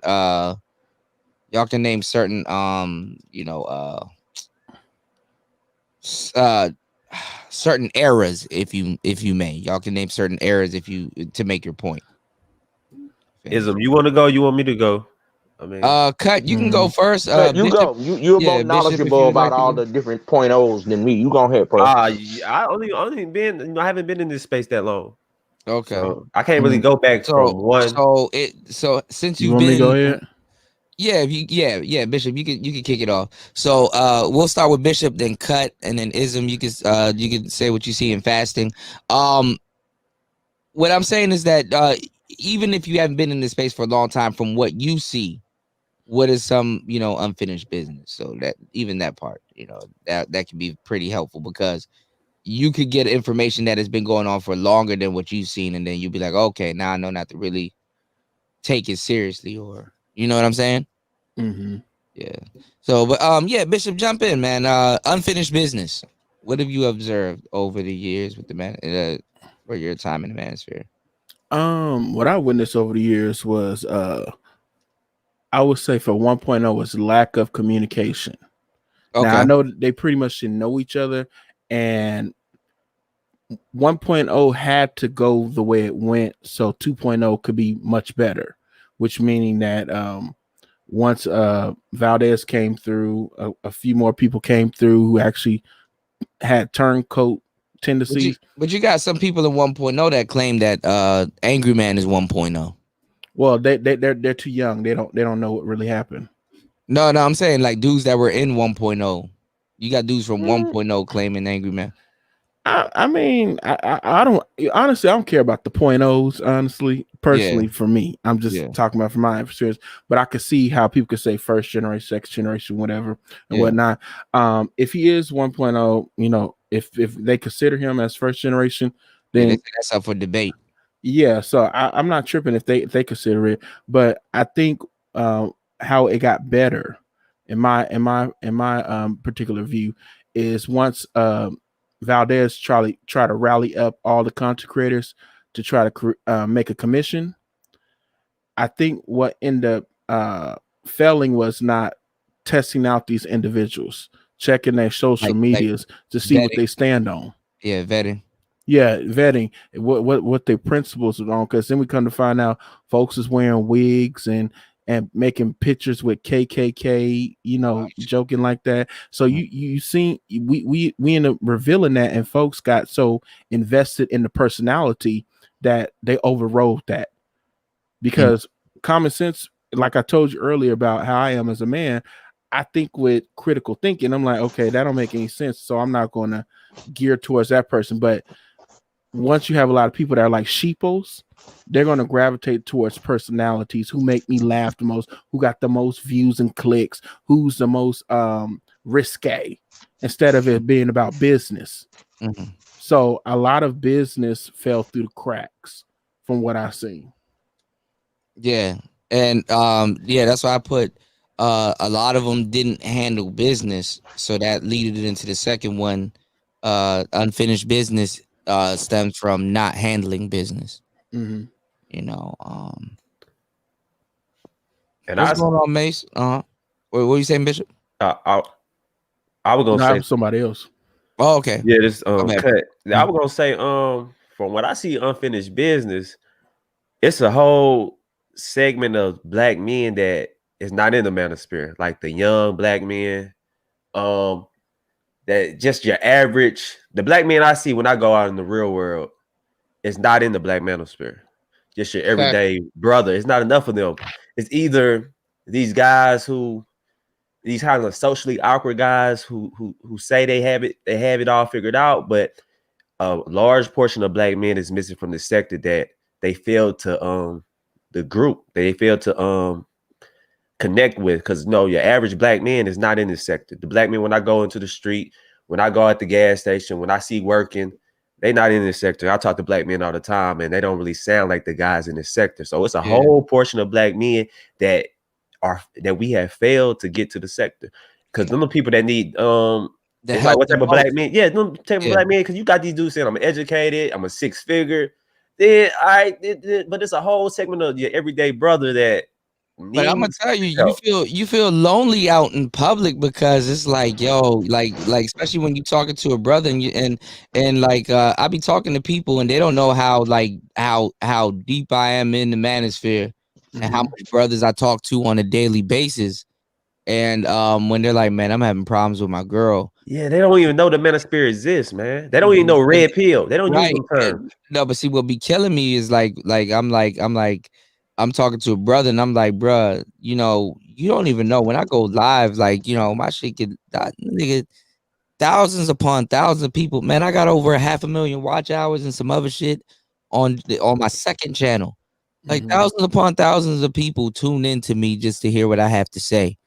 And I got somebody out here and I'm like, and he's like, man, I'm going through with my niece, man. You just going through red pill rage. What is that? Well, I could try to break it down to you, but you know, you're not gonna listen, bro. And it's like dudes don't think that you have this much experience with talking to brothers and dealing with some of the stuff that they talking about. And it's like, you know, you're alone. Y'all go out. That's why people are so enticed with the manospheres, because you go out into the real world and you're like, man, you see these brothers going through the shit in real time, shit that dudes on here just be talking about. and then on here actually been through, and you're like, bro, well, I could tell you, I could show you the light, but it's like, bro, you know, you might as well go ahead and keep that shit to yourself, bro. Yeah, and that's the portion of black men I want to attract. Like you crazy. Yeah, and that's the portion I want. That's the type of black man I want, because I was wearing suits and I seen people putting me with the other suit dudes. Like, yeah, cut to the chase. No. You only did that because KS. Yeah, no, they was like, yeah, because the suit means a lot. Ass people like cut to the chase. Kevin Samuel, like, hold up, wait. They were just shining this shit last year, and now all of a sudden. So, but this is another thing that I said, and I shit, I'm getting old, y'all. I said it. I said it earlier. I forgot what I was about to say. Shit. They gonna lump him in with KS. Yeah, no, not that. It was something else. Don't lump me in with that, man. That's why I took my suit off, man. Cause I was just like, since people want to put me in the box, you don't know how I'm coming in my video. 1 minute I might have a suit, 1 minute I might have my shirt off, 1 minute I might have a polo, a fitted cap. I don't want nobody to group me in no box. Bro, I'm the same way too. Like, I have a fedora, I have a regular cap. You know, I'm similar to you. I'm variety. You gonna catch me when you catch me. You know what I mean? And that's the problem with most of these dudes. They're so programmed with talking points, the way such and such always looks, the way such and such told us how to be and how to act, that they forgot to think for themselves. Yeah, they forgot to be their unique self. I'm not trying to be like no other nigga on this platform. Be real with you. I ain't trying to be like nobody else. Now I may catch a blueprint from you. I may add something to my repertoire that you might do, but I'm not going to be just like you. Yeah, mix it in with the gumbo, like Ism said. Well, what I'm saying is that, like, you know, you can't even introduce people to this space, because let's say you got a girlfriend or something, right? And like y'all chilling, y'all good, right? She asks you, hey babe, what you watching? Yeah, I'm watching you know what I'm saying, I'm watching you know, some dudes in the Manosphere. Oh, you mean that guy that be yelling in his cell phone all night? Damn. I can't say bitch, why you gotta say it like that? You know what I'm saying? It's like you can't even, you're not even showing her no real shit. Mm-hmm. You know what I'm saying? That's why a lot of the girls that I listen to, when I said not listen to, I don't listen to bitch, but what I'm saying, a lot of the girls, I used to put them on Tommy. Tommy was like an easy person and digestible content that they can kind of get into where I'm going or where my mindset is at. You know, sometimes it's like, okay, that's what he like to watch. You can learn about somebody from the type of things they like to watch, or like just like you can learn about a lot of girls that be out here listening to, like, you know, NBA Youngboy or King Vaughn or something like that. It's like, oh, you a young-minded little chick. You know what I'm saying? Right. Or something like that. Or she young-minded or whatever. You know, you can learn a lot from that. But like I will put them on to certain content creators. But like the Manosphere, you can't even put them on to some of your favorite content creators because it's some nigga yelling in the phone. Yeah. You know, they're not gonna understand it. See, you overlook it because of the content. But the thing is that to the real world, man, we just some broke ass niggas yelling in our phone. Yeah. You know, and let me throw this in here. Can I throw a curveball? Yeah. I'm so tired of niggas hanging off other niggas' nuts. That's one thing that gets on my nerves in this sector. It's like, okay, like who you like. Even for me, if you're a person that like listening to my content, I don't need you hanging off my nuts. I mean, it's not. I want to teach a man to know how to fish, not keep bringing him fish, but to know how to do it himself. But I keep seeing these people, they get fascinated with numbers and not even paying attention to the quality of, like, we talk about microphones, we talk about the quality of cameras, we talk about the quality of the content, we talk about the whole package. I'm trying to be well-rounded and bring the whole shebang, not pieces of the shebang. But you have people that have things that are like sparkling trinkets to like women, and dudes are starting to behave like these women, get caught up in the whole fantasy. And I'm looking like, bruh, like, I understand you like the presentation, like what the person's doing, but don't be trying to throw what they're doing in my face. Yeah. Because I see it in your chat room right now. Man, you got fanboys up in here for these cats, man. Well, excuse me, Bishop. So No problem. I'm gonna get into the Sir-ism voice right now. Look at here, man. The players that want to rock with me or want to rock with my side, rock with me. But this is what I see in the Manosphere, Cuda. I see you players, you get your. What's like ism? Hold on. No, Ray, I don't care about what no broad think about the Manosphere, but I am aware of what she sees. You understand what I'm saying? Or what she may hear. Because some of y'all dudes, y'all gonna have to break down to some of y'all dudes, and not even off some baby, no. Some of y'all dudes, y'all gonna have to just like kind of go over what you listening to and why you listening to it and stuff like that. You know, they'll judge you off some shit like that. My bad, Ism. Go ahead. No, man. These brothers, what I see, you get in the Manosphere, you do your thing, you rock a little bit and see which brothers want to rock with you, and then it seems to me you go your own way. Like they say, men going their own way, because a lot of you brothers, y'all hate on the other brother. If everybody around the same level, 3,000, 4,000, 2,000, they hate on each other like a motherfucker with the gang banging tribal shit. But now if a motherfucker hit that 20 or 50, now what he say is the gospel. Oh yeah, and then everybody come riding that nigga nuts like they lice on a nigga's balls that fucked with a dirty bitch. Okay, you niggas need to stop riding. Some nigga gonna ask me about high value and do you know the 5 pillars? I say, yeah, that nigga sound like that nigga old man. I don't give a fuck about no 5 pillars, nigga.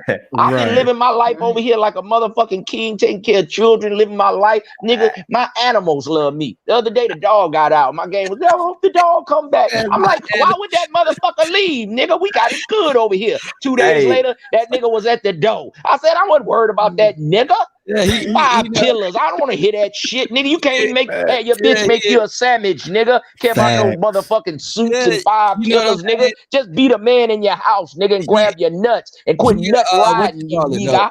This what it is. This what it is. Ism, he a dog. So he a dog. So you know he gonna roam it, but he gonna realize, okay, he gonna come to his senses. Damn, these niggas a little tardy with the food, man. Shit. I told you that nigga coming back. Shit, my house got love in it. I knew he was coming back. That nigga showed back up. Oh, here you go. I said that nigga know what side his bread buttered on. Shit, that nigga got his ass over. Nigga, we got snacks and fresh water, food. Nigga, you better come on in. You better get it on in. I got a cat, and you know cats are independent, man. This nigga left, right? And I was like, man, this nigga done got away. He don't even know the land or nothing like that because he an indoor cat, right? Man, this nigga was at the back door crying for a good minute. And I was like, yeah, you done figured out the world is cold. That's what your ass get for going outside. You know what I'm saying? You done figure out it's a cold world. Ain't no goddamn kibbles and bits out there. And I will say, you better find one of them goddamn rats. You better find one of them goddamn rats and get it cracking. Facts. And I will say this though, as far as just growing on YouTube, I actually encourage brothers, you're a content creator. I encourage you to try to just grow your own little space. You can be Manosphere, but you can have your own space. Because I went live and I got some weird people following me that I don't even think they know what the Manosphere is. Yeah. So because when you grow your own platform, 1 subscriber at a time, you can't really be blackballed. People can try to blackball you. They can tell people to stop messing with you. I shouldn't be in the Manosphere. I need to be banned from the Manosphere because I don't have a problem with women. I was like, what the hell? How you gonna blackball me when I built my own platform? They don't like when you say that. Yeah, like I'm having hella problems with women. Damn, bro, that's crazy. Well, it ain't Rage War. I don't have them type of problems with women. Well, fuck you then. What? What? The one thing, You're not even gonna ask how to not have them problems with women. Just straight for okay. Then they rage war against you, man. Yeah, my bad, Mace. What's going on, Mace? Hey, first of all, Kuda, congratulations getting everything back for yourself. Oh, thanks, man. I really appreciate it. You deserve that, bro. You deserve I really appreciate it, man. As well, you know I always say, without you, I'm not here. The guy who just said it's better to go by yourself, you are absolutely right, my brother. That's what I did, bro. I don't get into the shenanigans. Mace on his own thing, man. Mace is kicking out hella content too, man. Y'all make sure y'all go over to Mace's channel because he's up on his sports, and you know what I'm saying. His predictions are on point. So I'll make sure y'all go over to Mace's channel, man. Drop your channel link. Yeah, make sure. No, Mace, you don't have to drop it. One of the mods, man, y'all, if y'all can go over there and grab Mace's channel link and drop it, because sports ramping up and and shit. I know Mace. I mean, I ain't gonna put it out there, but Mace will put some bets on. Mace will bet with you. You gonna help me win some money, Mace? Platinum here. Mace gonna bet with you now. He'll put some predictions.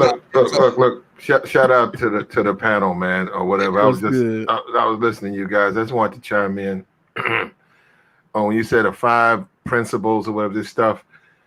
Look, the problem with that is that women they do not respond to that stuff. I don't know why these guys keep trying to present these images that the women, I don't know what their pursuit is. I mean, like wearing suits and I got 5 principles I practice. I make this amount of money. I join this group. That has absolutely nothing to do with these females. And I just look at it and I'd be like, what are they talking about? Well, this is insanity. Like the suit wearing and stuff like that. You see how the thing is all right. Y'all got to understand. Thanks, Gears. Y'all got to understand the lesson behind this shit. Okay, you got to understand the lesson. Whether I'm telling you to wear a suit or I'm telling you to go out and get some sneakers or go get a jersey and stuff like that, what I'm trying to get you to do is realize that you have a sense of value within yourself. Facts. Okay, the suit is to make you feel that you have a sense of value. I'm a well-dressed man. That's the message is supposed to ring off in your head.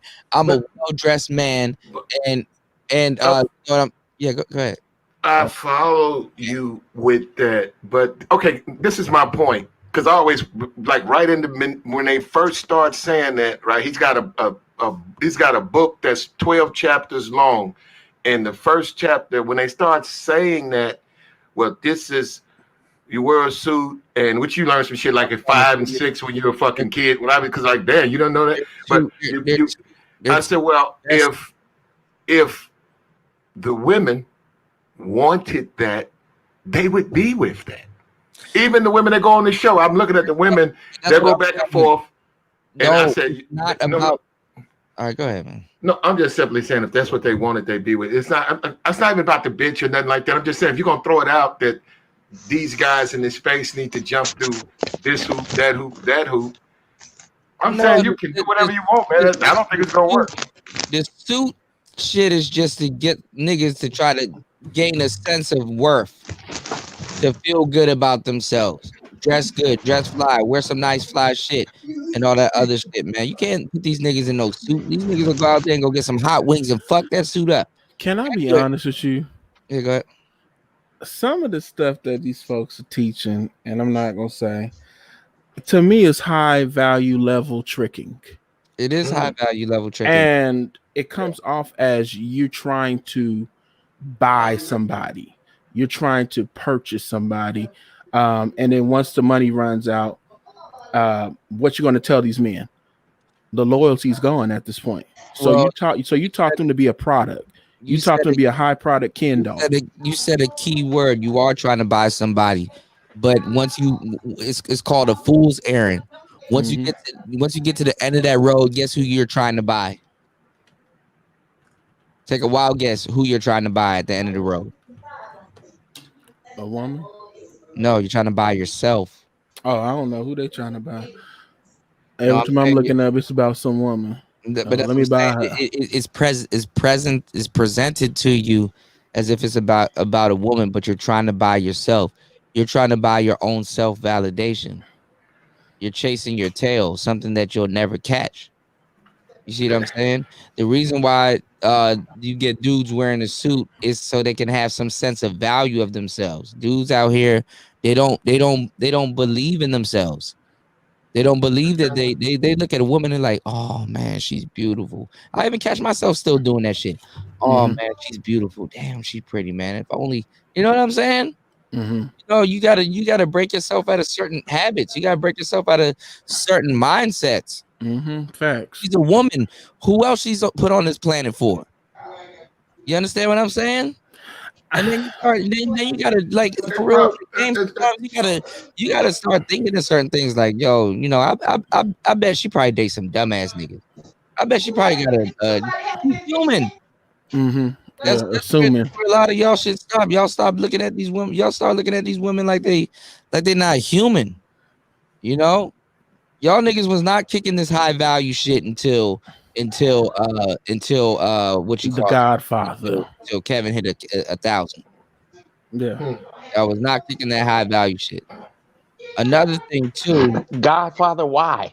Somebody tell me why. I ain't hating on the brother, but why is he the Godfather?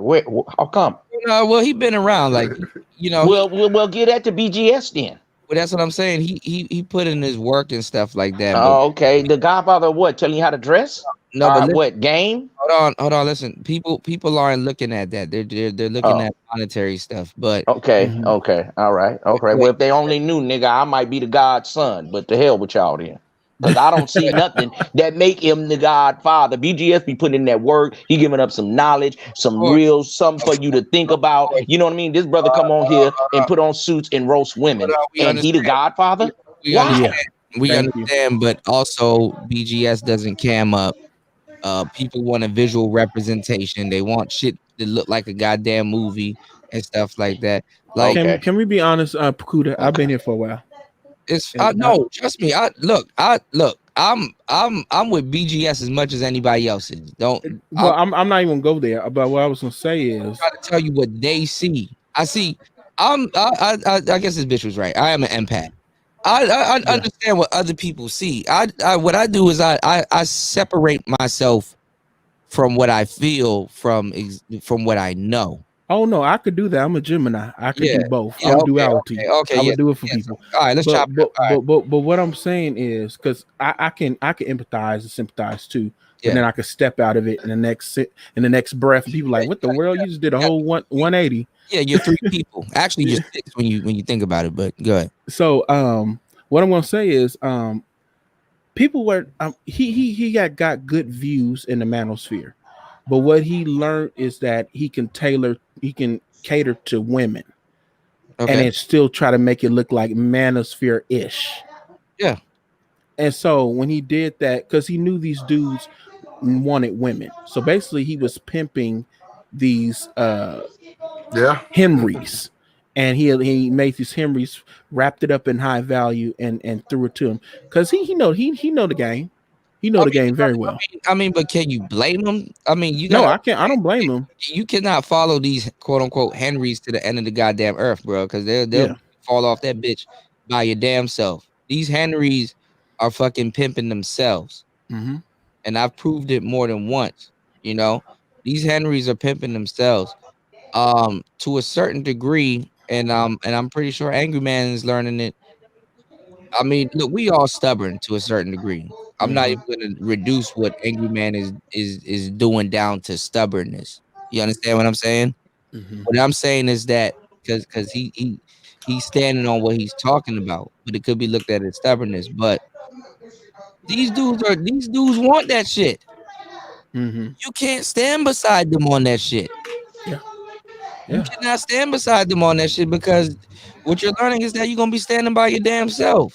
Hey, can I hold on? That's what happens with Angry Man. He get frustrated because once you realize what's going on, you learning that you're standing by your damn self. Because don't bring that high value crap into my chat room. I will block you on sight. Well, because he know you're not about that. No, I'm talking about his audience members because these Negroes. Because he knows you're not about that. Hey, but he knows in a split second if a piece of ass walks in, you know what I'm saying.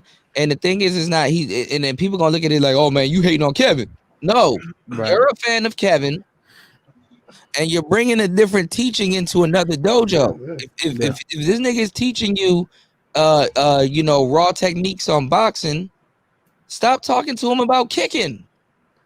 Yeah, I know you can kick a nigga in the face, but let me tell you something. If you learn this, you don't have to kick a nigga in the face. It's more lucrative. You ever try to kick a nigga in the face with some fly shit on, you gonna rip your pants. Right. But I said I'm just saying, I said a simp in a suit is a simp in a suit. I mean, like you guys are overcomplicating this stuff. A simp in a suit is a simp in a suit. It's as simple as that. Look, a simp in a jersey is a simp in a jersey. What that shit is just to basically motivate you guys to feel good about yourself. You it's hard enough not to feel good about yourself when you have on a nice suit and you smell good and you talking to a woman. The thing is that that's what gives you confidence. Women don't care. A well-dressed man just approached her. She gonna respond to you. It's to give you a sense of confidence. Hey, you're still drawing your value. Hey, I will say this though, because I wear suits and I wear regular clothes as well. Do give out good advice though, so I'm not trying to downplay anything he's talking about, but you got to understand the reason why he's doing it. But go ahead.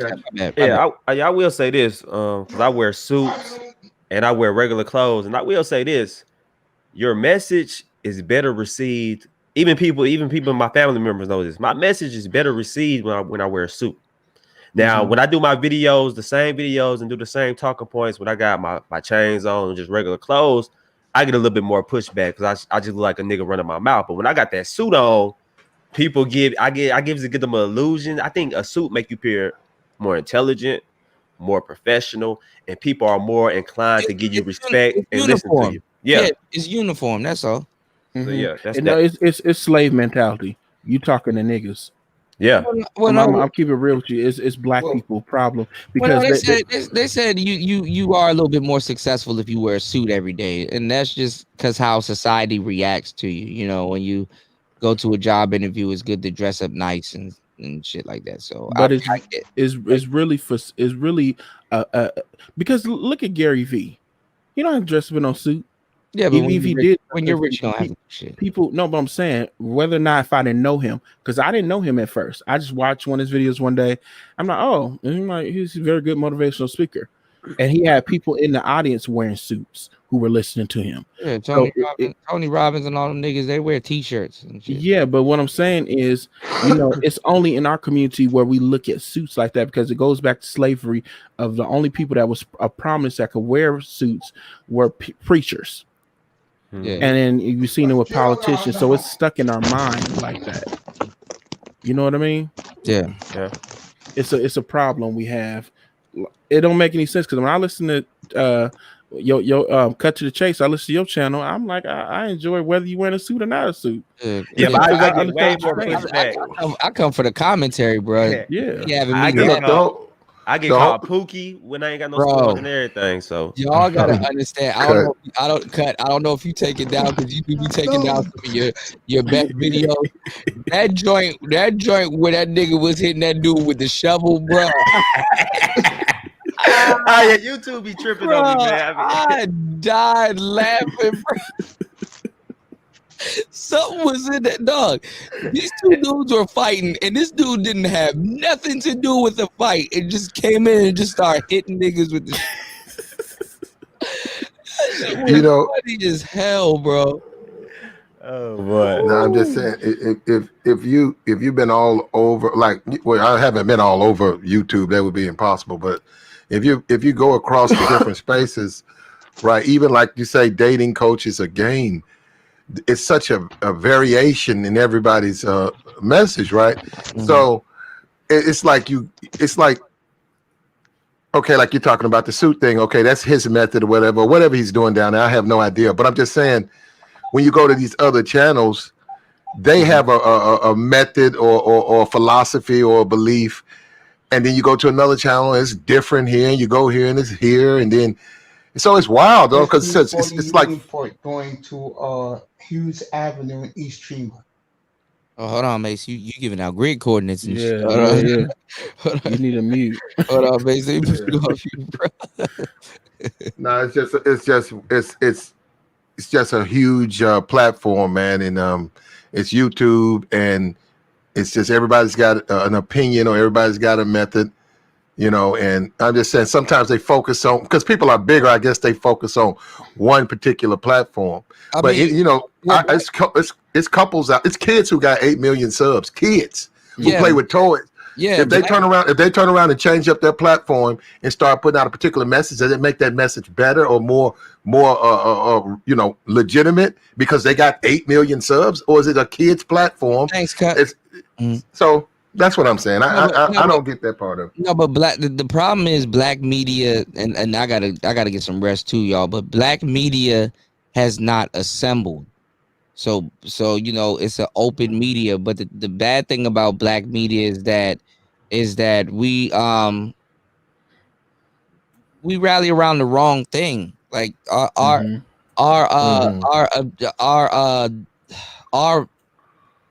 thoughts on media is usually relegated to World Star. Yep. Man, you know what? I would rather watch World Star than like 90% of the bullshit. That's fucking sad. I know, but it's truth though. I'm just saying. Look, bro. Whoever they're gonna be with who they want to be with. All this dressed up like a fucking clown. It's not gonna change anything. If you got to have something about you, and I'm just look, bro. I'm just talking about a face in the cloud. I'm not trying to stop nobody from doing nothing. And the thing about this space, World Star is the exact reason why people like drama over here. Okay, I got you. And I'm not. And what I'm saying is that we don't have no civil black media. You understand what I'm saying? So, man. I don't know. We don't have no real civil, real put together black media, man. And then even if we do, it's like, well, somebody said something about you. Oh man, he in the suit. He about to get bucked right now. You know. All right, you got big YouTubers. I like the Tariq guy, but do I consider him God or infallible? It's a lot of stuff I don't agree with. But I'm saying, because I'm not even gonna lie to you, as a content creator, nigga shit does there's a certain way black people like their content creators. They like you to be smart, but you gotta get a little gangster now, a little bit from time to time. And then you're dealing with niggas, so you have no business not getting a little gangster from time to time. But what I'm saying is like, it's sad. Platinum, you a trick. You're a trick ass nigga, Platinum. There you go. But like I said, like you dealing with niggas, man. Yeah. The problem is we don't teach our people to be well-rounded. We don't. Yeah. That's really what it boils down to. And like what Platinum was saying, and what you were saying, sometimes I would rather watch World Star Hip Hop than some of these people. I'm gonna be honest. Too. I don't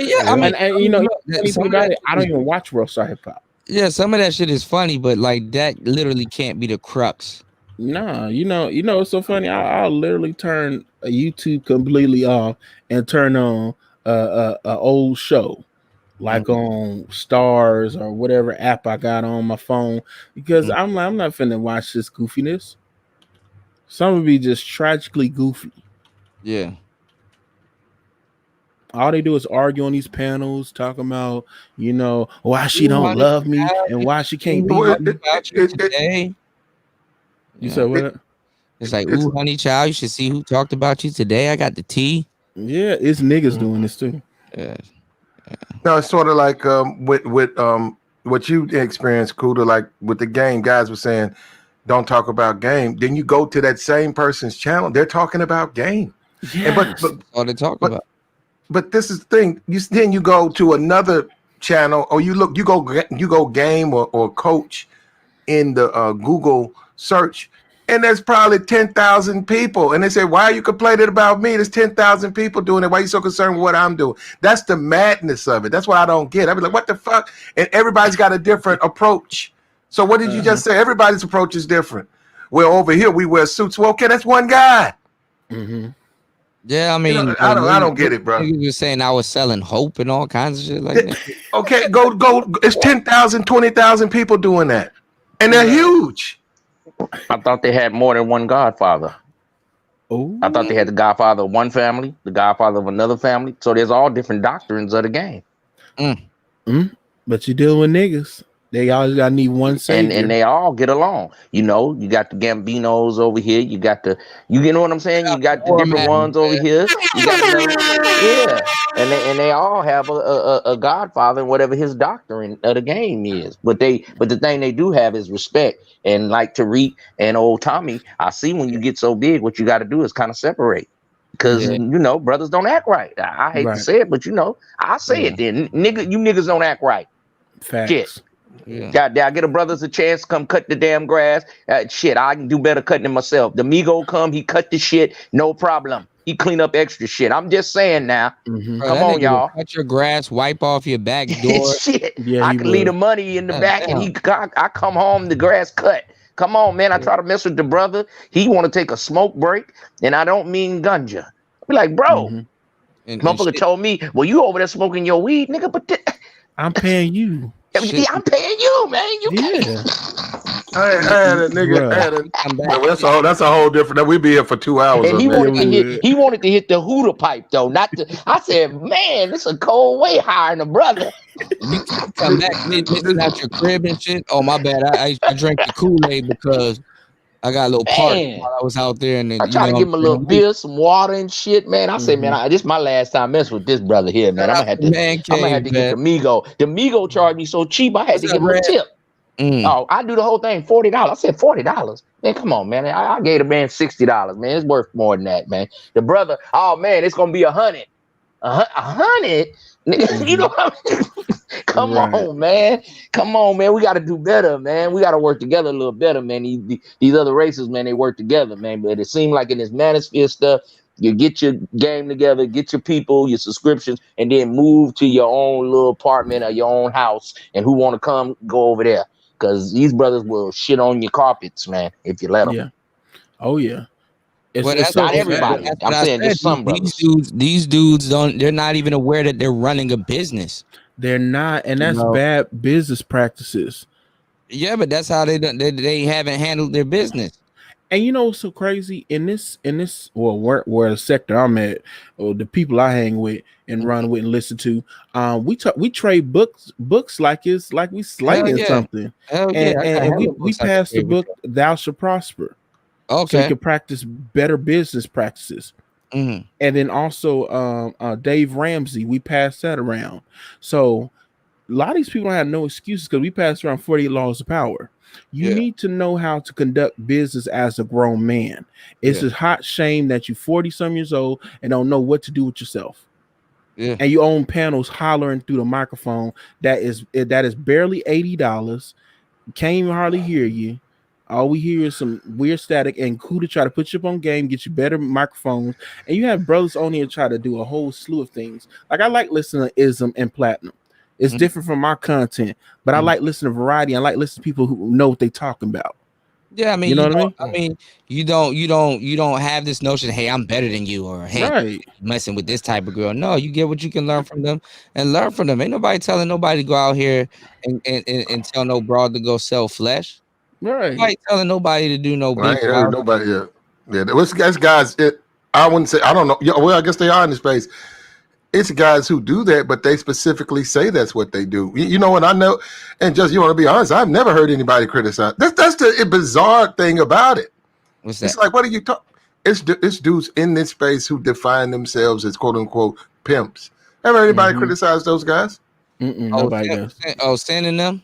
It doesn't matter. We don't have to say who. I'm just saying guys that call themselves these things. I've never heard one shred of criticism of those guys. Those guys got huge platforms.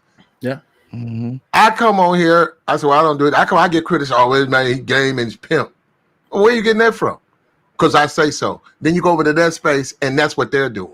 So what the fuck is going on here? That's YouTube, though. Yep. Yep.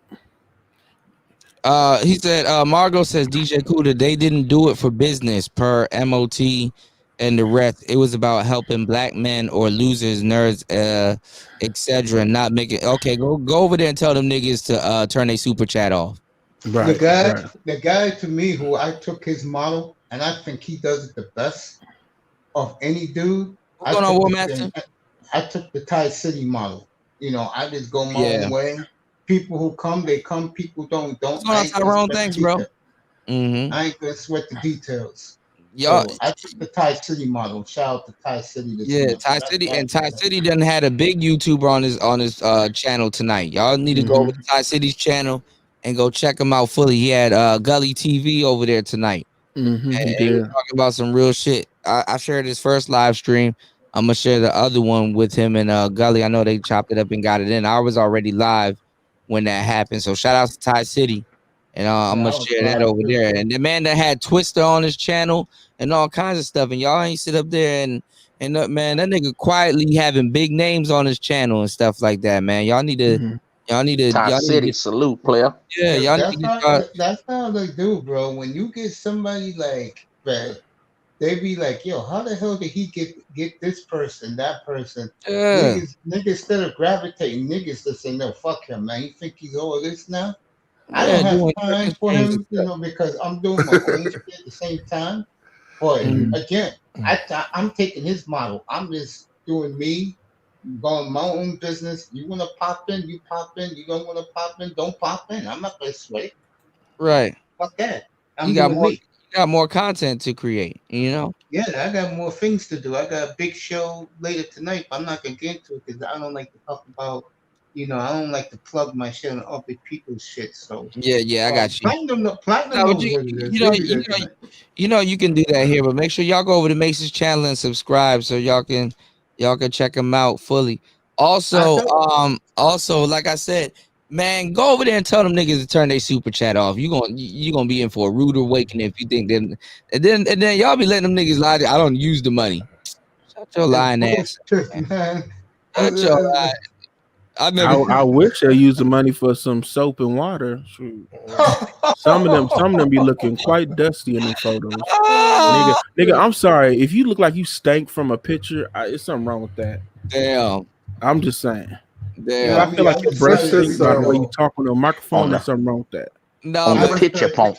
That's that picture pump side of the game. Right. I decided weeks ago to show my face. I don't care, bro. I know I'm not bad looking, so I just show my fucking face every night, bro. I'm not in here for pussy and views, bro. What I'm saying is though, y'all can believe niggas do shit for free, man. You can believe that bullshit if you want, I'll do a lot of shit for free. I've done a lot of shit for free, but what I'm saying is that, man, y'all shit. You can believe that shit if you want. Yeah, man. Shout out to Evo Sosa, Commandante Lou, and I was gonna talk about that. I was gonna talk about that, Monterey. You beat me there. Yes, Crystalline Karazin, the pink pill. If that's her name, I think it's Crystalline Karazin. All these girls got the same goddamn name. My bad, y'all. She was on ABC News. You're joking. They did like a spread on her. I'm telling you, it don't even take the Manosphere to get on before a dude's gonna come start checking us out. It's gonna take the women content creators on it for dudes to start checking us out, because some of their content gonna be associated with the Manosphere, and this is how people gonna find the Manosphere. So it's not even gonna take dudes to sit up there and figure out about the Manosphere. All somebody got to do. All somebody got to do, and we do it all the time, is go down the YouTube black hole. And just start going from content creator to content creator. Some of these Manosphere channels pop up on these women's goddamn on their timeline. Yep. Yeah. I mean, yeah, but what she was on ABC News about swirling, bro? Really? Yes. Y'all want me to play it? Sure. I'll play the audio though, because she might be lagging. Y'all want me to play it? I'll play that shit. I was gonna do it on tomorrow's show, but there might not be a show tomorrow. Well, Kuda, you wanna know why they're gonna allow people like that? I'm eat this damn duck flower. Go ahead. I say you wanna know why they're gonna start because the mainstream they don't have any talents anymore. That's not the they don't have real. no talent. They start doing spreads on YouTubers and stuff. YouTube is taking over. The real started on YouTube. People don't remember that, but the real is on TV. Go look at Jada Pinkett's Red Table Talk. You got to go on Facebook exclusively to get that show. Come on, man. So that's why I keep trying. Y'all don't understand the amount of advice I'm giving y'all when I'm trying to help y'all create y'all content and try to get y'all in the game early. By the time all them television heads come over here, you're gonna be a well-established content creator. Facts. Already with a following and doing your own thing. Everything's gonna go up. Like how the dating game went up for men once the internet really started popping off. There's a whole bunch of women y'all probably had and dated that y'all would have never had or never would have said nothing if some of y'all girlfriends, if y'all didn't meet them off the internet and y'all would have walked by each other, y'all would have just passed each other by and not said nothing and not think a damn thing about it. That's facts, bro. Some of these girls y'all done met on Facebook and had full-fledged relationships. If you would have said, I told my girl sometimes, like man, if I had seen you in public, I wouldn't have said shit to you. I walk right by you. I'm not thinking. Hey, cool. You coming on today? Smoking your cigar, the second shift? I don't even know, man. I gotta take this duck flower. I don't know what's gonna happen to me after I take this duck flower. I gotta film myself eating this shit, and I'm gonna turn that shit off. And then whatever happens in the next 4 to 7 hours, I'll tell y'all. Because you might puke gold. You might puke gold. I'm putting this on Patreon, man. I ain't giving y'all this shit for free, huh? You might puke gold and you become rich. You be like, Hopefully, yeah. Gold. Oh my God, I'm rich, bitch. Yeah, I'm about to throw the fuck up. Hey, Kuda, have you ever heard that truck horn? I'm gonna be a whole new man after that damn. Oh, I forgot today was Thursday, man. My fucking housekeeper's supposed to come in a few minutes, man. Damn. Uh-oh, there's an accident here. Yep, we're fasting over there, rubbernecking. Fasting, slowing down traffic. No, I got let my housekeeper. I guess there's something happened here. Yeah, Crime yeah. scene. I don't know if I can show you guys. Uh-oh, he gone. Who popped out? Fasting. But no, what Cut was saying is right though. Your best way to do it is just, even if it means one every 2 weeks, to get your own subs that support what you do. So that if somebody do try to come on your back end and try to, say cut you or something, like they really can't, because those people found you, they following you, you didn't get them off somebody else's channel, you went ahead and just said fuck it, I'm gonna do it. That's the best way to do it. It's when you go and get them from other YouTubers, and then you guys fall out, and then they go, you test their loyalties and shit like That's that. facts, bro. And you real fans, they don't care what you say, right? They're gonna mess with you. And even then, if you collab with people and people, give you more, people can see you more. You're more visible to people. At the end of the day, your content is what's going to keep them there. Because I have been visible through other people's platforms, but the people that wanted to listen to me came. The people that didn't, they didn't show up. Yeah, I'll be back on track tonight, bro, because of what I'm doing. But you're absolutely correct.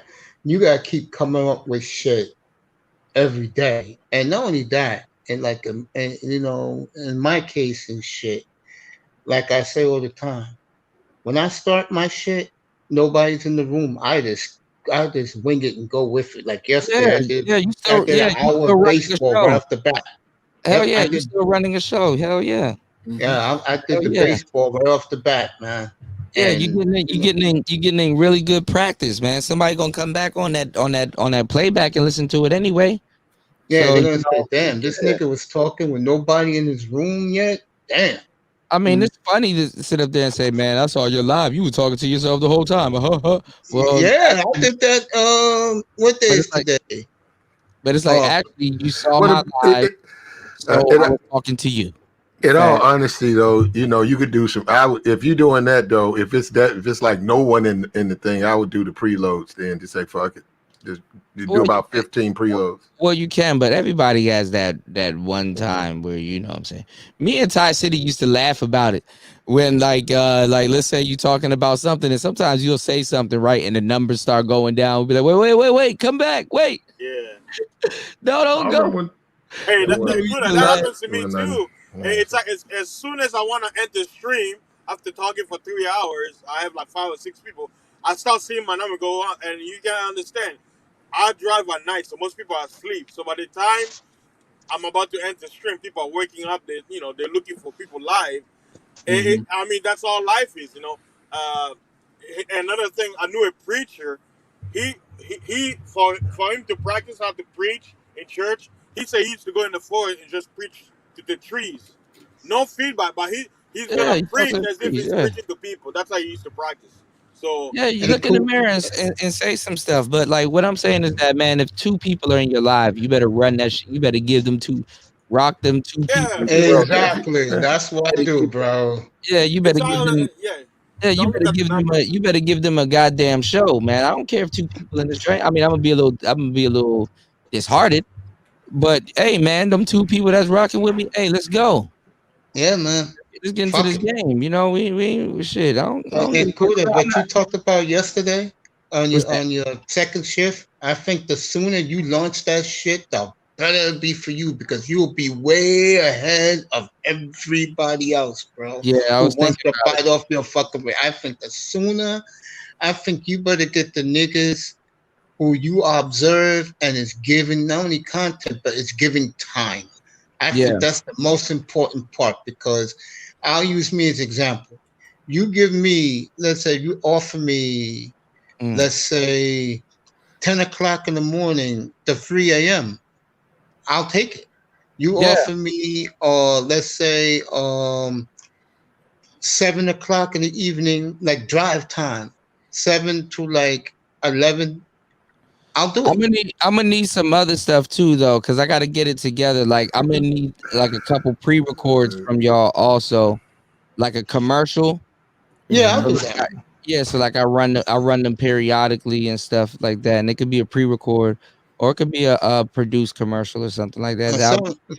And something else I was gonna do for myself was I was gonna work with SKC and have him like put like ads of the other guys that I like in the Manosphere, like a Ramir Mir, and put his shit up and said, you guys, cause I plug everybody's show, believe it. I even plug you, bro. I said you come in last night. I was saying you're gonna be on 3:30 tonight, bro. And guys were like, "Oh, word, thanks, Mace." Yeah, last night, guys was in my chat room. I told everybody. I'm gonna put it all in one place. I'm gonna put it all in one place, but I'm not gonna talk about it here because people be stealing. Yeah, of course. But I think the sooner, brother, you do it, the better it be for you, because you'll be way ahead of everybody. Because here's the difference between you and the other people who'll probably copy you. You are getting other guys' ideas, while the people who's gonna try and copy you is gonna be all nigga shit all day, all night, bro. Which is a waste of time, in my opinion. Yeah, I mean, to tell you the truth, though, sadly, the nigga shit, there's a market here in the Manosphere for it. Oh, I know it is. That's what sells, unfortunately. Yeah. But like you talked about yesterday, when the guy said to you in the chat room, wouldn't you rather be somewhere where you're getting a different taste of everything else, other than this nigga shit? Right. You right. I love nigga shit. You right. I mean, I'd rather have somewhere where I could click on. But one of the things I'm gonna do when it's done, and my nephew and Kuhn gonna work on this, when I get my website up, hopefully by before Christmas, I'm gonna tell niggas who I like to put your shit in there, so niggas can go in there and look what time you're coming on every day. Put your logo up in the room, and let you know what time you're gonna be on and shit like that. So guys can come in my room and check. Make sure that they know what time you're gonna be on. Other guys too, who I like, and I think that's a good idea. So niggas will be keeping up in those. Shout out to my man Ty City. And let me see if the Ty City's in the chat room, bro. Nigga, not only we're in here, bro, but I appreciate you because I love your model. I give to you, man, and you keep on grinding, keeping up your great work, bro. All you niggas up here too. I mean, I listen to Platinum all the time. Ism is my boy. They dropping, fasting. I don't. all the niggas in chat room. Man, thanks, bro. Oh yeah, I don't know when he started. I don't know exactly when he started his channel, but I remember he used to join my stream a lot. You know, I was telling that to Ism. You know, he used to join me a lot. Then he got his own thing now. He's very busy. I follow that. But I'm in the early days. He used to be when I would go live. He was one of the dudes. I always used to come up. Platinum, you know why I go live in your room, nigga. You know why I know. No, I'm not. I'm saying I'm talking about Ty City. I know Ty City, bro. Shout out to my. I love you, bro. Ty City, I love you, bro. That nigga does his grind, bro. He does his shit. Appreciate he's doing it. Sure. Red sings the blues. Also, Red in the building. You know, one of the youngest talent coming up in the Manosphere. You know, yeah, he's good too, bro. I check him out from time to Wagner. What's up, man? Good morning, my brother. Shout outs to Wagner, man. Good morning to all my niggas in the chat room, bro. I tell them all the time, I never forget my boys, man. Never forget my boys. Of course. But yeah, you know, the space is just evolving. There's a lot of other stuff going on, but I think you know, I want to create my own space, and then you know, and you guys, y'all know y'all a part of it, and you know, then we just take it from there, you know. Yo, I'll send you a podcast on Saturday morning, bro. So you'll get that. You know, Okay, to show you what I do. You know what I'm saying? Did you end up getting to go to your mother's crib and get your electric voice, man? I got it here, bro. I'll probably unleash it on the weekend, bro. Bro, Definitely. plug it in while we're here, man. Shit, man. You gonna be like, damn, I didn't, man. You might cry, man, when you hear how you sound. You gonna be like, God damn. Oh, okay, Mace. I got one for you though. Did you pick up that gold chain in that Kango from Mom's house? You said you had the gold chain over there, man. I want to see you with that piece of chain on, Jack. Did you pull your left leg sleeve up and everything? Yeah, I gotta go shopping Saturday because my brother's in here, Ism and Star Platinum. So I gotta start wearing some dress shirts and some polos, man, and some hats. Nah, just some little, nice t-shirts or some dress shirts or little polo shirts with some of your team ball caps. It'll look fresh on you, man. Yeah, you said you had that gold chain, man. I want to see that thing, man. Pull that out. Paper check. Paper check. All that, man. I'll pick it up Saturday, bro. I'll go get it Saturday. Man. It's just love. We want to see you shine, man. It's just love. A little shit, bro. No, Ism, seriously. My dad always taught me this. He said, son, when guys tell you the truth about yourself, that is good criticism, but they care about you. That's why I didn't argue back. I gave you no pushback. I said, you guys are right. I'm going to start doing that shit. Remember, I said that to you the other night. I said, respect, man. It's love, bro. I appreciate it. Yeah, I appreciate that. I didn't push back. Start dressing and wearing like certain jerseys and stuff like that when you get. I got the jerseys in my closet, bro. I can easily do that. Yeah. Start doing that because like a lot of the that's another thing I forgot to tell you. A lot of the people that's in the sports, they're in the culture too. You know, and you know that because you're in the culture. Yeah, I'm gonna do shows on jerseys too, because that's something I know very well. Because back in the early 2000s, bro, throwback jerseys and stuff. I got like 150 jerseys but I can't work. I lost so much weight, bro. I mean, if I was still 300 pounds, I'd be wearing the shits every night. But I'm not 300 pounds no more. I can't wear them, bro. I'm too skinny now. You know, but I got my baseball jersey, but it's too late for that shit. Sell them motherfuckers on eBay. Sell all them on eBay and get you the ones your size, Mace. Shit, re-up. It's time to re-up, man. We're going to play that motherfucking Nipsey. Double up. Never let a hard time humble us. Double up. Shit. If guys can wear a size 60 and a size 64, I got plenty of them. What's going on, Red? I told you how big I was. No, top of it to you. Top of the morning, man. Red, the incel killer. Them dudes be believing in women, Red. Don't follow them. Nah, I don't follow that crap, man. Good morning, but I'm baiting them. Right, I'm giving them what they want. I got them right where I want them because I just did a StreamYard today. I just put up my YM because I'm doing my YMWA panel. I thought you said the 17th, man. Couldn't help yourself. No, I couldn't help myself. I said, let me anticipate that because people are gonna. Because now I'm seeing something like now that I put up live streams and stuff like that, people anticipate it.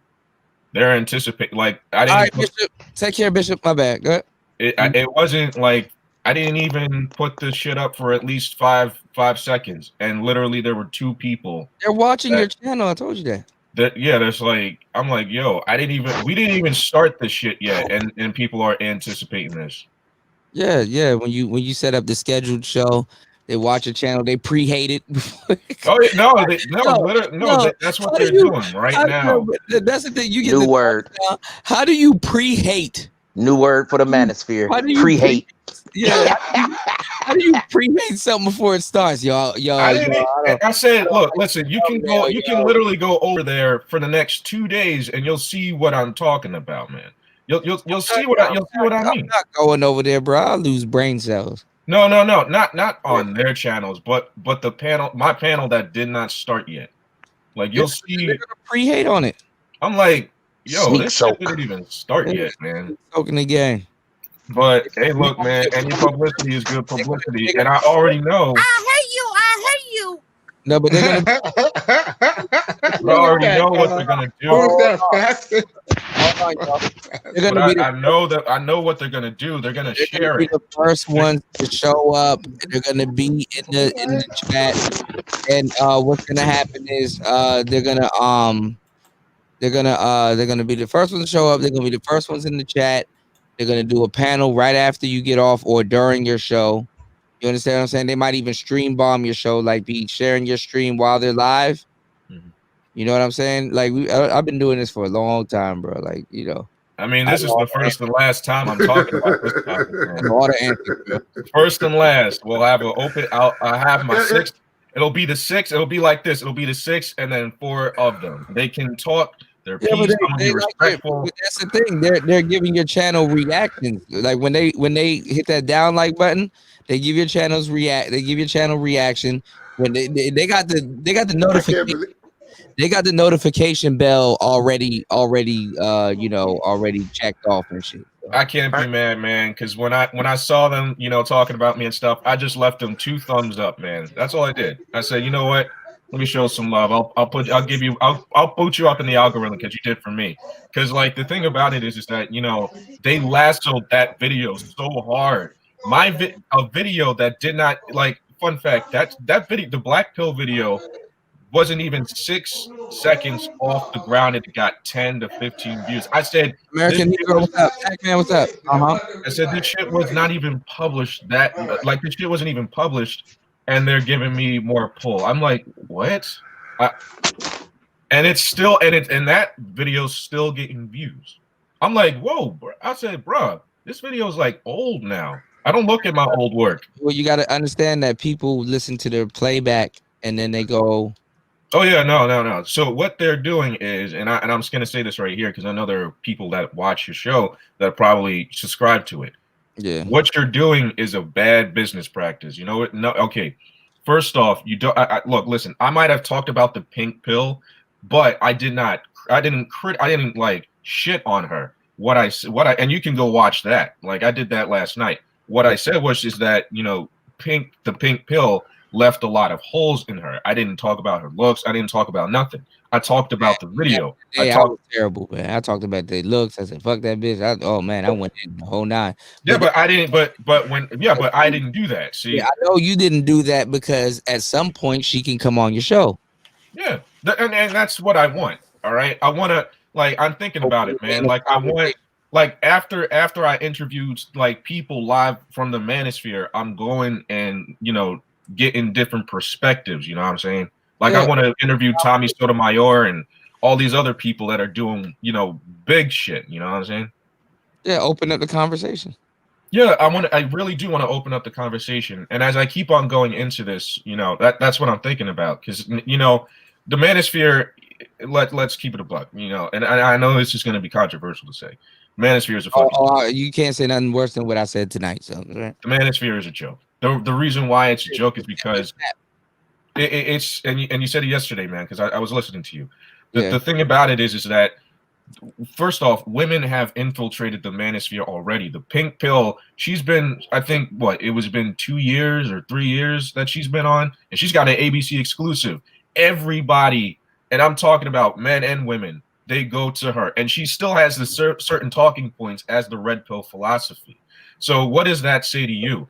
Any woman can literally, like, women always have the upper hand, man. A woman like Jessica or Melody can make a YouTube channel today, and they can get at least like they can get OnlyFans money. They can get OnlyFans money, and that's not a hike on them. That's actually a compliment. Where did you run it? Where did you run into Jessica? Where did you run into her at? Well, the first time was Solo TV, and then I saw her on your channel. But yo, like ladies, look, listen, I don't hate you, man. I don't hate you. What I'm saying is use your looks to your greatest advantage. Because look, listen, they can use them. They can use them. I don't knock that hustle, man. Look, listen. Well, that's what I said. If women are going to be in the manosphere, you got to give them a job, and the manosphere failed to give them a job.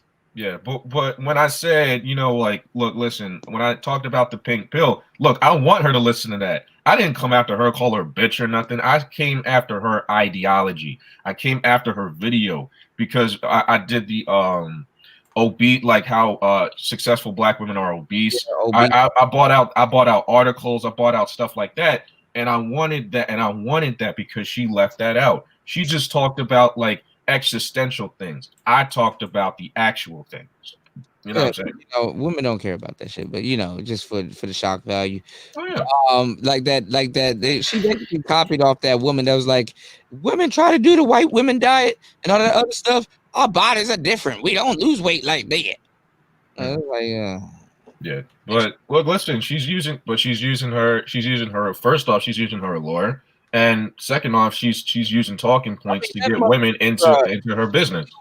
She used to, y'all don't understand Crystalline Kerasin. She used to come on live stream and be flashing her pussy. Oh. Huh.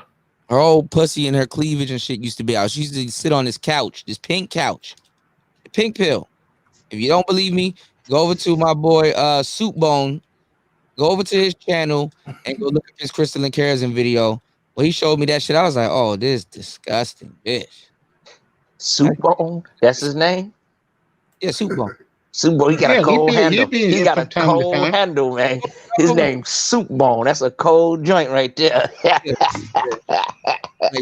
I wouldn't have known that, but I knew something was up. She used to come out here with her damn titties out in her pussy. But I didn't know that though. I didn't know that because when I went for her video, I didn't say that either. I didn't know. Like the things you don't know. Oh man, I know a whole bunch of shit. You just ask, or you don't even have to ask. I might just tell you. But the fun fact is the reason why she's mad and the reason why she can't help it and her fan base is because you got all these Black women that are huge and they're still trying to get with white men. And they're like, Crystalline, try to get with Ben, but he don't like me because oh yeah, no. I look, listen. When I watched that video and she had a picture of a Black woman and a white dude, I'm like, yep. And we all saw it. Like it was me and a couple of guys and a couple of my usual callers, man. Like we sat there and we were like, yeah, we all know what this is. Like I had no expectations and I was still disappointed. Man, I'm trying to tell you, man, them bitches, they listen to Crystalline Kerasin and inhale cake the whole time. Inhale chocolate cake the whole time and then wonder, why don't he like me? Like, bitch, you don't like you. Exactly. Facts. I agree with that. So it's just, she and that's the same thing I was saying with She-Ra 7. These girls, they want to learn the shortcut. They want to be deceptive, and then after a while, they're gonna try that game shit on She-Ra. The students try to take the master. That's what it is. After a while, She-Ra 7 got mad, and was like, why do y'all keep asking me the same questions? I'm giving y'all the answers and y'all don't fucking listen. They don't have enough femininity to pull off the shit that they're trying to pull off. Facts. You gotta have enough. That's what they don't tell you. You gotta have enough femininity to pull that shit off. Red, you be scaring the hell out of me, bro. You be sitting still the whole time. I think my shit froze. No, you until you blink, I'm like, okay, I'm not frozen. But no, that's what's gonna happen in your generation. They don't have enough femininity to pull off half the shit they're trying to pull off. You understand? Hey, look, well, it's easy to point out. It's just easy for me to point out. It's like gas in the tank. You don't have enough gas in the tank to get where you want to go. That's all it is. But that's why I say, look, look, listen. I don't manipulate women. I just tell them the truth. We in this or not. So it's like at this point, there's some stuff that you're gonna want from women, and what I'm telling you is that they don't have enough femininity to pull off what they're trying to do. Yeah. You understand what I'm saying? No, I understand what you're saying. Even if it's deceptive, let's say a woman wants to be deceptive, you still got to have a bit of femininity to pull it off. Oh yeah. Like how can you get a dinner date out of a man and you can't even in a feminine way walk him down to his own demise? You understand? They ain't really doing too well with that. Yeah, I mean, at least the excuse when dudes got swindled out of their money back in the day, they were feminine because Lord knows, even if she was on some, you know, some I'm about to swindle you type shit, at least she was still feminine. Yeah. It's like, well, how could I not resist? She baked me a pie and shit. These bitches nowadays don't even bake you a pie. Oh yeah. Look, listen, I be cooking for women most of the time. They used to but I don't do it for free now. I don't do it for free. I remember a woman, she was like, "Oh, I knew from a friend that you knew how to cook." I was like, "Yeah, I know how to cook." She's like, you know, like, "Oh, can you cook for me?" I said, at what cost? I don't want it to go over your head. What I'm saying is that they don't even have a pie in the damn windowsill. They don't have the bait to lure you in. Yeah. You understand what I'm saying? No, I know what you mean. Femininity used to be the bait to lure a man in. Like, for example, you know what a siren is, right? Yeah. What's a siren? Yeah, and in the olden days, well, I forget which culture it was, but they're like mermaids. They're like the Little Mermaid that they use their voices. Greek mythology. Yeah, Greek mythology. They're mermaids. That's what they do. They sing songs to lure in what sailors. Man. And what you do is they get you all the way out to ocean, and then you remember you can't swim. Yeah. Yeah. And then, but also they forget.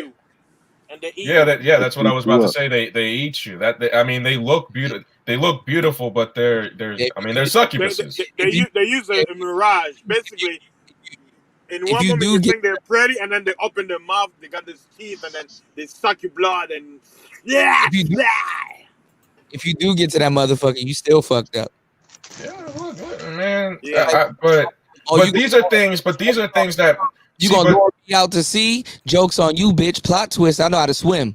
And then they eat you. But see, here's the thing. Like guys don't understand that. Like I even like I'm doing a case study on Carmen, the opera Carmen, and how I'm gonna do the movie and I'm gonna do the old play. You know the Carmen 1995 with McKee Pfeiffer and Beyonce. You gonna do Macbeth too? Yeah, I'm gonna do Macbeth. But also that's gonna attract a white audience because you realize that good. You need that. And I'm not trying to say this. I'm not trying to hike on nobody, but I know like you guys would watch it, but I know most niggas won't watch it because most niggas are looking for the fucking they're looking for the research on how to get these bitches. And I'm like, well, dude, you got to know that these bitches ain't, you know. Oh, bro, yeah. Ain't worth getting. How come once guys get these bitches? How come once guys get the white audience, right? They fucking turn totally away from this space. Like it's like they they say they don't. Line your damn pockets up, bro. Go. I know that. I'm just saying they say that they don't want it, and then once they get it, it's like, are you fucking nuts? I'm staying with this audience right here, but they tell you they don't want it though. Well, they say they don't want it, but I mean, because it comes with its own level of stress. I'm not gonna say you entertaining a white audience is not gonna come with its own brand of stress. But shit, it's better than this shit. I'd rather have YouTube Lamborghini man stress than Buick Park Ave stress and niggas telling me game don't exist. Well, I mean, I collaborated with Sydney MGTOW, so I already got people that are white anyway. Yeah, so the thing about it is that a lot of people they're watching your channel like, don't forget about us, bro. But the thing is that I'm gonna make some not movies. I'm gonna make some videos regarding certain things that I'm talking about. And the thing about it is, and I'm gonna leave it here, is that look, listen, I'm not saying that I'm in it for the black manosphere and the white manosphere. No, I'm in it for young men, dude. Like regardless of race, man. Like, because I don't think like that. But although I still don't forget the people who who got me up here, like you, Solo, and stuff like that. Yeah. Like I mean, I might not be able to pick up the phone because look, listen, more money, more problems, man. Hey man, I just want to see you shine, young brother. That's all. No, and look, listen, yo. You're pretty talented, and you got a bright future ahead of y'all, man. Yeah, man. Look, listen, man. Like I'm trying to, but people seem to forget this too. This is why I want to get up on the Roommates podcast because look, listen, those are black dudes, and you're gonna make it. Like those are black dudes, and guess who watches them? White people. Of course, white people. They're 10K. Half of that shit is white people, if not most of it. All right. And it gets crazier because they got Alpha Male Strategy and they got a whole bunch of other people on there. This stuff is cold. Who's to say because they got Kevin Samuels on there too. Who's to say they're not going to get Donovan Sharp on that shit? Of course, but shit, Donovan Sharp damn near can invite them to his shit. But listen, I want to get up there with them because I see their vision. I see what they're doing. They did Ben Shapiro, Derek Jackson. They did Rebecca Lynn Pope. Those are the people that I want to talk to, man. Those are like I want to talk to those people because the Manosphere is, it's a small social group. Let's keep it a buck. Those are YouTubers, and actually they got the interviews with them before those people really popped. Yeah, we think they're successful now. No, we think they're successful from a YouTube scale, and they are successful, but they haven't popped the way that they're actually gonna pop. We're just seeing the beginning of it. Yeah, and look, listen, I might get a few hundred views, but that's not stopping me from doing stuff, man. Like that's what I'm seeing. People want to see me stop doing it. I was like, dude, I'm about to live stream like next month. I'm about to live stream me destroying this room and building up the little prototype. Your studio prototype? Yeah, my studio. This is the first studio prototype, and then I'm gonna destroy this, move some shit around. I'm gonna let you watch it. Take us with you too to get the equipment, even if it's to the mailbox. Yeah, look, because I want people to see that I'm legit. I'm not trying to fleece you or nothing. But that's why I said the things that I said. Why I put certain stuff up on my Instagram, because I knew people were gonna talk about it anyway. I knew people were gonna talk about it. Oh, because that's why I love the base Pluto, and I love his monkey followers, because the thing about it was I baited them. What did you be talking about? Because I know people say he looks like me. I ain't gonna say I look like him. Man, I don't know what that nigga looks like. I don't give a fuck about that. But I cared about what he said. Not cared about what he said. I cared about what he said so I can use it to my best advantage. Hey, I watch his channel. Clip it. Oh, you watch I watch his channel. I can tell you. Can be in all the sectors, man. I'm everywhere, bro. Who be in all the sectors? You know who be in all the sectors, and he's really everywhere. DJ Moss. DJ Moss will beat you to the sector. You're like, God damn. DJ Moss, you over here too? Yep. DJ Moss is like probably 5 other chats right now. And but Pluto had no other talking point, but this dude lives with his parents. Everybody knew that. Everybody knew that I was a guy that lived with his parents. Okay. Everybody knew that. That was you realize like half of this generation lives with their parents. Some of y'all favorite content creators live with their parents. Well, he lives with his parents too. I live with my parents. He lives with his family. But the thing is, I live with my parents, but I'm doing something positive with it. But that's the It's a that's the shaming gimmick. tactic. It's a shaming tactic. Yeah, he lives with his dad. Well, At least best- wait, Kuda. At least I have a dad. Right. Could you Well, share the screen? Let me give you his talking point. Basically, Best Pluto, he focuses more on the base pill. Like the base pill is basically starting Platinum man, you gotta stop. No. I want to make a point.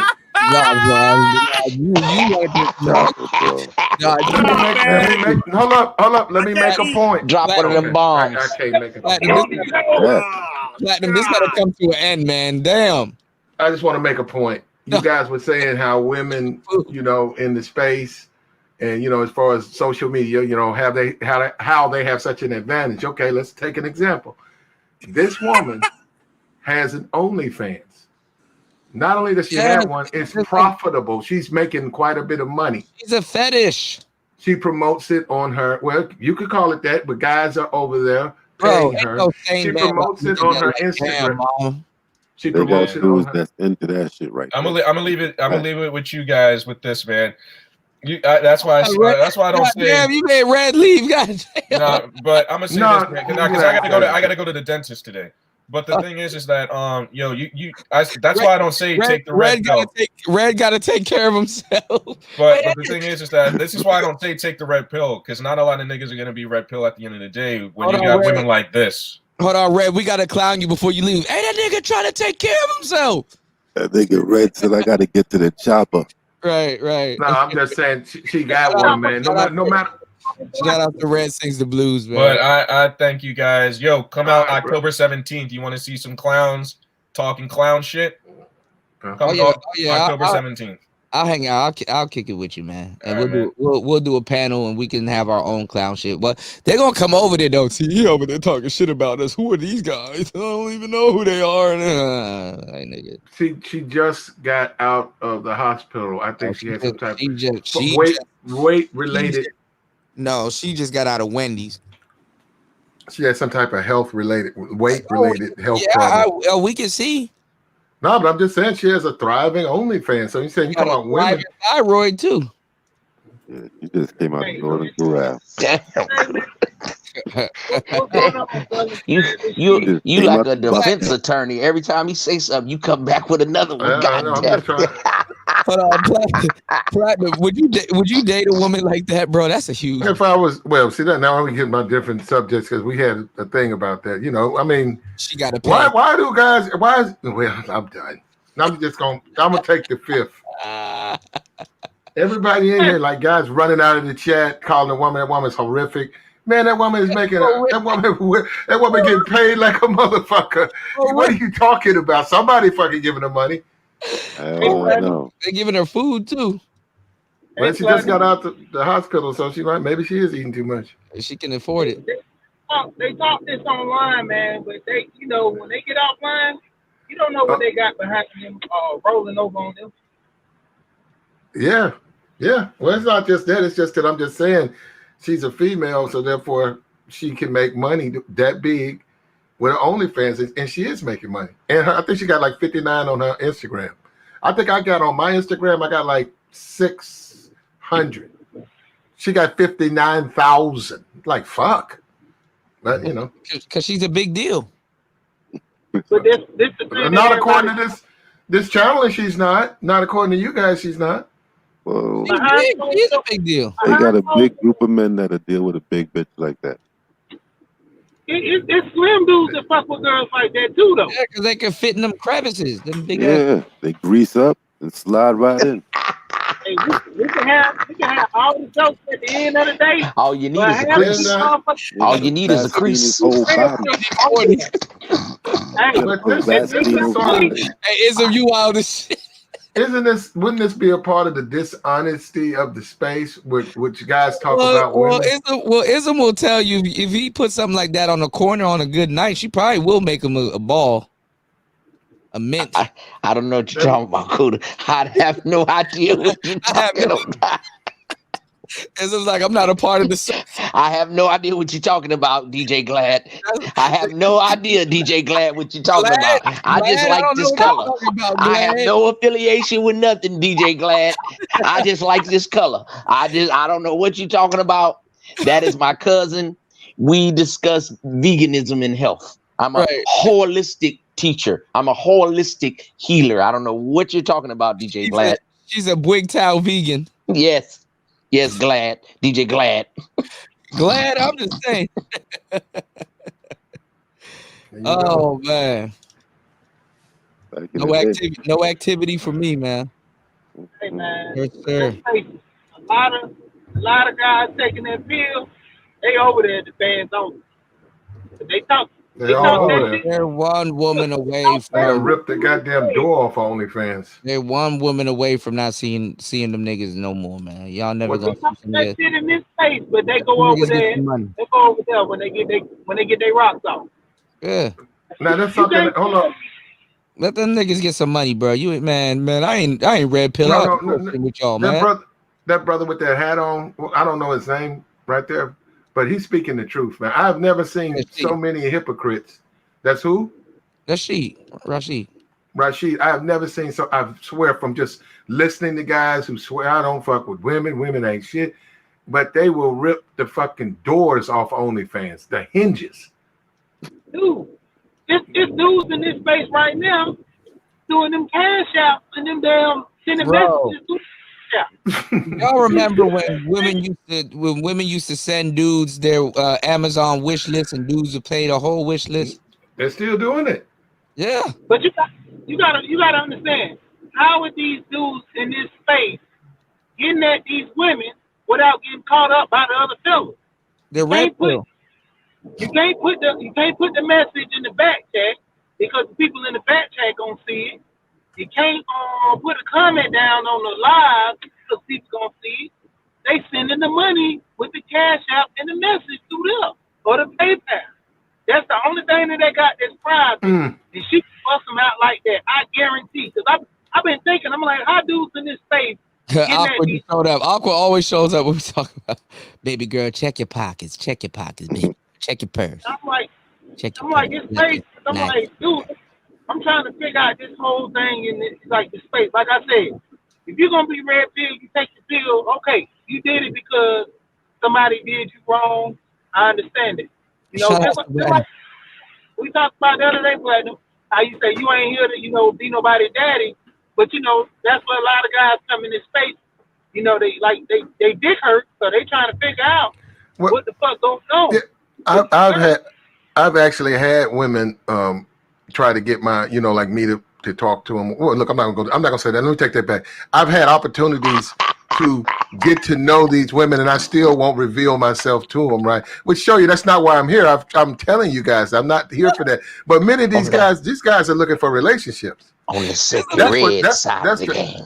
That's their whole intent, is to have a relationship with somebody. And it's like, bro, why don't you just say it to me? Why don't you just say that and be done with it? No, I'm the red pill Satan. Red pill Satan. But you gotta understand, in this space, what is being promoted, if a guy come on here and say hell on a hoe. Hey, hell on a hoe. I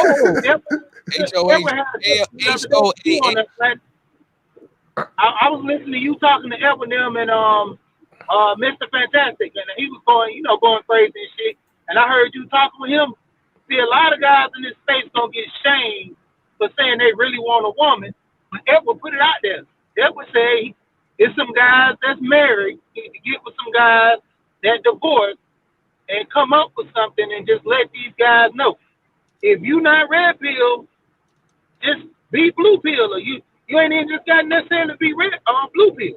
I mean, red pill means you're aware at most of the bullshit that's going on. So you can just be aware of the bullshit that's going on and kind of work your way through this shit. But a lot of guys want to come into space saying that they mad and they ain't fucking with bitches right now. But in the instant, soon as a girl come in their face, that damn on their 9 to 10 scale and choose them, they fucking jumping shit. Half the guys, like I said, motherfuckers that want 9 to 10s can't afford them. They don't make enough money because 9 to 10 cost. I tell niggas that all day. You want a 9 to 10, you got to get their hair done. You got to have them in the right car. You gotta be fucking with that gym with them. They gotta be going to the getting all this makeup, motherfucking expensive ass clothes and shit. How many motherfuckers willing to put all that money up to a woman? See, there you go. He's simping because he want to buy shit for a woman. Nah, But the dude that's sleeping on her couch, he don't gotta do that. And she's sleeping with him. Bruh.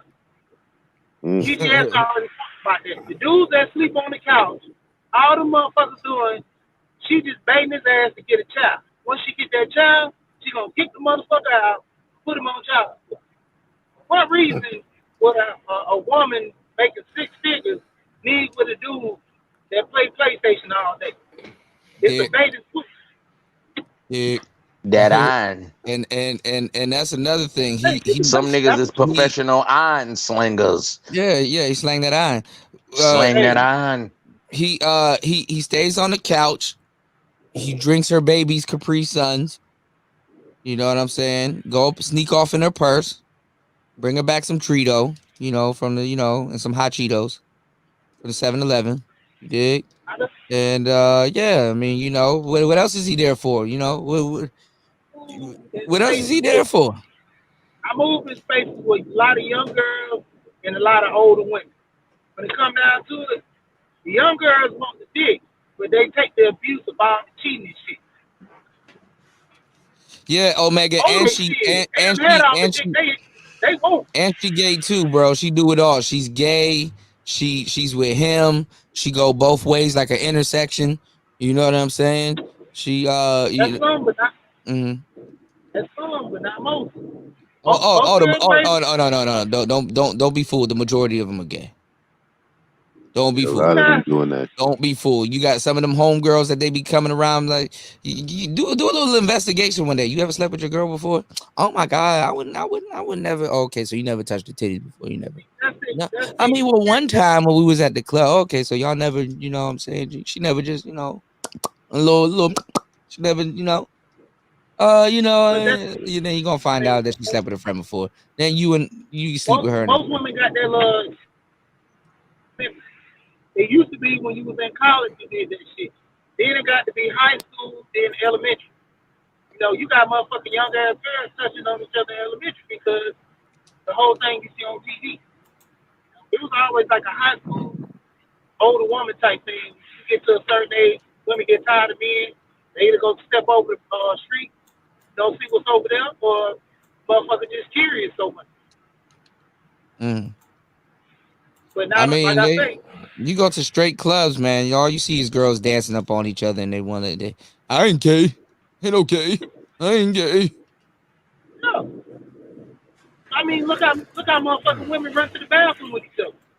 Yeah, that's what I'm saying. I mean, a lot of women, that's how they bond. We have an option this week. Next week, huh? Yeah, they stay sleeping with each other, man. I don't fall for that shit.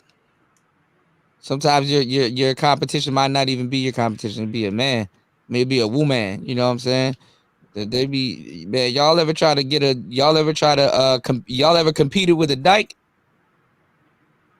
That's the worst shit ever. Don't have no problem. The answer to that question is you don't, but it happens. You did. I mean, even in my younger age, I never had them problems because I know how to pick women. There's certain women you can tell from the jump.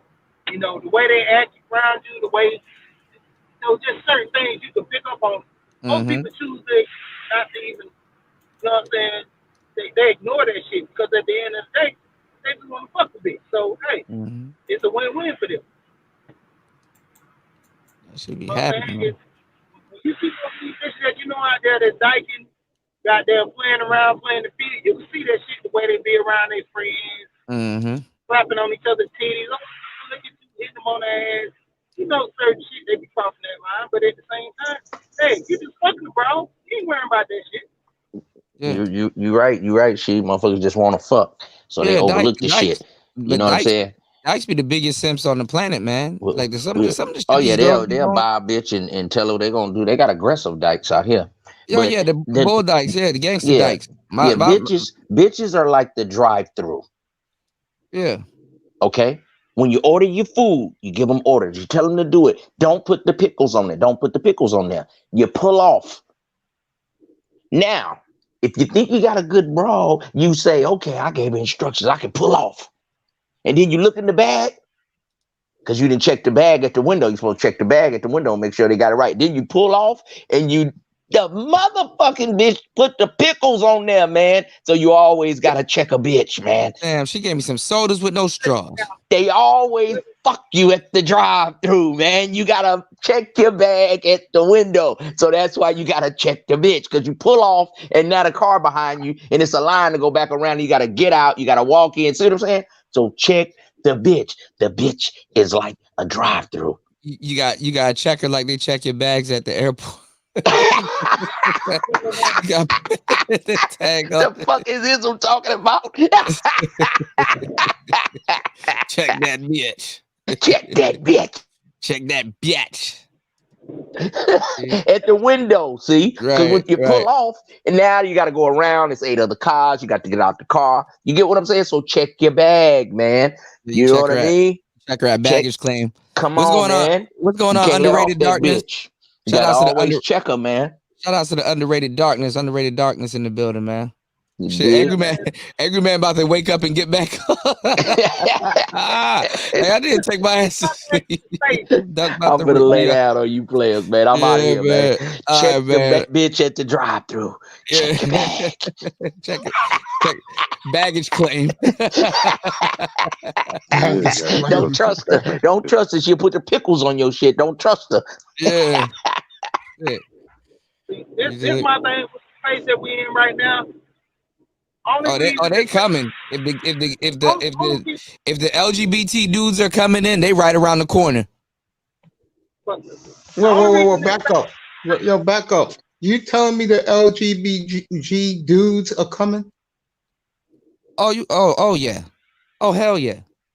Oh, they're here already. God. Yeah, they're here already. It's gonna be a real zesty Christmas, y'all. You're lingering. Make sure y'all put y'all tree up early and don't take it down till spring. Zesty.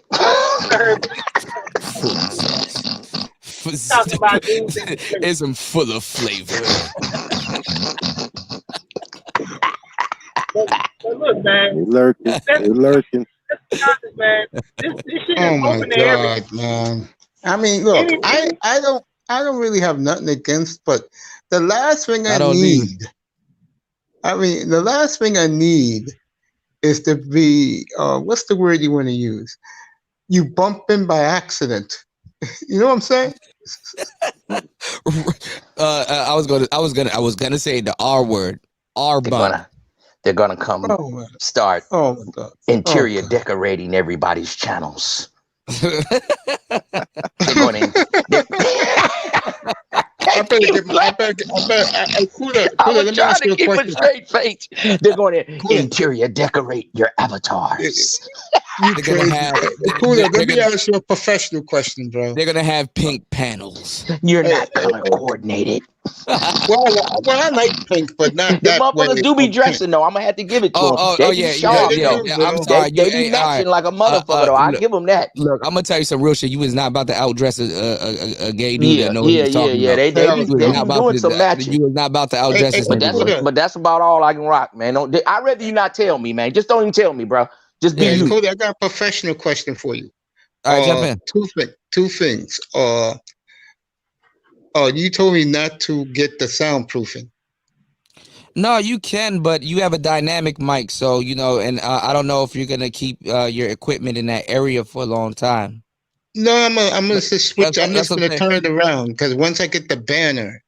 Well, what I'm saying is hook up your Electro Voice first before you soundproof because it might already cancel all of that stuff out. Okay, I'll do that. I don't hear too much reverb in your background though.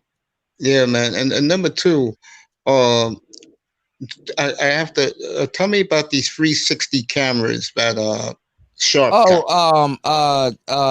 Donovan got some cameras that are on these these wires. They're on like a tread, like on a track. Yeah, I know what you're talking about. I was gonna get some newer ones. off the track and stuff because I was looking about how to get like my cameras moving and stuff like that. And yeah, I mean, he got a dope setup. Donovan got enough to take over the Manosphere. I agree with you. You was talking about that the other night. I was just listening, but guys were like, yeah, y'all have to see pushing you back. Oh yeah, Sharp could take him and Samuels together with one of their other cronies. They could take over this shit anytime they want to. And I'm gonna tell you right now, when they do, it's a wrap. Yeah, but that's what I'm saying. That's what I'm saying. Kevin Samuels went to go see him. Kevin Samuels went to him. Yeah, he flew Kevin Samuels up to Philly to see him. Yeah. I have never seen so many people in my lifetime pop up with Shure SM7Bs, and these people don't even know how to use or run the microphones. Man. Tell me about it. When I watch What's Her Face, I heard I heard Ringo got one now. Like, come on. That's what Fasting said. Yeah, he said that earlier yesterday on your second shift show. Yeah, man. I mean, that's something I would never do. I don't like to copy people. Well, it's not about copying. I mean, it's not about copying. I didn't invent the damn microphone. All I'm saying is like now all of a sudden. Cool. Here's the bottom line, baby. Here's the bottom line. Yeah. It's because of you. Shout out to Tech Man. It's because of you. All these motherfuckers are upgrading their shit. They don't want to give you the credit, but it's because of you, bro. Good morning to Tech Man in January. Hey, shit, I ain't gonna lie, man. Ringo came up in my recommended, and I remember him from a while ago. But hey, his shit sound good, and he showed his studio. His shit look good though, Kuda. I ain't gonna lie. He got his keyboards and shit, little lights, and he sound real dope on the mic. I see that mic do help you because his voice is cold. Yeah, I gotta check him out. But you know what though? I mean, you'll sound good on a SM7B, but I think you'll do better with like a bright mic. Like the microphone that I'm on right now is brighter. The SM7B is like more for like a darker voice, like a more baritone. Yeah, that's how you do. Yeah, he got that baritone. Yeah, because you on your 320 right now. Yeah. I'm giving some free game right now. But what I'm saying is that you sound better on the top end, on the bright end side of the game. You know what I'm saying? On the which one? Like a Rode Pod mic that's a little bit more bright. The only reason why the SM7B is good for people with more of a bass is because it is a broadcasting mic, but it's also more they call it dark. Yeah, Sheila, I set the stage. Yeah, most definitely. Yeah, he do got like a Barry White, little smooth jazz kind of thing like, going. Welcome to the Passport Brothers and but it works for him. He's got the deep voice. He's got the little music playing in the back. Yeah, his keyboards. He got a nice hookup though. That music is weird. It should be like. Hey man, everybody got their shtick. But all I can say is that mic.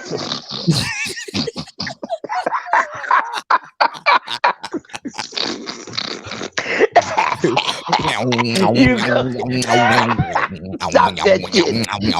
Is that how I do be sounding though? Ringo TV. Shout out to Ringo. Yo, man. Hey, look, man. Hey, but it shit did sound good on that mic. I was like, damn, that mic do make a difference though. I just hope y'all enjoying y'all equipment, man. Use it to the best of your ability, man. Goddamn, I'm loving mine, Kuda. You know that, bro. When you got me pumping shows, I'm loving my shit, bro. It's like you said, Kuda. The second I put on that Rodecaster, I feel invincible, bro. Hell yeah! When you hit that button one good time and that joint light up, it's like, oh yeah, here we go. Oh yeah, here we go. Remind me of remember the TV show in the '80s, Airwolf? Or you're too young with the helicopter when he clicks it on, the lights come on. Sounds familiar, but I'm telling you, Mace, when you plug in that RE20, you're gonna be like, whoa, this is something totally different. Especially if you got both of them plugged in at the same time, where you can kind of hear them both together. You know what I'm saying? Yeah.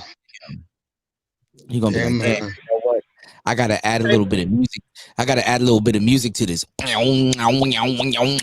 put some music on the other day, and these wimps, and I mean this in a loving way, These wimps on my panel said, you know, Mace, you shouldn't do that because you can get flagged. I'm like, guys, let's rock with this shit, bro. It's like I done did about 5 live streams today. If I get flagged on one, I don't give a fuck.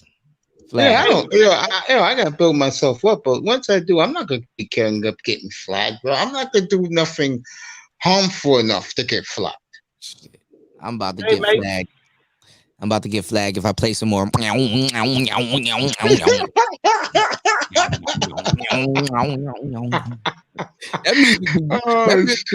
music be getting me sometimes. On a good day, I get hypnotized. I was like, damn, Ringo, God damn, what you talking about, man?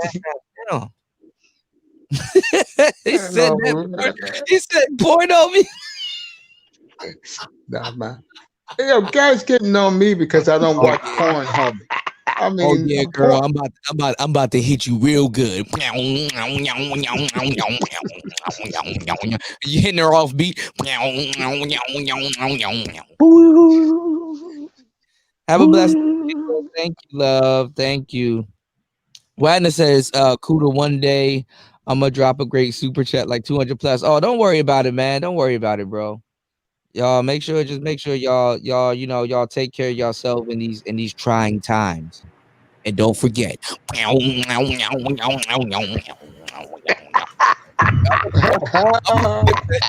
clip that music, bro.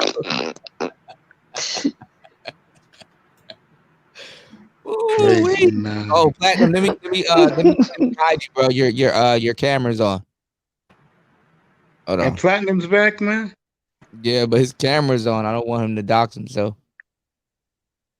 Because if he dox himself, he said Spice Channel music. Ooh, my bad, y'all. I got no business. Well, I haven't heard from that Spice Channel in years. Man. Years. But I mean, years, bro. Boy, yeah. I mean, the Manosphere don't really. The Manosphere hasn't really worked together in a while, so. And I don't think it's ever gonna work together again, cool, to be honest. From what I observed, I just think that there's some guys that want to go Hollywood so bad they can taste it, and if they get lucky and get let's say they get a deal, they act like the Manosphere will not even exist, bro. I think I think this Manosphere, bro, with the more influx of women and the LBG, the alphabet people as I call them, this shit's gonna go down, bro. And like I said, you better pull a Thai City. You better pull a me, guys. Get your shit up. Get it up now before the snow comes down, before the temperature gets under 32, and just run, bro. And take niggas with you. And niggas who want to be with you, they'll be with you. The niggas who don't. But I will not feel sorry for the niggas who worship some of these guys and leave them behind. They'll have nowhere to go. Well, that's the thing. You gotta. I think we gotta abandon ship at some point. So it's like, I already abandoned ship, bro. I'm too busy, man. I come on you. I come on Platinum, and just chill. Other than that, I'm out of here, bro. I'm going. Mace is on the shore chilling. Did you get my email? You sent me email? Yeah, I'll go check it right now, man. Let me go check. Okay, all right. Well, Mace, respond via email, okay? Platinum sent you. Platinum sent you a instrumental, and it goes along the line. I gotta. I'll be right back. Let me do this. I got a number or whatever, you know, so we can communicate. Like every time we communicate, we don't have to do it. Like, what is it, 80, 70 people in here watching and stuff. Like you said, everybody's not a friend, so you gotta be careful when you're trying to work. I appreciate you, bro. Yo. I appreciate it's a business, you. right? I appreciate you, man, because. Like Kuda, I'll do that right now. Okay, I'm gonna do it right now. Okay, I'll be right back. I'm gonna do it right now. Plat, did you want to go live? I could, but you know, I don't know. I mean, I could. Yo, I got my housekeeper here. Other than that, I would go live, bro, for you guys. Just for you guys. I'll probably do it anyway. Fuck it. I got the housekeeper. Go ahead. Fuck with Mace. Fuck with Mace. On the housekeeper side of the game. Yo, I let my brother get some sleep because this motherfucker, like my man Africa, you know, you nigga Kuda don't get enough love of the hours he put in fucking daily, bro. Let me do this for Platt. Let me do this for show me Platt, enough and then love. I'm gonna drop my link in your chat so guys can come over. Let me do this for Platinum real quick, and then Yeah, take I'm your gonna time, load up. Mace. And do me a favor. Do me a What's favor, up? Mace. What's up, Respond via the email. Thank you. You got Go it. ahead. That's not a problem. I Okay. got you. Okay. I'm not All gonna right. let that out, bro. Keep it on the list. Mace, respond via Morse code. I will be back. I will be back live on your panel in like 3 minutes, bro. I'm All right, I gonna got fire my shit up. I'll pop back up on yours. I got you. I just went over to Tommy thing. Oh, he's still live too? That nigga don't. You Yeah, think I don't sleep? That nigga don't. That nigga don't sleep either. That nigga hasn't slept in like 50 years. He was going over the news, and he was bashing some black woman because of her name. So it was interesting just listening. Well, Crystal and Kerrison, she made the news. I might do a show on it tomorrow. You know what I'm saying? I need to go find me a great instrumental that'll have y'all hypnotized, so I can get my Ringo on. What are they interviewing her about? About YouTube? Yeah, they're just interviewing her about her journey. Y'all want me to play the audio for y'all real quick? I'll do the video on tomorrow's show. No disrespect. I mean, you can do what you want. I mean, you can if you want to, but do I want to hear? No. I just wonder. I was asking why they were interviewing her. Right. Well, I mean, she's so profound.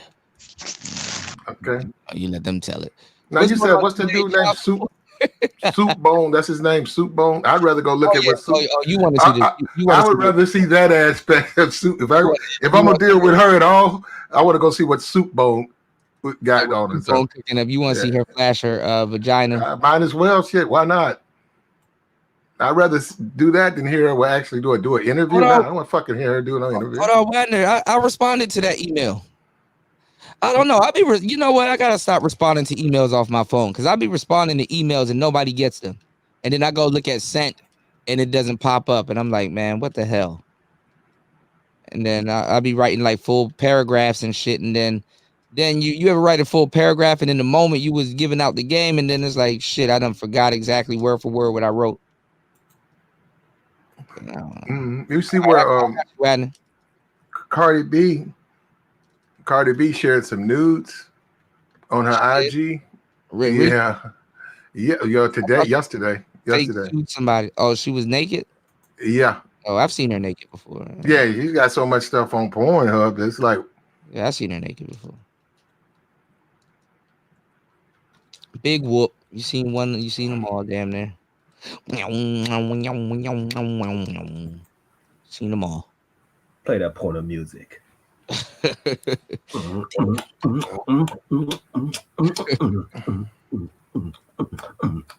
Soup Bone. Is that an older brother, Soup Bone? I'm not sure. It's the brother on here. He about 60 ago. Hold on, let me see. Let me see if it's still up. Cause he showed me a whole series. He had a series and stuff. And that girl was just showing the pussy, man. I'm like, damn. The old bitch, man. I just ran across an angry man on there. I was looking for that. It says K Michelle Breakdown on Twitter. So he's getting out there. His stuff's out there. It's right on there. The YouTube. Soup Bone he frequents other different sectors and stuff like that. Here it is. What Crystal and Kerrison doesn't teach her in her pink pill course. Hold on. This is Soup Bone. Actually, let me play it for y'all. I'm gonna give y'all a treat. You gonna sanitize it? Make sure y'all hit whatever app or super chat because I'm going through great lengths. Hold on. Hold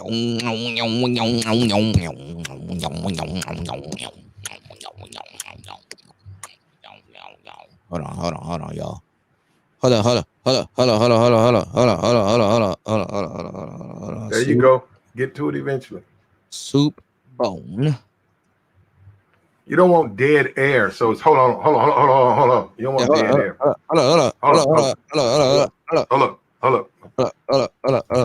Hold up. Damn, she look totally different now, y'all. You see how now? See, this is what they do. And this is what they do. And what they like to do, y'all, is they like to lighten their skin and pretend like, no, I didn't. I just got lighter over time. Yeah, with all that moisturizer and shit you gonna put on you. Look at this shit, y'all. Give me 1 second. This don't even look like the bitch anymore. God damn. Hold on. Did I share? Let me share it with volume. Oh yeah, I know you looking at this, Platinum. No, I had got me another computer. I had to send it back. So who's this person supposed to be? I see you looking with your looking ass. Hold on, y'all. All right, here we go. Shout out to Soup Bone. Y'all make sure y'all go over to Soup Bone channel and subscribe. Really you want to come here. Oh, you want to get. He said she look like Shanae. Martin does, huh? You want yourself a sister, don't you? Oh no, won't happen here because Shanae ate with the swirl. All right, okay.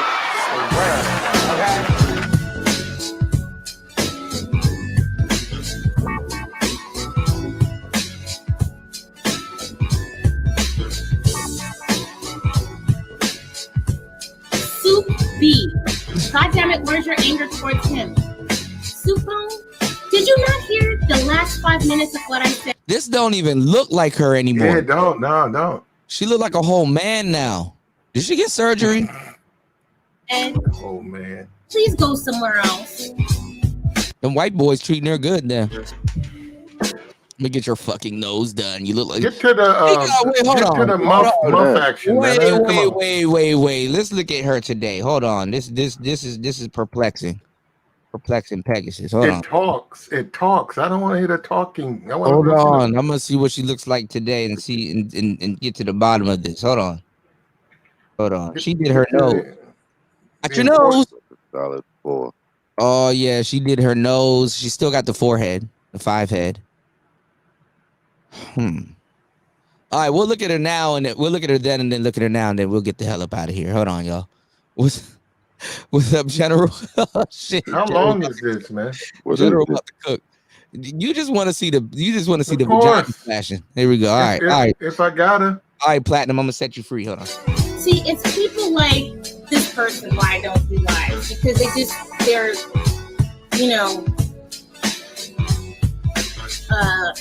they always are looking to shift the blame. There's never any accountability. You guys, listen. We as Black people, we are very, very good at deflecting responsibility and not holding ourselves accountable to what we do. What? I'm here to tell you, I ain't going nowhere. Oh, okay. Hold up. All this for fucking white dick, bro. She does this all the time. Hold on. Hey, Supo, you dumb as hell to put that music on. Yo, when he showed me this, I was laughing like shit. Shout out to Supo. Y'all make sure y'all go over to Supo channel, like and subscribe. Tell them Kuda sent you, man. Look. Nowhere. T-shirt and my panties on. T-shirt and my panties on. T-shirt and my panties got my All this shit for white dick, bro. Picture this, I'm in my bed. The crazy shit, a lot of these women do not look like Platinum, I can't fuck with this shit, bro. I can't fuck with bitches like this, bro. I don't think she likes brothers. I know she don't. She like white men. I ain't trying to fuck with her. I'm watching. This is the best part of her content so far. No, thank you. Disgusting. What part? Load in the motherfucker. that music really killed it. I know it did. Bruh. This song's what, 25 years old? Just how you like it. T-shirt and my panties on. Hey, Kuda, is this shop is cool? Huh? Is this chopped and screwed or what? No, this is the song. You never heard this song, General? It's 25 years Yeah, but old. I'm saying, Yeah, this song came out right after Freak Like Me. Yeah, that's my girl, Dana Wait, Howard. hold on. You missed what I said. It's real choppy on my end. What can I do? Oh I'm yeah, on my no, phone. yeah, Leaving yeah. She's moving slow. He's kind of illustrating the point. Yeah, he's slowed down. Yeah, but I'm saying your sound is choppy. Everybody sounds choppy to me. What can I do to fix that? You sound choppy. I think I'm not sure. Yeah, you sound choppy. Go back in. Yeah, come on. Yeah, come back out. Yeah. Shout outs to Ebo. Hey, So just drop me. Drop me down and bring me back. okay. Thank you, Ebo. I love you, my brother. Shout out to Tac Man. She got that Yoda flame, HIV King Lord Jason Pope. Jason Pope. Ebo, Bro, you right on the point, bro. This woman just flashed us. Yeah, I agree. I mean, she looks different. She can She see looks herself. different. She can see No, herself. she look. In my opinion, she looks better Oh back my then. God! I spent the whole street. Stand up right now. Well, white men want their women a certain way, Platinum. Yeah, and she had to lose that gut. Yeah. Actually, to tell you the truth, she had to transform because the way she looks here in this the way she looks here in this footage, white men don't like that. That's what I just said. Yeah, white men are not attracted to that. Yeah, they're not attracted to this. That's why she transformed. What she looks like now, white men will date. But Definitely, no doubt. Yeah, she looks like a slut. So, you know, Yeah, she like a straight jump off. Yeah, so that gets a lot of dudes' attention as far as that the projection she's putting out. But they said propane tank torso.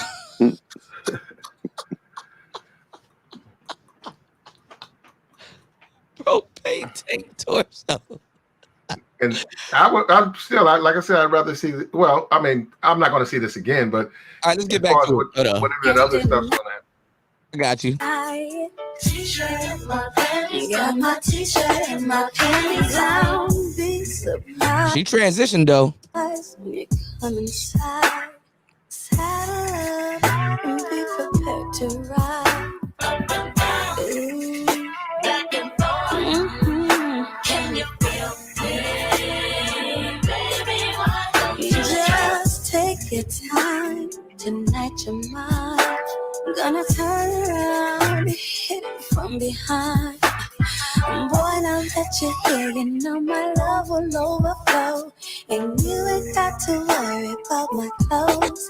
Cause I got my t-shirt and my panties on. I get you. T-shirt and my panties. She got some nigga hands. I'm sorry. T-shirt and my panties on. You can't Some big ass hands. deny it. T-shirt and my White panties. men Got like my that shit. t-shirt and my panties. God damn, boy, my hands big as shit. Hold on, y'all. You made the transformation now. Well, let me put Yeah, that out. she don't look nothing like this now. Hells no. Yeah, those are our fair use opinions right there. Somebody said She got hand reduction. Got tit reduction. for critique and no, she's the same. She's just smaller. She's smaller now. Yeah, she looks better now. She actually. Oh well, okay. Well, it's I think she looks better here. Since you look Well, good actually, now, I don't think she looks good at all. But I'm just saying, if I got to deal with it, I'd rather deal with it. Hold on, y'all. Don't be offended by this, Crystal. If you hear this, don't be offended by this. You look better now. So look, you look good. It's a backhanded compliment. It's a good compliment, though.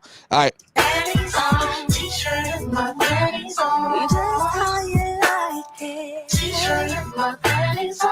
Waiting for you. Let me speed this up. T-shirt and my panties on. Got my panties on. I got my t-shirt and my panties. God damn. God damn, Soup Bone. How long is this song? Shit.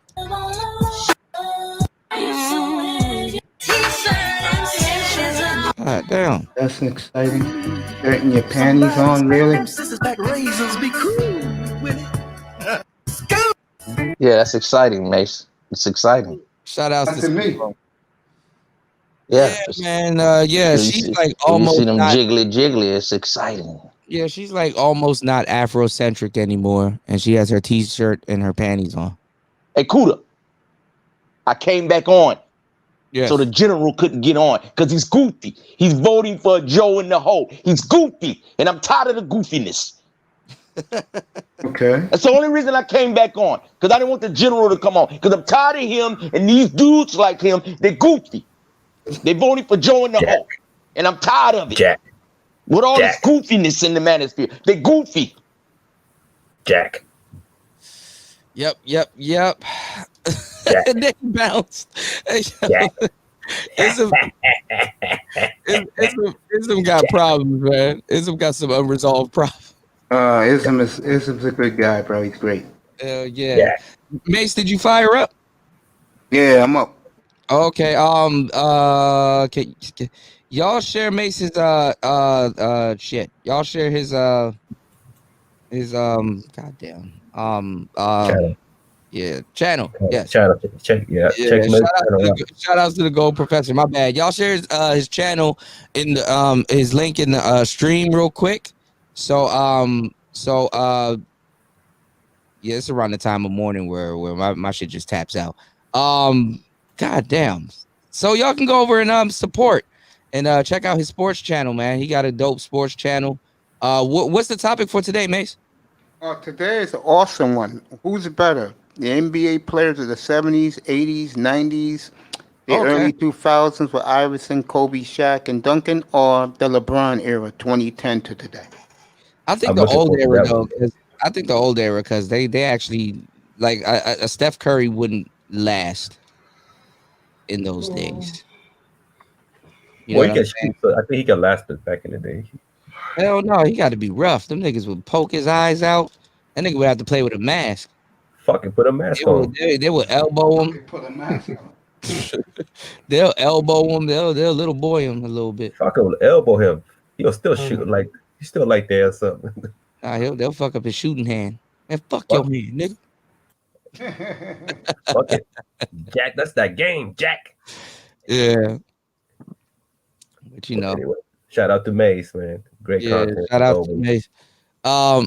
Make sure y'all go like and subscribe over to Mace. And I appreciate that. I appreciate that, my man. No problem. And if y'all would like to jump on the panel, make sure y'all jump on the panel and shit, you know. So we had an interesting show. I'm gonna do the same shit.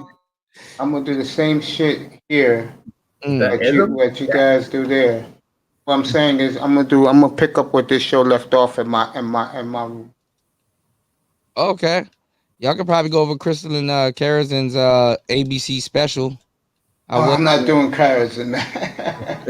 I was gonna cover it tomorrow, but I don't know if I'm gonna have a show tomorrow. I mean, how many times I hear T-shirt and my panties on, bro? Right. Especially that she ain't doing it for me. That song long. If she ain't doing it for me, I ain't thinking about her. Right. That song long. Jiggly. Mace, you ain't Mace, you ain't ready for that. Mace ain't ready for that Mutombo hands. The Mutombo hands. Shit, that's probably how that shit starts. You know, goddamn, you got some big ass hands. That's the fucking gorilla grip. Gorilla grip. Yeah, like I got them big ass hands, but look what I can do with it. And it's like, goddamn, what the? Oh.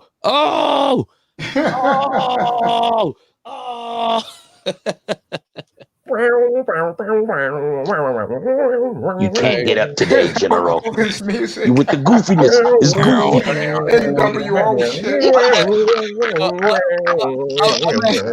I know the General mad at me. I know he did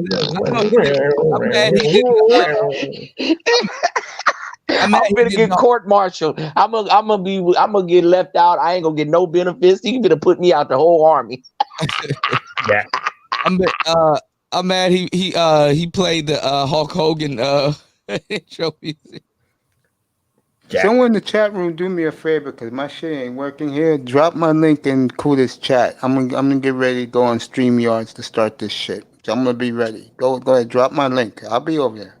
Okay. Jack, drop it, Jack. Drop that motherfucking link, Jack, for the motherfucking game. Cooler, I love you, bro. I appreciate you. You Same. know that. I'll see you Friday night if you're up. And Much I'll love, definitely Mace. be in the second shift, bro. Much love, Mace. Much You love, too, man. man. Without All you, right, I'm brother not here, Mace. bro. I appreciate you. If All I right, survive, brother I Mace. got y'all. Put that gold chain and that hat on. It's That gold chain and hat on. fucking ism. That Ism want gold me. chain and hat on. Put that gold chain and hat on. You can't deny it. Put that gold chain and hat on. You little green guacamoles. Motherfucking guacamole knock a bitch out. Motherfucking tax man around here. Oh man, General. Oh shit! Here come the general. Here come What's the going on? general. What's going on? AB, salute. The chupacabra. Run! Everybody run! The general. The chupacabra. Run! Ronan said Crystal and Harrison. He said she looks like Paul Mooney. Oh my God.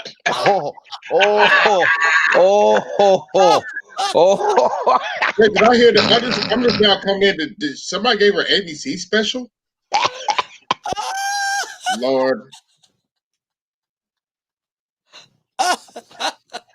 Whatever. Anyway. Everybody want to be a nigga, but nobody want to be. Paul Mooney. All she need is one of those. Oh God! I never took it seriously, really. So it is what it is. Oh God! Oh God! Woo! Woo! I'm gonna need a drink after that. Can we come back out? Oh my God! Yeah. The general left. We can come back out. Uh-oh. Yeah, no, he left. Here he comes. No, there he goes. What's going on? Shit. What's going on, General? Y'all better not look up Paul Mooney and then look up Crystal and Carrots and go. That shit is wild. General, you there? Oh shit! Here you go. General, you there? It's an area. Hide. It's the Can y'all area. hear me? Can y'all hear me? Yeah, I can hear you, AB. Okay. Yeah, is the general? We want to hear from the general. I can hear y'all, but it's boring. Okay, we can hear you. We can hear you. Yeah, I can hear you, but y'all boring a little bit. I guess I don't know what the fuck going on. Yeah, it's a little choppy, but we can hear you. We can make out what you're saying. Oh, it came back. Oh, okay. It's your Yeti. Never buy a blue Yeti. I gotta get you to say that too. Kane. Never buy a blue Yeti. Kane is the new soundbite, man. Kane, you have to start a channel now, man. You gotta start putting out hella content now, man. I gotta start kicking them shits out now. Yeah, man. Everybody gonna be like, damn, yo, we trying to hear that soundbite. The general's military Yeti was borging. You know what, Ism, when you get your mic right, you got to do like you got to do that voice for like the A&E special. You know what they do, A&E television. Okay. A&E television. This is AME exclusive. You don't know if the guy that's saying it to you is wearing like a trench coat while he's recording. Right. It's like, damn. Tonight in the dark alley of the city streets, the crime in the Gotham City. Crime has risen. Is at an all-time high. People are looting. They're running the streets. Everything is running amok. But there is only one man that can save them, and it is Tech-Man.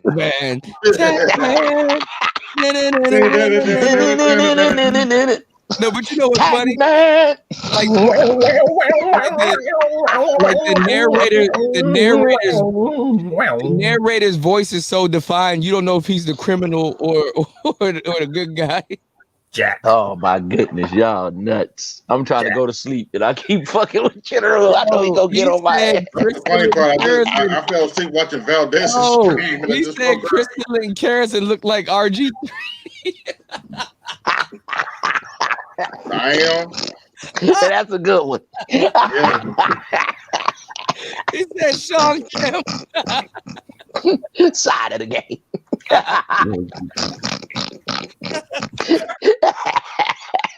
Oh shit! Somebody said RG3 got baby teeth. He got crocodile teeth. Oh, that's funny as hell, man. Great. Oh man. Whew, man, I gotta get out of the Manosphere, man. This is hilarious. Whew, that's messed up. We're What's she gonna be on TV for?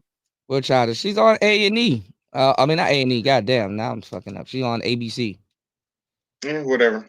Yeah, I'm kind of burning my bridges talking about this motherfucker like this, bro. I might have to sit on the panel in real life, bro. She might slap me with them big ass hands, bro. I ain't no cap, bro. She slap you with one of them hands. It's like you got shot. You gonna think you shedding blood, and you probably will be. Some big ass Look hands. like you wear size 12 men. 13. Shit. So yeah, y'all. I don't know what's going on. Listen, make sure y'all go over to Mace. I'm gonna stop shit talking because one thing about me, I'm gonna talk shit. Anyway, yeah.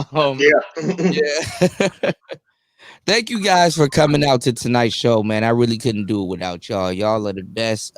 Angry man. Whenever you wake up, he probably up right now, eating shit, breakfast and shit. Like, man, let me just leave that shit on so them niggas take their ass to sleep and stuff. Mace is up, morning chill and stuff. So I gotta I go. fell asleep watching his second stream. Yeah, man. Yeah. Watch some of the playback of this stream and Angry Man stream also. You know, we got some good game, man. Good game was chopped up on today's show, and hell yeah, man. Make sure you guys like and subscribe. Make sure to follow the channel, man. I don't know what else to say. Go over there to Ism's channel and check out Player News today. In Player News. Yeah, you should definitely do that. Today you're Player News, and then like say some stuff that happened around the Manosphere. I'll be trying different shit. You know what I mean? Throwing shit on the wall, man. I try not to be too serious. Yeah, I'm me just too. letting people see my personality a little bit, man. No, you but know, something gonna stick. Something gonna stick. You know, today on Player News, man comes out as bisexual in the Manosphere. This is something that I really don't like, but if you like it, I love it. Yeah, exactly. Damn, exactly. I'm gonna try that. That's how I will. Look at Jules Santana, and Cambella. Gallivanting around them. Gallivanting. I love that word. I'm writing that down. I downloaded that. Gallivanting around. All the women are upset at Jules. He should take care of her. But now she's taking care of Jules. Look at Jules. Look at that dimple. Jim Jones should have been married Chrissy. I was talking about the bitch. She is mad. The ass is mad at her. She's upset at the ass. The ass is upset. It has left her. She has no ass at all. The ass has left the building. It is no longer in existence. It is. Yeah, I gotta get that microphone, man, because that's gonna make me really be feeling like that shit is gonna take it to the next level. On Player News. You know what I mean? And then have me some little, you know what I'm saying, with some little news. You some little like quick news and shit. Hell yeah, you can find some news music all over YouTube, man. Mm-hmm. Yes, I'm gonna put it together, man. Has entered the building. The Drama King is in the building. Yeah. Do my little once a week Player News on the Manosphere hunt. They gonna steal my idea, huh? They sneak soaking. Yeah, you know what? If they like gossip channels, that'll be the littest gossip channel. You know what I mean? Right there, yeah. Hey, that's a good look for real, honestly. Because you don't have nothing to do with nothing. So yeah. You're I'm neutral. just speaking. Yeah, I'm neutral. Yeah, I'm just speaking on what's going on. Don't be mad at the messenger. I'm just reporting what I see. Yeah. Jack. In other Jack, news, that's the motherfucking game. Jack, right. Jack, knock a motherfucking bitch up with the bitch on the blade. Pop. That's what I was saying. Man, Hey, top of the women morning, like top of the this. morning, everybody. Top of the morning, fellas. In other news, knock a bitch pill. In today's news, Top straight of the from the ocean. Top of the motherfucking morning, fellas. What's going on, man? Straight out the Nothing ocean. much, man. Of I'm just getting off Baltimore. work. Why don't we make MGTOW Day a holiday? With a Hell U. yeah, Kuda, you my With nigga a for that. U. You my nigga for that, man. Why didn't I think of that shit?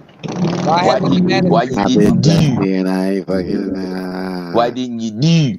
Why the Manosphere should have thought about it, man. Aqua, you didn't do. A fucking MGTOW holiday? Shit, I'm with it. Yeah, I'm with that shit though. And it's tax free. You get to write off anything you spend that day. So that day you probably can trick. I don't know about all that bullshit. I mean, but okay. What the fuck? See now you was getting hot, but you cooled down a little bit. I mean, come on, bro. Yeah, I'm yo. Red pill Satan. Yeah, you don't want to be no frosted flakes. They can go back to flaming. That day you do go back to flaming hot Cheetos. Don't go to frosted flakes, nigga. That day you was flaming hot. No, but that day you should be allowed to trick. It's the irony in the holiday. You know what? Some MGTOWs do tricks. Some MGTOWs, you know what? I don't want to go to the hassle. Here's $100 for 30 minutes. Let's get this over with. Yeah, so that's what I understand that. Most MGTOWs. The real is coming out. Because you can trick without being a simp about it. You know what I mean? So that's a difference.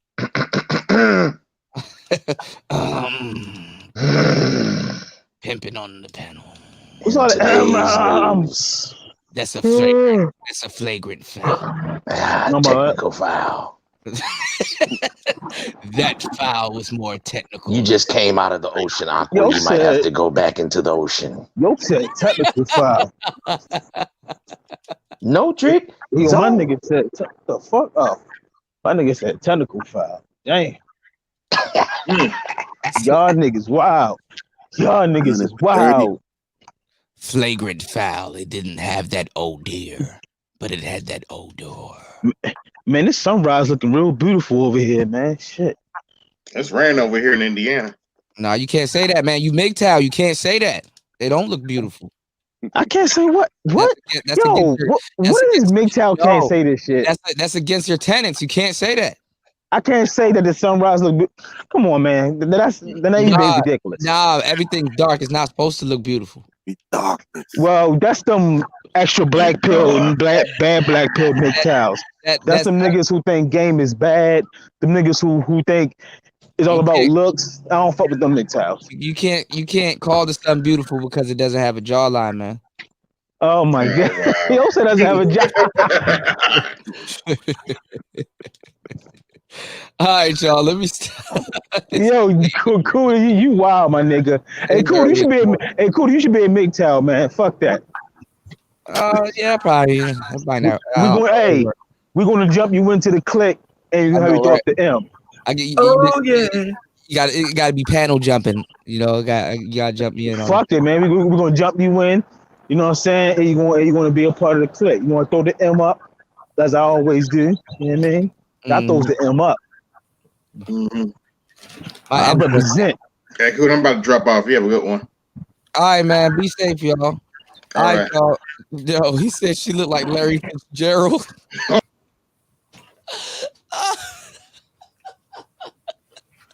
All right, y'all. Y'all be safe out here today, man. Be safe, all right? Y'all pray for me. I'm about to take this detox duck, man. My bad, Crystal and Harrison. Look, it's just jokes. It's just I'm jokes. trying to fuck cat. It's just jokes. Get your fuck on. Shout outs to Platinum. It's just jokes, man. Y'all pull up on Mace, man. Mace over there. He ready for y'all to come through. Hey, cool. Sprinkle. All right, y'all. Y'all be safe, all right? Tac man, be safe. Fasting, make sure you drive safe, man. You too. Hey, Kuda, welcome back from you finally got away from the YouTube jail. I thought you were about to do a 25 for life. But. Yeah, I know. I'm still shadow banned, but you know what? It's great to be back, man. Thank you guys for Thank you guys. Yes, sir. Yeah, glad you got your super chat back, man. That's what's up, dude. Yeah, man. I'm glad, man. Thank goodness, brother.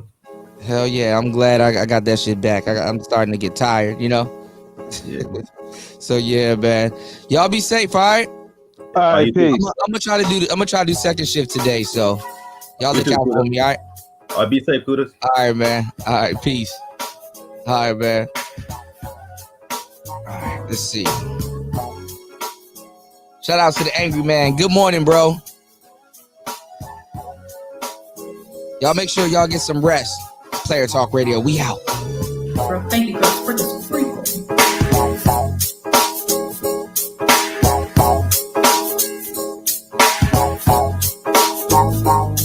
Thank God I'm remonetized. We back, baby.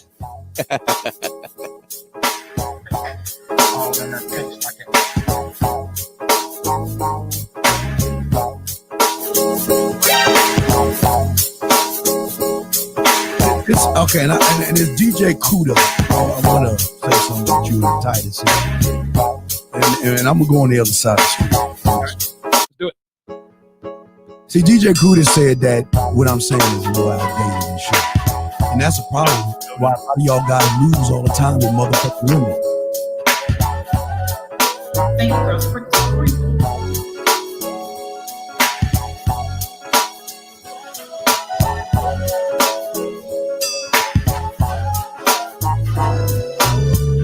Whenever I'm down, I call on you, my friend. A helping hand you lend in my time of need. So I'm calling you now, just to make it through. What else can I do? Don't you hear my plea? Friends may come and friends may go, but you should know that I've got your back. It's automatic, so never hesitate to call. 'Cause I'm your sister, and always for you. And don't know what I'd ever do without you from the beginning till the end. You've always been here right beside me, so I'll call you my best friend. Through the good times and the bad ones, whether I lose or if I win, I know one thing that never changes, and that's you and my best friend. Whenever I'm done, and all that's going on is really going on. Just one of those days when you say the right thing to keep me moving on, to keep me going strong. What else can I say? Friends are there through thick and thin. Well, I've been told that, and I believe that it's automatic. When you need a friend, 'cause I'm your sister, and always for you, and I don't know what I'd ever do without you. You've always been here, you'll always be, so I'll call you my best friend. The good times and the bad ones, whether I lose or if I win, changes, and that's you. I don't know. You from the beginning till the end. Oh, you my best friend. Through the good times and the bad, ones. I know one thing that never changes, and that's you and my best friend.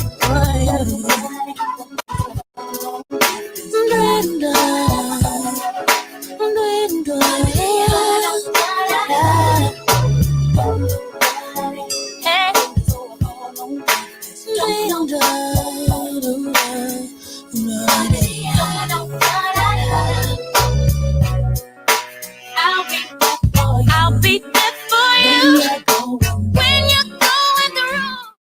Great, bro. Listen to Cool.